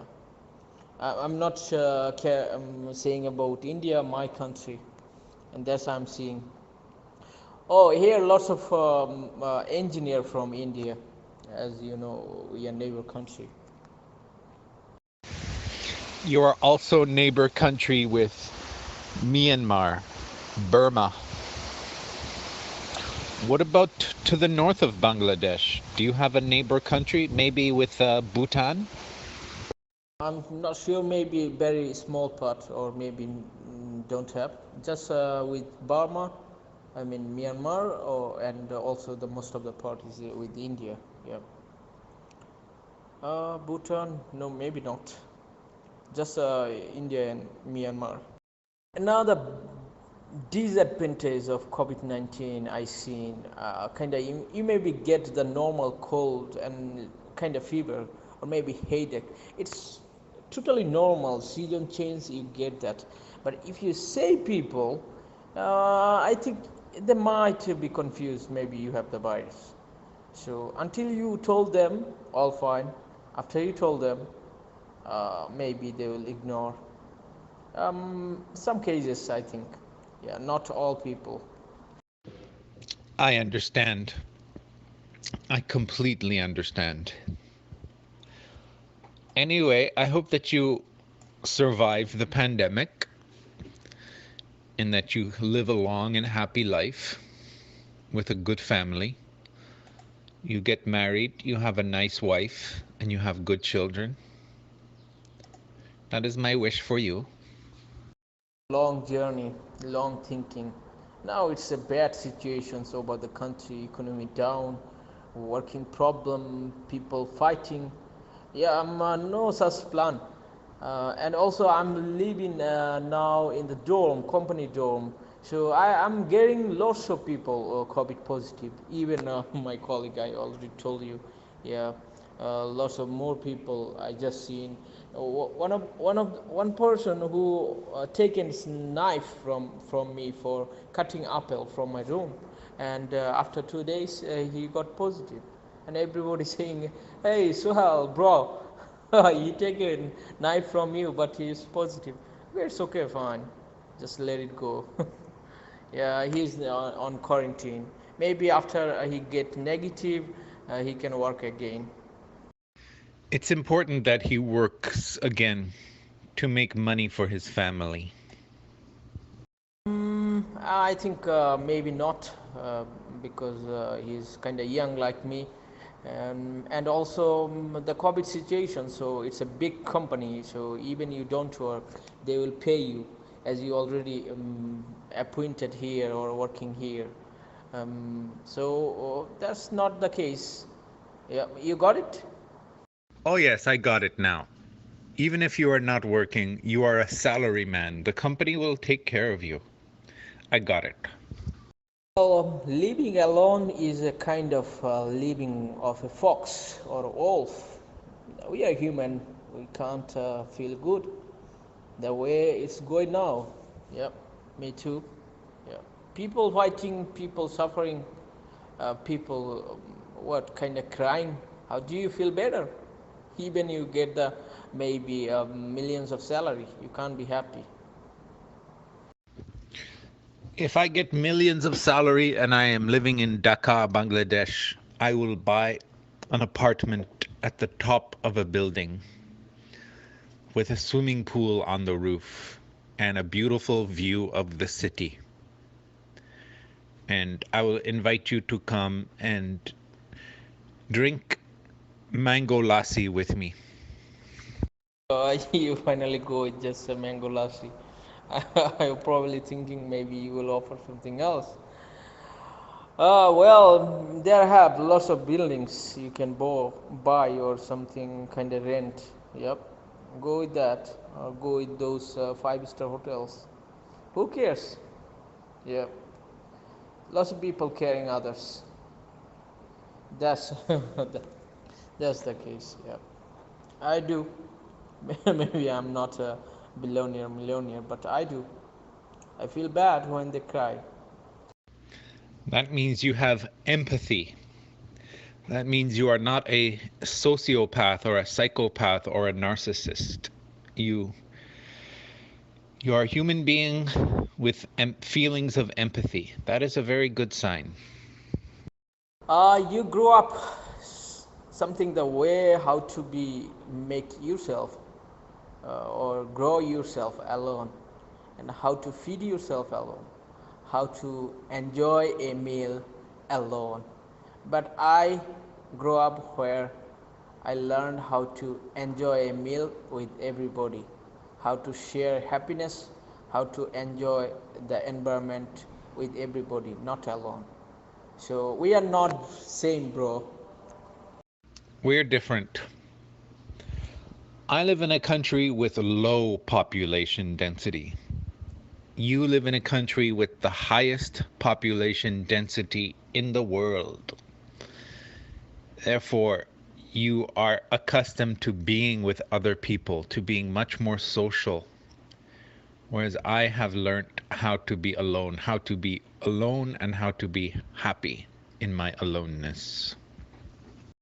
You enjoy the noodles in a shop, maybe just offering $100 or maybe less, yeah, and enjoy the whole what noodles so kind of sauce and enjoy it with the Coca-Cola. That's it. But I enjoyed my day with maybe a packet with my 5 friends and make it at home and do some ice cream and some Coca-Cola and messing up everything on the end, and everybody laughing or somebody got what fund by us. Oh, all those. So how it could be? Yeah, we are not same, bro. Do you also drink alcohol, village alcohol made from coconut? Illegal village alcohol with your friends? No alcohol or alcoholic product available here. Yeah, maybe maximum you can get a bar beer. Yeah, but that's kind of rare. Yeah, you will don't find that in village side, maybe kind of country area. I mean, city area you will get, but just a specific place, and people count you in, even you can't drink at a street. Yeah. Yeah, those are not available, but all you said maybe your experience in India. Yeah, that's really common and available in India. Getting homemade alcohol or something like beer. Yes, when I lived in Tamil Nadu, there was a homemade alcohol made from coconut called arak, and some people were quite addicted to it. A-R-A-K, arak. No benefits to say those things and comparing with my special country to a country with India. Oh, I always say, people, what are you talking? We are special. India is local. How do you compare? How did Islam arrive in Bangladesh? I don't know the story exactly. Maybe it's as it's also part was Pakistan and also India. There was a Indian Ocean, kind of big story. Go back to 200 years, yeah, British period. You'll get all the information. I have no idea. Yeah, maybe I can do some research about it, as you mentioned, for next time. Very good. I will read Wikipedia to find the answer to my question. Wikipedia is a very good website. They have answers to all the questions on Wikipedia. That's a homemade kinda human-made website. Yeah, there are lots of information is true, but lots of false informations in Wikipedia. Yeah, lots of theory is completely wrong. Yep. So just help yourself. Don't trust a authentic source. Just the base is ever true, ever or universal. Yeah, that's not universal. That's made by or written by somebody else. Somebody put there. Lots of information is incorrect. You're great Wikipedia. Yeah. I love my Wikipedia and I love my YouTube to learning different things. If you know, if you want to know something details, maybe you can search that in Wikipedia. They have informations, but they have all, and they're not really clear out which one is really true or false or kind of this. They just kind of documentaries and just put it on their box. Yeah, and you are allowed to read for free. Yeah. Maybe you can learn some go for some tutorial for YouTube how to make a coffee. I was go last time this oh I told my God, pray to him that don't give me this stupid COVID-19 virus, or don't give me die, uh, don't kill me with this stupid virus, where nobody want to participate in my last day of life. I mean, do you know janaza, where people, if somebody died, everybody do some dua, prayer for last bath and last putting. I hope you understand. I just don't know English well. I just say it. I understand. At least I want my family members and everybody hug me when I died, without any confusions. If I get the virus, maybe there will be restrictions for the government. You can't hug him. Yeah, maybe still they will do, but I want they have no confusion. This is something I do not understand. Because while you are dead, you are not experiencing anything. You do not have, you cannot see, you cannot hear, you cannot feel, you cannot taste, you cannot smell. So if somebody is hugging you or somebody is not hugging you, you will not know it. It makes no difference. So why do you care about that? Your spirit will see it from above. and see how you're being treated. Did you hear that, Matt? That voice that just came? It was like a spirit, an angel just spoke. All spirits just speaking. I can't see you. I can't see you. I can't physically touch you, but I can hear you. So we're all spirits in a way on here. Very true. But what you said about being able to see from the spirit realm, what happens after you're dead, that is a belief. It is not something that you know. It is not something that you can demonstrate to be true. It is just something that you have faith in. A lot of things you don't see but you used to believe, and you know it's work. Like electricity, maybe I see lots of gas I don't see. That's work. It's common logic, man. It's a faith that we have, that maybe one day when we do die from here, we will go to a greater place. Yeah, everybody will understand. Everything will make sense one day. Yeah, waiting for that. That's the coming. You're going to be die today or tomorrow. On the other hand, if when we do pass away and there's nothing there, we won't know about it, will we? If our brain dies and there's nothing to understand anymore and we're just completely gone, it doesn't matter because we won't know. I think that the concept of not existing anymore is distressing. The idea of not being here is disturbing to us, and so we are inclined to believe stories that bring us comfort, that take away that distress. So I think that is one reason we are inclined to believe that there is life after death, because it alleviates that feeling of distress. Comforts us, especially at a funeral of a loved one. When we're at their funeral, we want to believe that they still exist somewhere else. And like you say, it's a comfort to us, and that's what it's all about. And that's what funerals are about, when they're saying that they've passed on to somewhere better, somewhere else. It's a comfort.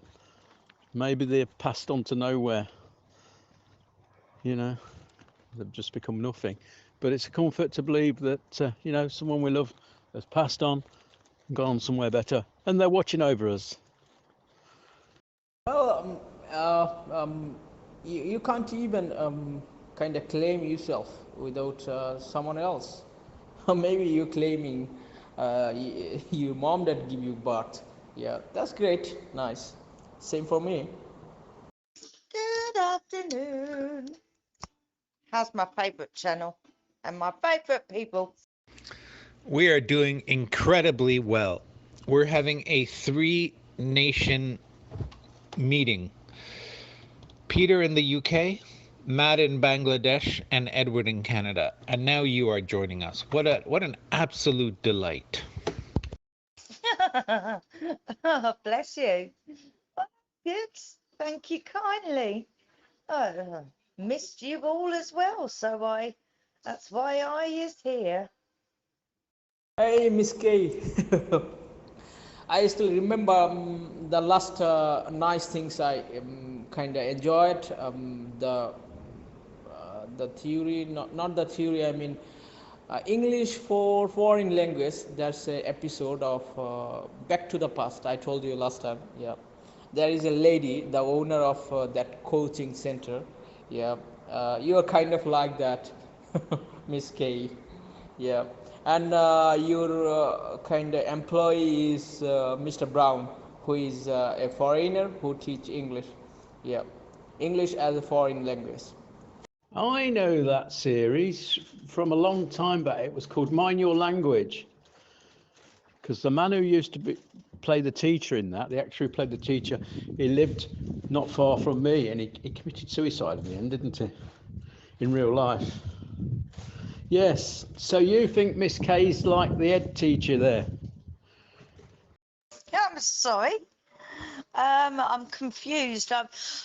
You have to bear with me. I've got a gardener outside my window, and I can't hear all of the conversation. Who do I remind him of? A head teacher? Mind Your Language, I don't know if you remember it, Mind Your Language, it was like a night school, an evening class at a college for teaching people English.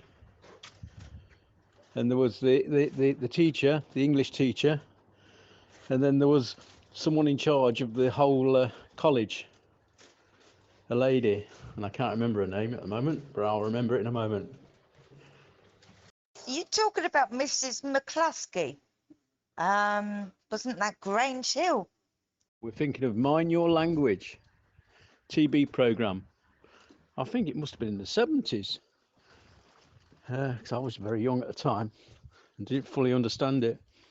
But yes, Mind Your Language, it was like an evening class they used to go to learn to speak English. Indians and Pakistanis and stuff, French, Italians, there was all different people. Oh yeah, absolutely. Yeah, Mind Your Language. But I got those episodes from Back to the Past, that page, yeah. And I was saying that owner of that coaching center, there is a lady, and Mr. Brown is the main teacher, yeah. So Miss K, she is not teaching, she is the owner, and I was comparing you as the owner.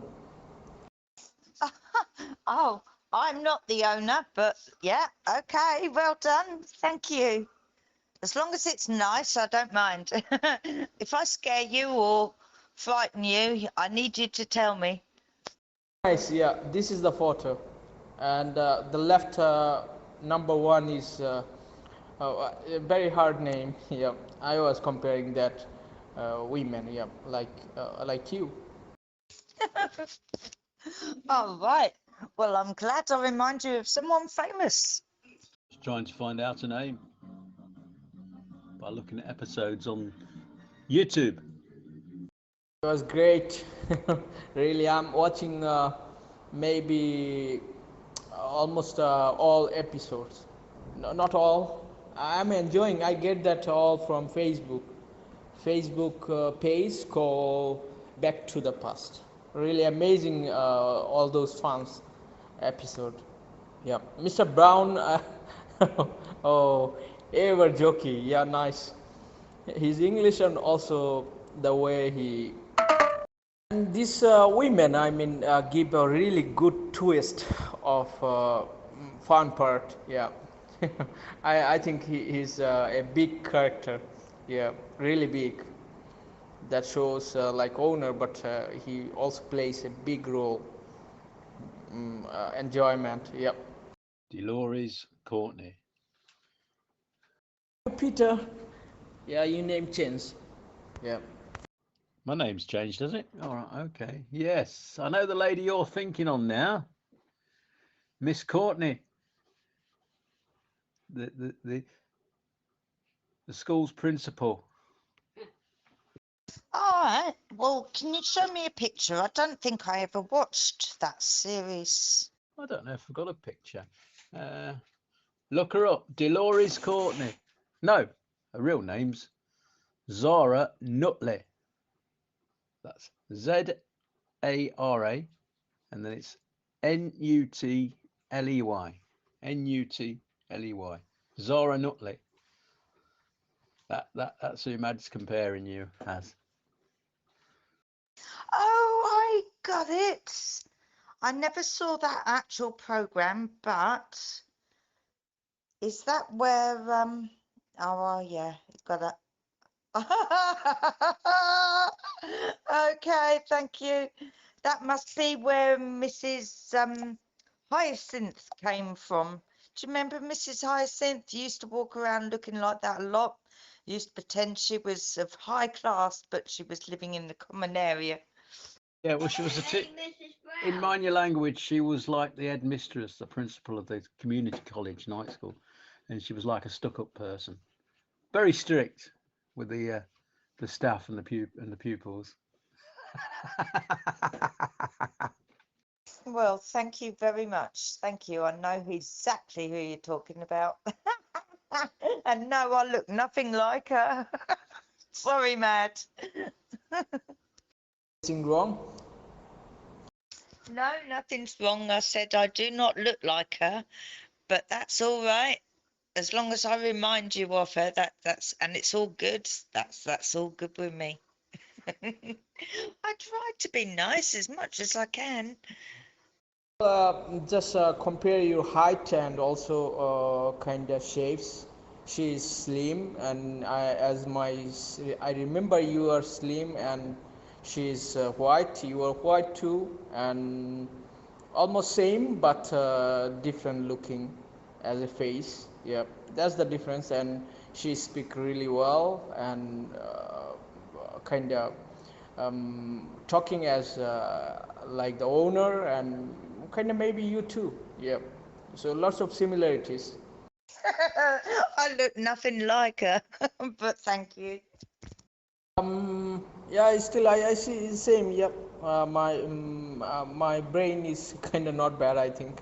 Yeah, it's like you and he she is kind of two friend. Like that way. Yeah, you are similar. In charge. In charge. She was in charge of the college. You're in charge of the room.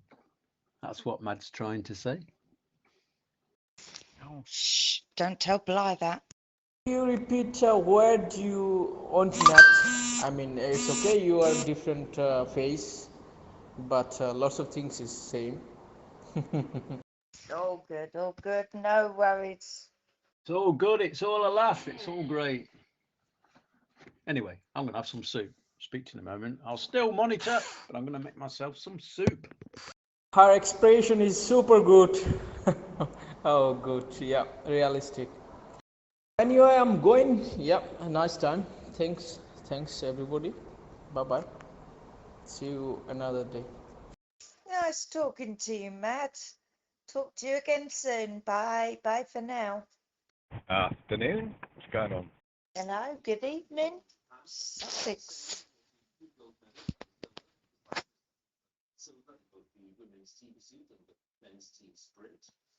But that outcome means that Jason Kenny now has matched the record of the great Bradley Wiggins as the most decorated British Olympian of all time. There were other medal-winning performances during the day. Oops, sorry. Yeah, first warning. Oh, giving me a warning. You funny man. 3 strikes and you're out. How are you, Peter? I haven't spoken in a couple of days. I think I spoke to you yesterday.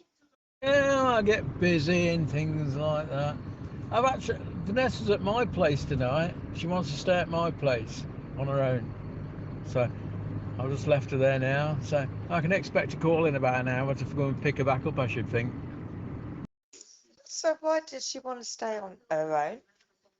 She can have a seance by herself with her other friendly ghosts. No, there's no ghosts there. No, she's on about going round the village. Ghost hunting, I don't know. It's a bit silly if you ask me, this time of night. 10:15. Yeah, she won't go. She was looking a bit afraid when I left. I tell you what, in about an hour she'll be phoning me. Oh, come back, I'm scared. Oh, she calls herself a ghost hunter. I have no idea. Yeah, she did. And when we were at Saturday night, we went up her local church, and she said her heart was beating when 3 of us went up there just for a quick look round. Weren't expecting anything. Yeah, we'll see if she can do it by herself. Mind you, she hasn't spent a night by herself, I don't think, in a long time, because you normally stay together, don't you? For company and safety. Yeah, that's right. Well, she don't want me to go on my own. You know, I'd like to just live at my own place properly now, and then perhaps come up and see her in the day, which you don't want that. I'm on my own all the time. It takes some getting used to, I've got to admit. Especially when you're thrown out of a relationship into being by yourself, having to live with your parents for a year because you went pretty bad when Jay died. I was beside myself. Just sat there, didn't eat, didn't do nothing, didn't talk. Yeah, that's when you could do with some, company and family and stuff around you most of the time. And I should imagine when something like that happens. She has had somebody down her, and then I don't know what happened. Then I think she moved in with her mum and dad for a while because they were only around the corner, luckily. So she did a bit of both, till they moved her into a new place. No, I'm sorry to hear that. Yeah, she was going out with some lad who really was just using her for money, for his drugs and stuff. Anyway, he overdosed himself one night and he died. And she found him there, sitting in the chair. So she got Andy round to come and have a look. And he said, yeah, he's dead. And they got the paramedics and everything, and that was about it.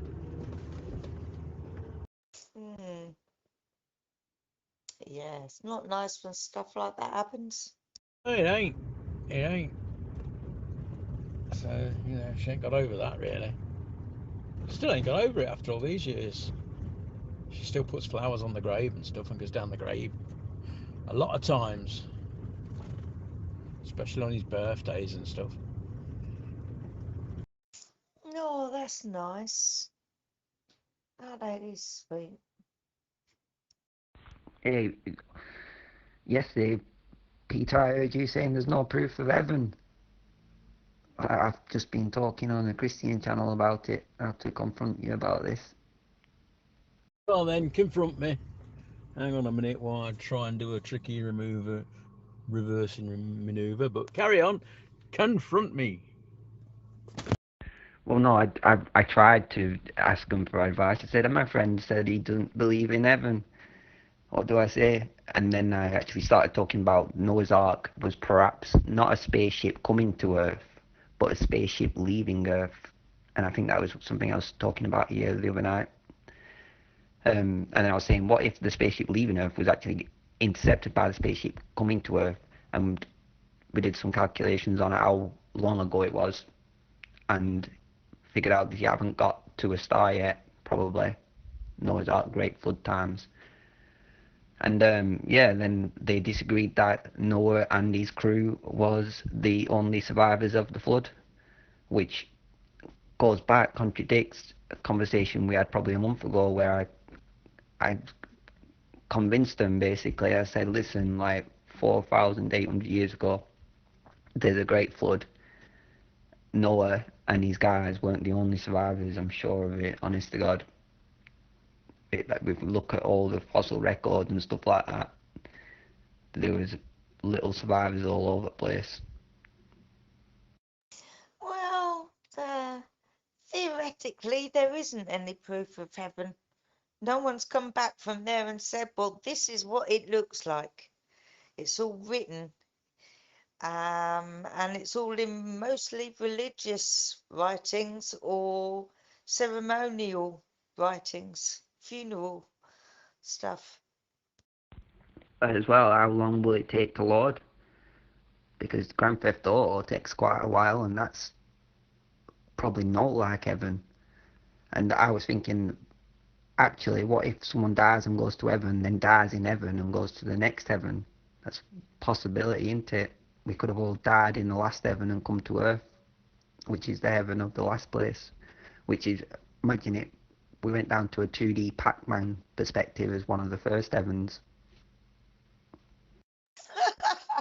Oh, you come up with some stuff, you do. I never thought of stuff the way you think of it before. Oh, that's cool. That's good. Well, the Christian channel wasn't having it earlier. They really disagreed. And I was like, well, can you agree that the Noah's Ark came to Earth and it's a metaphor for the meteorite? And they're like, no, it was real. They start talking about Abraham. Once they go to Abraham and Lot, I have no idea what they're on about. Yeah, well, it was Noah. He built the ark. Now, we had all this rain and the world flooded.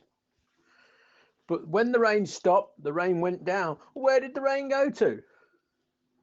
If the entire world is flooded, right up past the mountains, higher than Mount Everest, where did the water go down to? There'd be nowhere for it to go, would there? The seas are already full. They're all assuming that it goes down a drain. Very,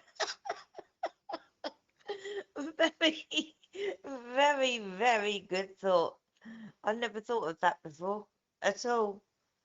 Yeah, that would have taken years, centuries to get over. There's no description of that in the Bible. Yeah, well, I've never thought of that either. Atheism leads to Satanism, doesn't it? So we could be on the right path. Yeah, putting a load of animals into an ark. So you'd need all these animals, everyone, and you'd need more animals to provide the meat for the first animals, because a lot of them animals cannot live without eating meat. And for 40 days, they'd need a lot of meat. Didn't it rain for 40 days and then the rain suddenly started going down? It must have sunk into the soil, but it can't do. It'd still be there, and there'd be no land because there's nowhere for the water to go down.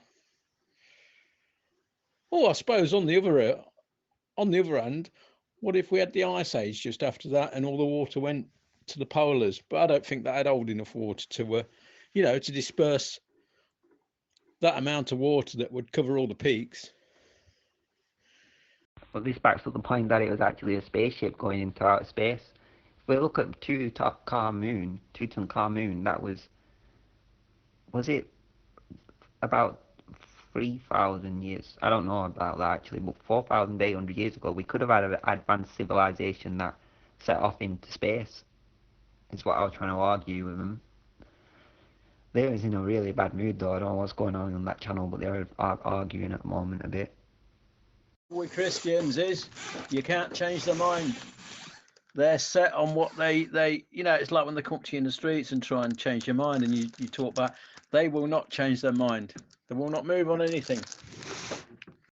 Well, the guy in there saying Christianity should not be taught to children. Why should we be installing the psychological trauma of the fear of hell into them?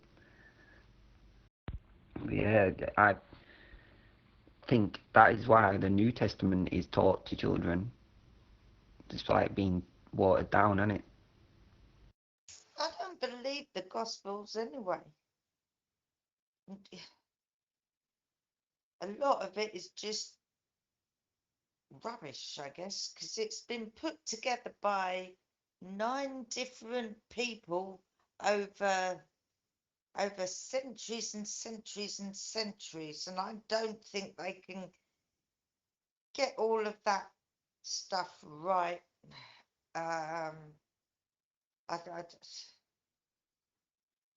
No, the Bible, if it was written by anyone, had to be written by one person. It can't be a mishmash of all sorts of things anyway.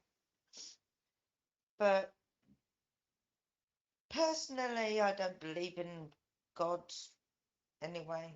I believe in spiritual stuff instead. I just don't get over it. See, we just had a conversation that what does heaven exactly look like? And I said, well, no one's actually come back from it to tell us, have they? So therefore, we've got no real evidence, no proof that it exists in the first place. Jesus come back from heaven after 3 days. How about Lazarus? He was there for 3 days, weren't he, Lazarus, before they brought him back? In the atoms that make up our consciousness after death, there could be proof in science that it could be like one cell that keeps your memory. Like, imagine if we died and came back as a slug.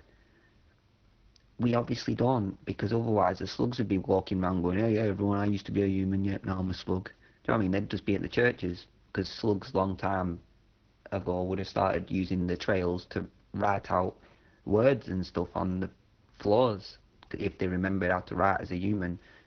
Because if you slide along and then they can sort of like do a sort of curvy slide like a snake, and I don't know if they can turn the slime off and on, but they can do handwriting, joined up handwriting if they have the memories. So obviously they don't. So it suggests that we were perhaps a slug before. Birds would eat them if they tried writing. Yeah, you never see them writing. And they would do, wouldn't they, if they can remember being a human. If it is singularly celled like that, the consciousness doesn't need to be like ejected from the computer like a memory stick. Memory, the consciousness sticks. All these religions were made to try and work out where we come from, because they couldn't do it. Still can't really do it, but they couldn't work out where we come from, and that question kept being asked. So they come up with all these solutions and these different religions. Plus, it makes a rule book. You know, when there was no police and stuff about, they frighten you with religion not to misbehave, or else bad things will happen to you. The police might not be able to catch you, but you're always being watched by somebody with a big eye. They took it too far. Okay, they could have said, yeah, no nicking stuff, no going out with other people's wives and such. But then they took it too far, didn't they, by going, oh yeah, if you're caught wanking, you'll end up downstairs. But you see, that law is meaningless. Yeah, and like the heaven is a metaphor in the science. If you talk about heaven in science, then it's God. You're saying it like a metaphor, aren't you, sort of thing. And you can even say the untrue God as a metaphor in the science, as another science, an alternative science. And then you've got the Holy Blood, Holy Grail. Do you believe in that? Have you seen the film? The film was called The Da Vinci Code, wasn't it? No, that was completely different. Holy Blood, Holy Grail. What was the name of that film? Or was it actually called that? The Da Vinci Code, written by someone else. And what that said was that Jesus was actually married to Mary Magdalene. And the Catholic Church covered that up and destroyed any of the Gospels of Magdalene.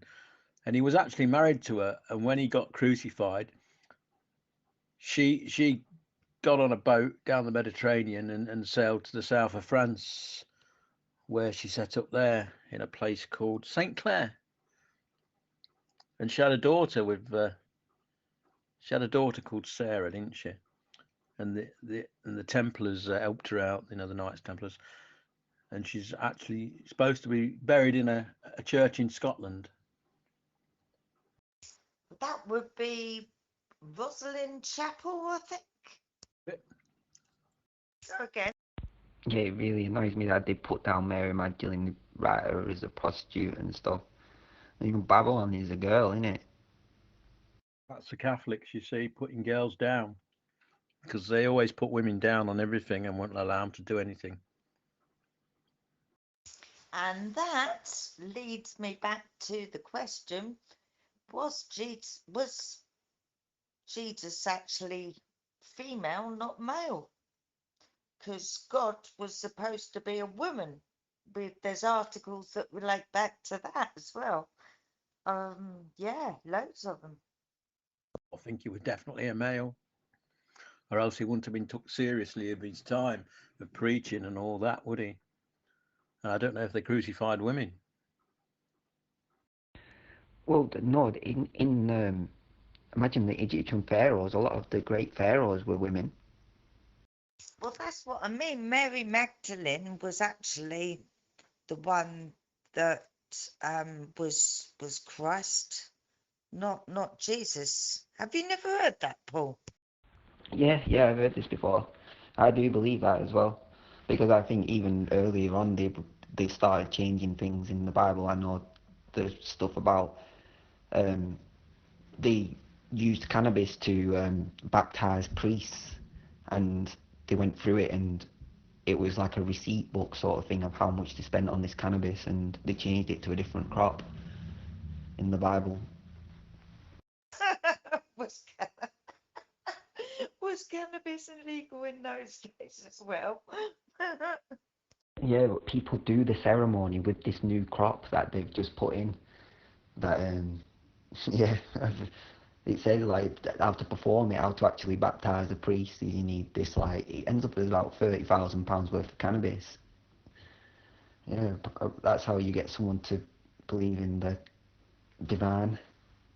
Doesn't cannabis come from the Americas? So it wouldn't have been around in them times. Might think so. I know the Americans have, well, there's different types, isn't there? I guess it's actually a natural plant. It is a weed, would you believe? In the Malaysian mountains at the bottom, I think they found naturally. There's a lot of different plants that do the same sort of thing that would have been around then. Opium, there's another thing, isn't it? That even the Queen Victoria used, and lots of royal family used it. Opium. Opium only grows in the dry, which is why it only grows in the hot countries mainly, because when it gets wet, it destroys it. Certain climates. In Afghanistan a lot.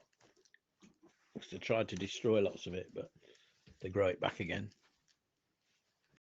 Like I said, it is a weed.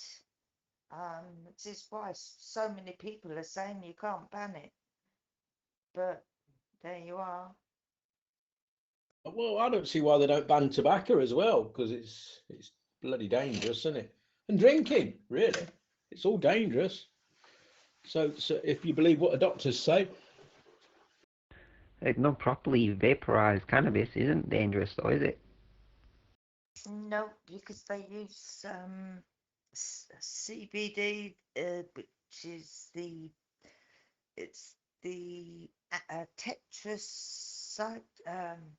tetrahydro something or other. They call it. It's the harmful, well, the powerful bit. It's because that bit's got tardigrades with iPhones in it. They're sentient. They send a message beam into your brain. It causes paranoia and stuff. Tetrahydrocannabinol. what's wrong with just drinking tea and coffee? All of which come from weeds, plants. I know marijuana is a weed, and tea comes from India. India, it's grown in the trees, I think, and coffee, basically the same. Wasn't cannabis first introduced to this part of the world from Red Indians? Wasn't they smoking it in their peace pipes? Well, typically, Paul would probably know a lot about that. His history, and he's clever and stuff. They found it inside ancient Egyptian tombs, so it's well old. It's crazy. They found a chessboard in an ancient Egyptian tomb. Right. Is that true? Is that my memory? I remember that. That's all crazy. The pieces the same, or were it just like a board, black and white board, or were the pieces the same as what we have now? I doubt it. I'm not sure. I'll have to look into it, but I think I did look into it before, like how long have people been playing chess. But I think people have been smoking cannabis and other things. I bet they smoked a load of things before it got to cannabis. Cannabis is like a domesticated version, isn't it, really? Probably. You can bet every country had its own version of something slightly different. And like you say, it's become domesticated over the years as it's been dwindled down to just the best of the best. Every country made its own alcoholic drinks, didn't they? based on what ingredients he had available at the time around them. Oh, we got possible thundery showers tomorrow and Thursday. Uh, That's 2 days I won't be going out. Still had excellent weather up here, you know. Yeah, reporting good blue sky when it was daytime earlier. Did you see my new shoes? Reebok Classics. No. If I treat myself to a pair of Reebok Classics. They got Union flag on them. They do, and I sent a picture to my mum and she didn't reply, so because she hates when I buy white shoes. I would be terrible with white shoes. I wouldn't stay white for long. Well, like a white powder, don't you? What you put a wet cloth on it and rub it in, whitening for white shoes. I remember when I was a kid doing that with a white cloth, dipping it in this powder. Well, yeah, he tried to add on £6 for a spray to clean them with. I was like, how much is it? And he was like, £6. And I was like, oh, no, I'm alright, thanks. He was like, do you want insoles? I was like, I've got insoles, thank you. Another 3 years insurance on them. Watson Labour. Can't believe the Nike high tops I had only lasted probably 6 months, something like that. They start going like crocodile shoe-ish. Crocodile shoes? Oh, I just reminded myself I need a tablet. That would be rather helpful. We're just receiving some breaking news out of the Czech Republic. 2 people have been killed in what is being regarded as a train crash in the Czech Republic, folks. News just coming in. 7 people are also in a critical condition following the collision between 2 passenger trains in the southwestern part of the country. The emergency services are saying that dozens of other people have apparently suffered injuries in the accident. Czech Railways just said that an international high-speed train that connects the western Czech city of Plzeň with Munich in Germany and a local passenger train were involved in the collision. The fire department has indeed confirmed that 2 people had died in that crash, and dozens of people injured, 5 seriously, according to the Fire and Rescue Service. We also know that 4 helicopters were transporting the injured to nearby hospitals.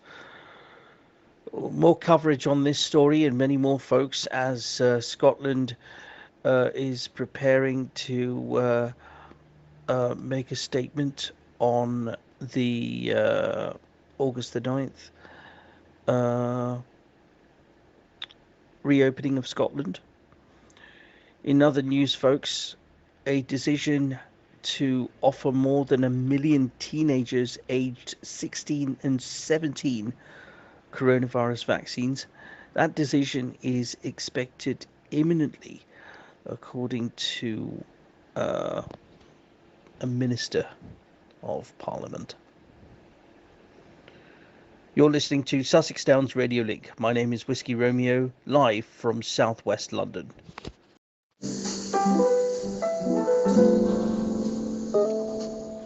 This is Sussex Downs Radio Link, the coolest channel on Zello. Oh yeah. How's everybody doing this morning? Lovely and sunny out here in the East Midlands countryside. Woke up this morning. Sussex Downs Radio Link. Afternoon, Sussex Downs Radio. Hello. Yeah, hello. Hello. How are you? Bill? Your name is Bill? Yeah, hello, mate. Yeah, well, thanks. I'm driving at the moment now, so I can't chat much.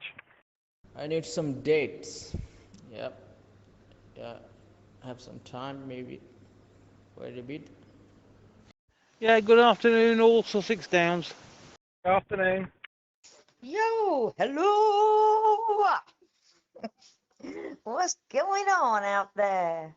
What's going on in the world today? People fighting, feuds and loot. It's okay, let it go, let it flow, let the good times flow. Tell them, Dre, it ain't nothing but music. How's it going, Mrs. K? All is good. Thank you, big man Jerry. Hey, all is good. How you been? Yeah, I'm feeling good. Yeah, I've just had to change my name because I reset Zello and I forgot my login details, so that's the only thing I can come up with. Well, the sun is out, the sky is blue. Oh, hey, Gary. Nice name. Big man Gary. After your name, I remember my childhood. Gary, or Gary, whatever. I want to say Gary. This means car in my local language. So I had a car. So, and my cousin broke that car. I still remember. I mean, my Gary is broken by my cousin. And your name is Gary. I just remember after I just pronounce your name. Super. Thank you. Nice name. Super lovely. Perfect. Lovely jubbly. What's your name meaning? Gary? What is Gary means in English, or maybe if there is any other translations like Italian or maybe Spanish kind of meaning? No, Jerry stands for, my proper name is Gerald, but I only use that on Sundays, Rog. Sorry, I said it wrong. Jerry. Jerry. Yes, I only use Gerald on a Sunday. I was going to put my proper name on, but I thought no. I think Gerald sounds too informal. You're fine either way, babe. No problem. We don't we don't persecute people for their names. Hey, why you say Jerry? Why Jerry? It's not J, it's G. So it will be Gary. It's G, Gary. You're saying like JD. Yeah, it gets confused. Oh, you could spell it both ways. I do. It's either with a G or with a J. It's like Tom and Jerry as a cartoon. I just picture myself as the little mouse. Lovely and sweet. Well, lovely and sweet until, yeah, you see me. And then you go, oh, God, you look nothing like a mouse. Oh, I just got that very first time.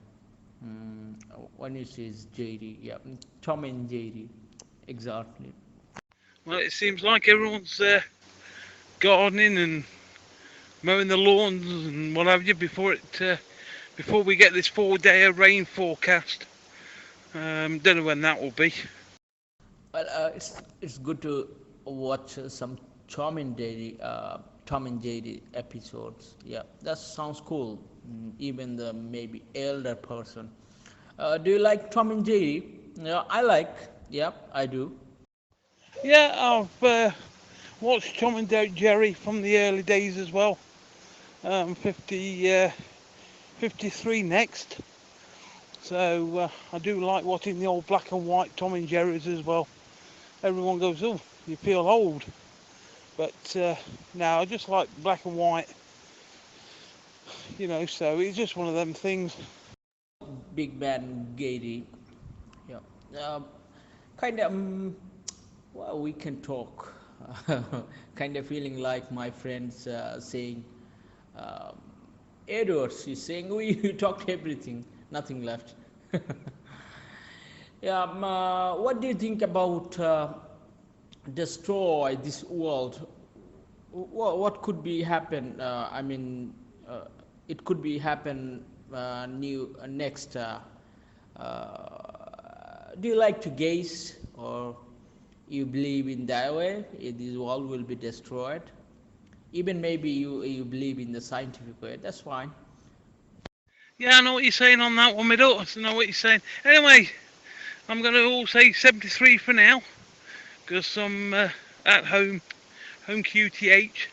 So I'll say 73 is to all on channel, and catch you all a bit later. So with that one, au revoir, s'il vous plaît. Oh, yeah, okay, no problem. You're kind of busy. See you later. Anybody out there? Maybe available another hour or maybe less, 30 minutes. Oh, Jello, Matt here. Yep, I'm here. Free to talk. Raise your voice. Have some talk. Hello, anyone here? Hello, is it me you are looking for?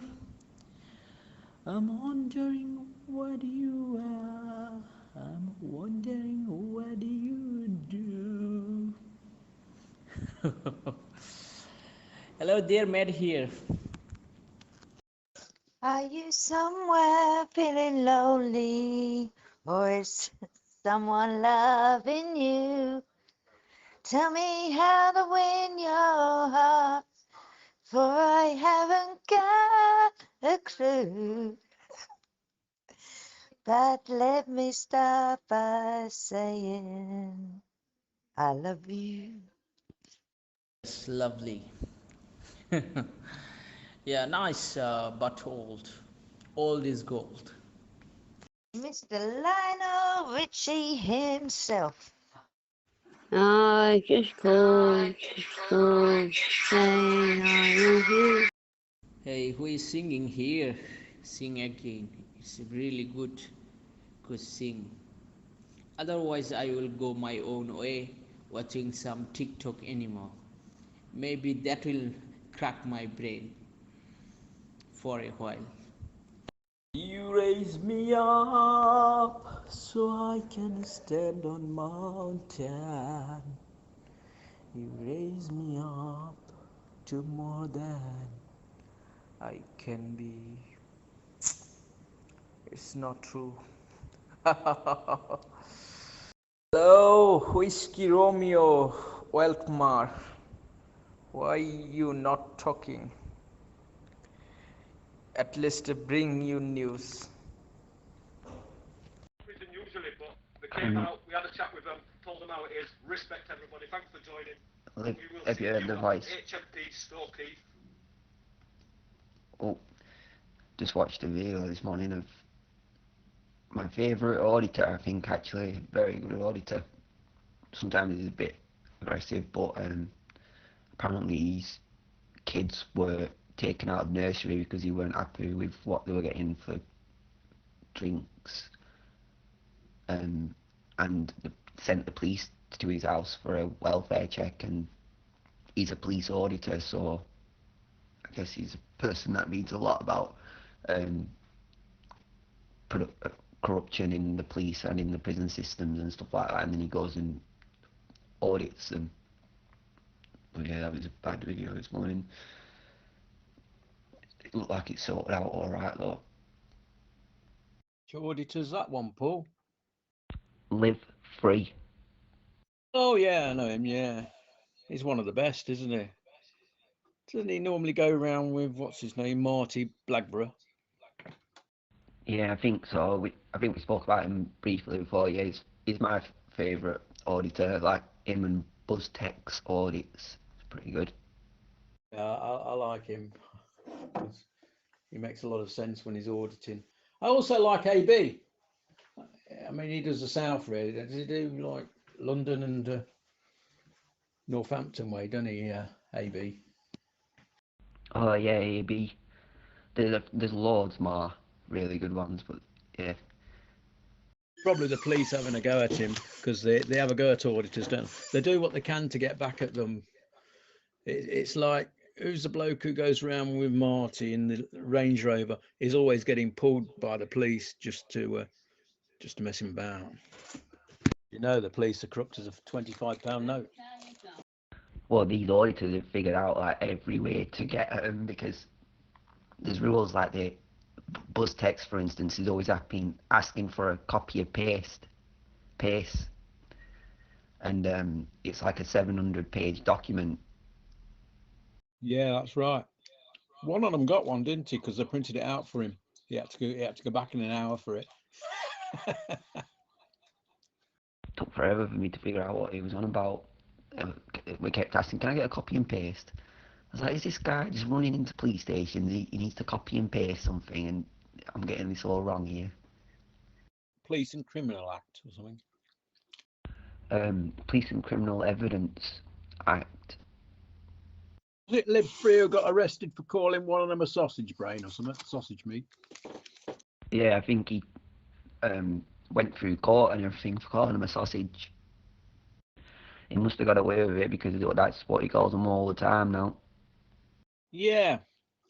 An inspector arrested him on the spot, didn't he? Call him sausage meat. And went to court. The judge kicked it out. So now he does it all the time. It's the good audits that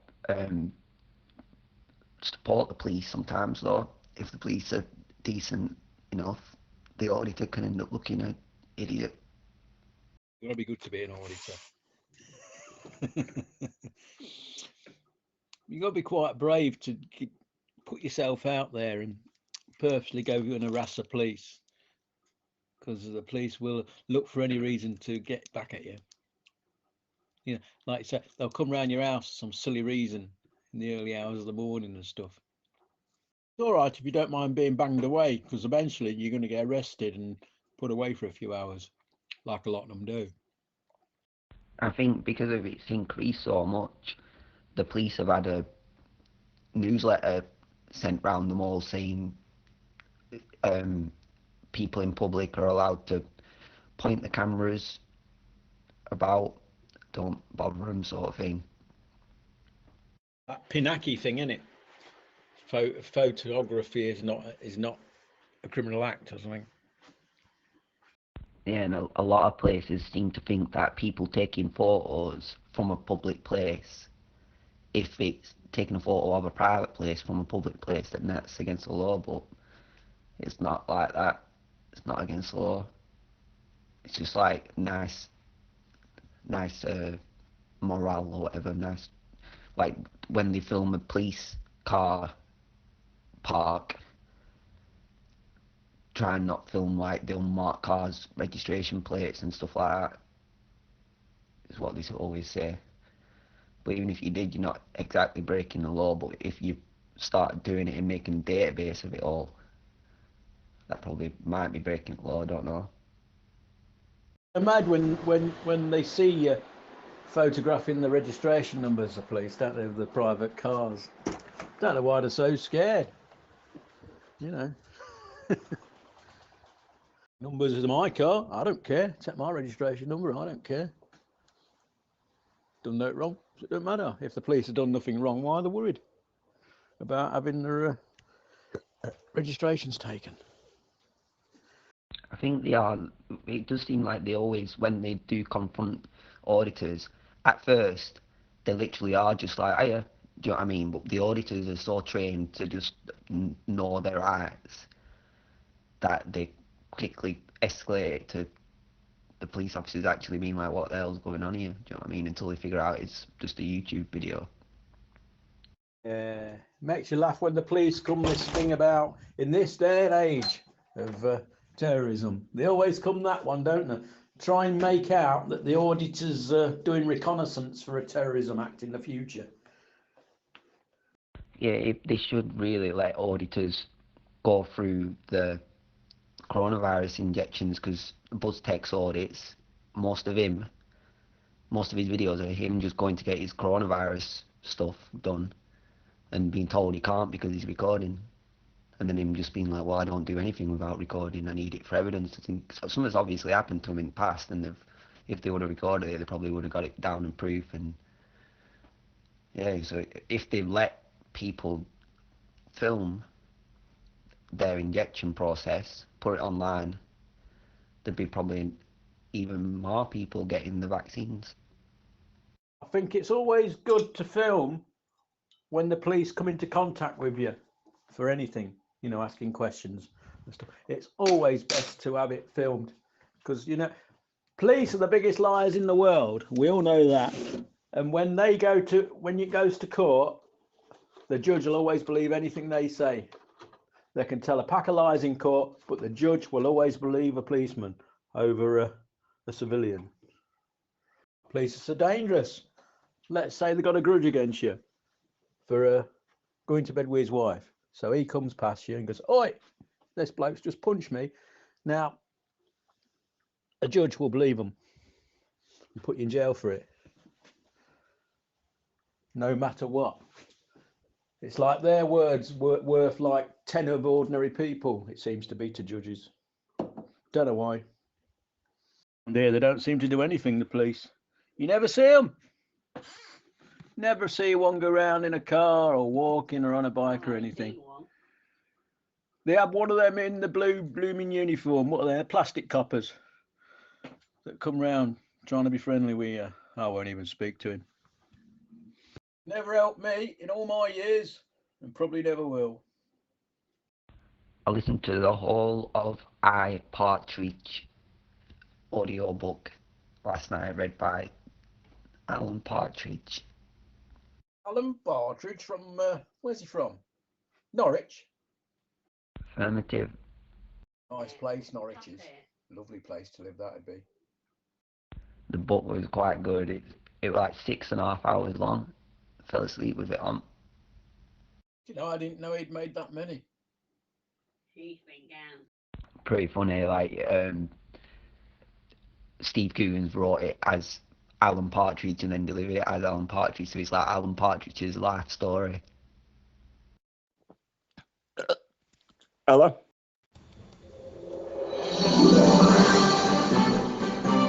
This is Sussex Downs Radio League, and you're listening to the international news brought to you by Whiskey Romeo. Good afternoon. In top stories, India's protest over Dalit girls' forced cremation. Following the rape and murder in Delhi, a couple accused a priest and 3 others of raping and murdering their daughter, who was 9 years old. Following protests in Belarus, the trial of opposition figures begins. Protest organizer Maria Kolesnikova has been charged with threatening national security. The former 44th President of the United States, Barack Obama, has scaled back his 60th birthday party as coronavirus cases rise in the United States. The former president turned 60 on Wednesday, but has cancelled plans for a big party this weekend. The day our city exploded, in quote. 1 year on from the blast that rocked Beirut, nobody has yet been made accountable. Take a look at that story and many more on bbc.co.uk. Gunmen have attacked the home of Afghan Defence Minister in the city of Kabul. The minister was not at home during the first major attack by militants in Kabul for nearly a year. The governor of Missouri has pardoned a couple who pointed guns at protesters. The governor pardons the couple who pointed guns at Black Lives Matter protesters last year. WhatsApp's View Once brings disappearing photos and videos to the application. The View Once feature lets users open an image one time only before it is deleted forever. Suspected hijackers have left the ship off the United Arab Emirates called the MV Asphalt Princess. The men who boarded a Panama flag bitumen tanker have now left the vessel, according to officials. Selena Gomez has criticized the latest tasteless TV transplant joke. The Good Fight is the latest show to reference singer Selena Gomez's 2017 kidney transplant. Earlier on, we reported on the channel that a train crash took place. 3 people have died in that train crash near the Czech-German border. An express train from Munich hits a commuter train near the Czech Republic town of Domažlice. Belarus sprinter Kristina Timonskaya has landed in Vienna. Kristina Timonskaya has refused orders to fly home early and is set to travel to the capital of Poland, Warsaw. News from the United Kingdom. COVID vaccine is set to be offered to the 16 and 17-year-old cohort. More than 1 million teenagers would be included in a new rollout if ministers accept expert advice. 13-year-old Sky Brown has become the youngest ever GB medalist. Great Britain are fourth in the Olympic medal table after sailing and show jumping golds, plus a skateboarding bronze for Sky Brown, who is 13. Cargo has been unloaded from the ship Ever Given that had blocked the Suez Canal a few months ago. The Ever Given arrived at Felixstowe on Tuesday and is expected to leave on Thursday. Holiday Park murder accused in court amid tributes to Amanda Selby. Tributes are paid to her as her brother Matthew appears in court, was charged with her murder. A hiker's plea for help after they tested positive for coronavirus. Paul McCurlin and his friends were offered a spare caravan by a former UK Home Secretary. Labour leader Sir Keir Starmer has attacked government record on green jobs. He says there's a chasm between sound bites and action, in quote, on climate-friendly employment. Taylor Wimpey has rejected housing market bubble fears. House builder sees bumper profits and builds a record number of new homes in the first half of 2021. Timber shortage is due to unprecedented post-lockdown demand, in quote. Prices are rising sharply as climate change and post-lockdown DIY and building projects have hit supplies.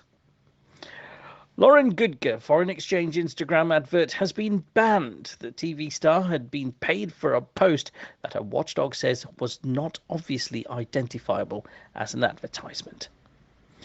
And in the last story of today, MP Maria Miller wants AI nudifying tool banned. A website that allows people to undress a photograph in seconds is gaining lots of users. And that's the end of the news. This is Whiskey Romeo for Sussex Downs Radio Link. I wish you all a beautiful morning, afternoon and evening, wherever you may be. From the studios in southwest London and from Whiskey Romeo, it's take care. Bye-bye for now.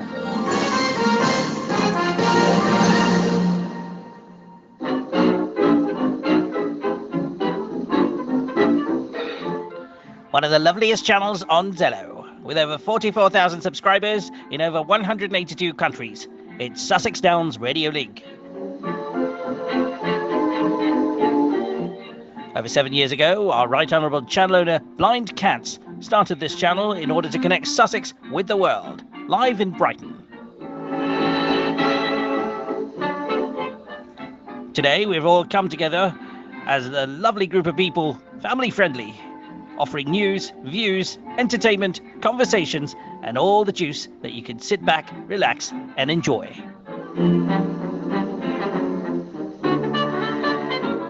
So hit that button and key up to speak to the loveliest people on Zello. Chrissy Cochran, Blind Cats, Miss K, NV217, Underdog, Tango 800 Hybrid, and many, many more lovely people from across the UK and across the world.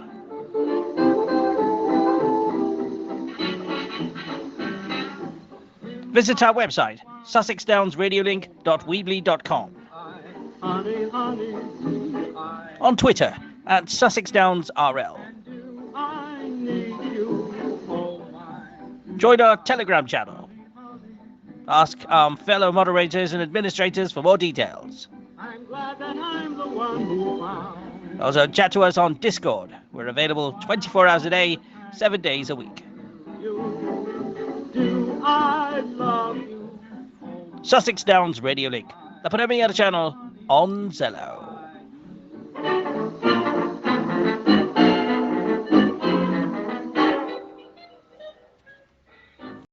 Good evening, good morning to the world, to Sussex Down Radio Link. Good evening. Good evening, Paul. I was just playing some old sound clips from the days.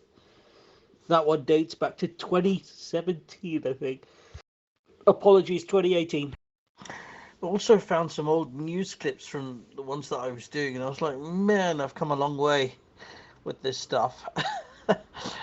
Goodness, when I listened back to myself 4 years ago, I was like, oh, there's a lot of areas of improvement.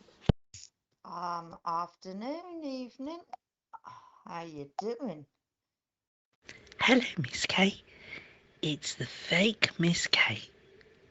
I hope you're well, lovey. Going to get a cuppa. And I'm not going to go shopping today. Hello, Whiskey. It's the fake Whiskey. How you doing? Hey. That was terrible. Oh dear. What am I like? Well, I've just got back from the chemist. And I got a bottle of milk and stuff. I buggered my left hand up a long time ago when I moved in with the furniture and stuff, and I pulled the muscles, and I thought, right, this isn't. It's been bad about coming up for the 3rd month now, so I went and got myself a great big strap with velcros around the top from Boots. It's a proper wrist support adjustable compression for best fit and enhances stability around the wrist.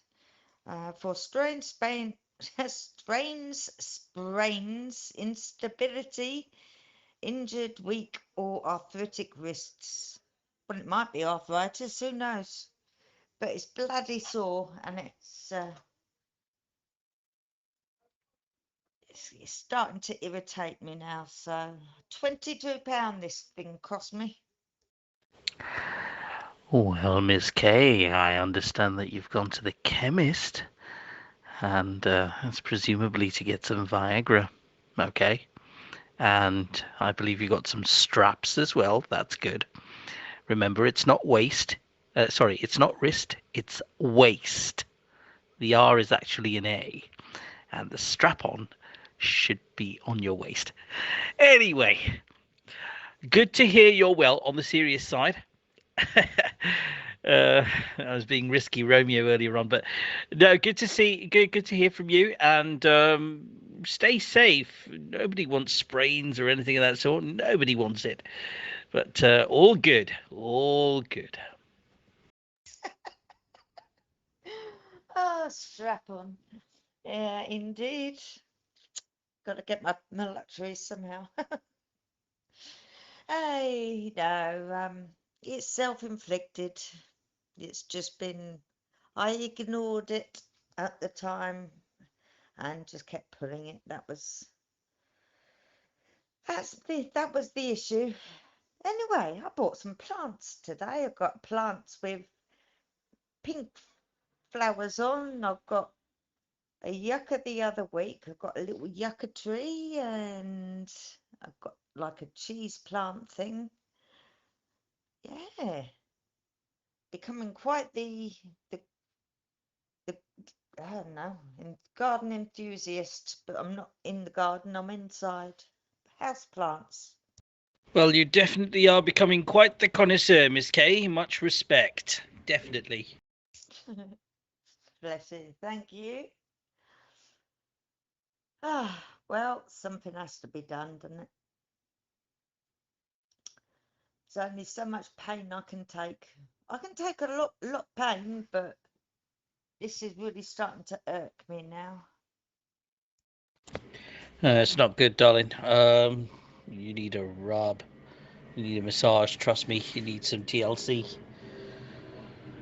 Oh goodness. I need some TLC as well, and I'm considering going to the Ministry of Sound Effect event on Saturday night. That's what I'm considering doing. It's been a corker of a week. To say the least, it's been an absolute corker of a week. Pretty much going on the downside, but I'll get there. After all, there's always a surprise or two for Whiskey Romeo. Never gets old, darling. Never gets old. Never gets old? What was that? Travelling? Nah, not so nice things going on in Whiskey Romeo's life, you know what I mean? Bereavement's a new one, but all the rest is stuff we can solve. I can't solve somebody dying. Can't do that. The only thing we can do is obviously readapt to adapt to the new. I've got to make obviously got to figure out what living arrangements will have to be made for the other individual that's concerned. So it's going to be some sort of discussions that will have to take place, but that's a totally different subject. And I'll speak to you about it off channel. I would not even contemplate having that conversation with you here. No, of course I would not. It's difficult. It's difficult for anybody when someone passes away, especially when they're so far away that you can't reach them or be there with them.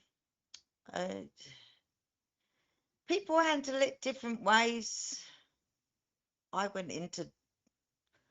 I was. I was beside myself. I think I had a mini breakdown or something when Jay went. But over time, it's something. They've gone to a better place. They're happy where they're at. Some people can't always. I don't know. It's difficult. Okay. Hey, Murdoch. Every time I say that to you, every time I say your name, I think of the A-Team. Face man.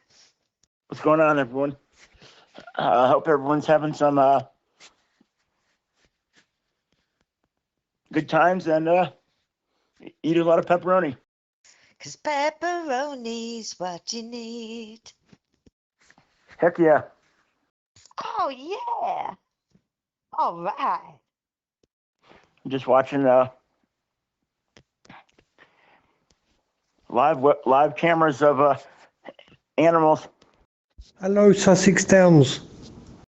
Yo. Yeah, Paul, how's it going? What's happening, man? Not much. I'm considering playing Minecraft.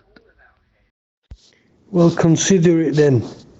From South America, Kilo Papa 175, wishing everybody a good evening, good morning, good afternoon.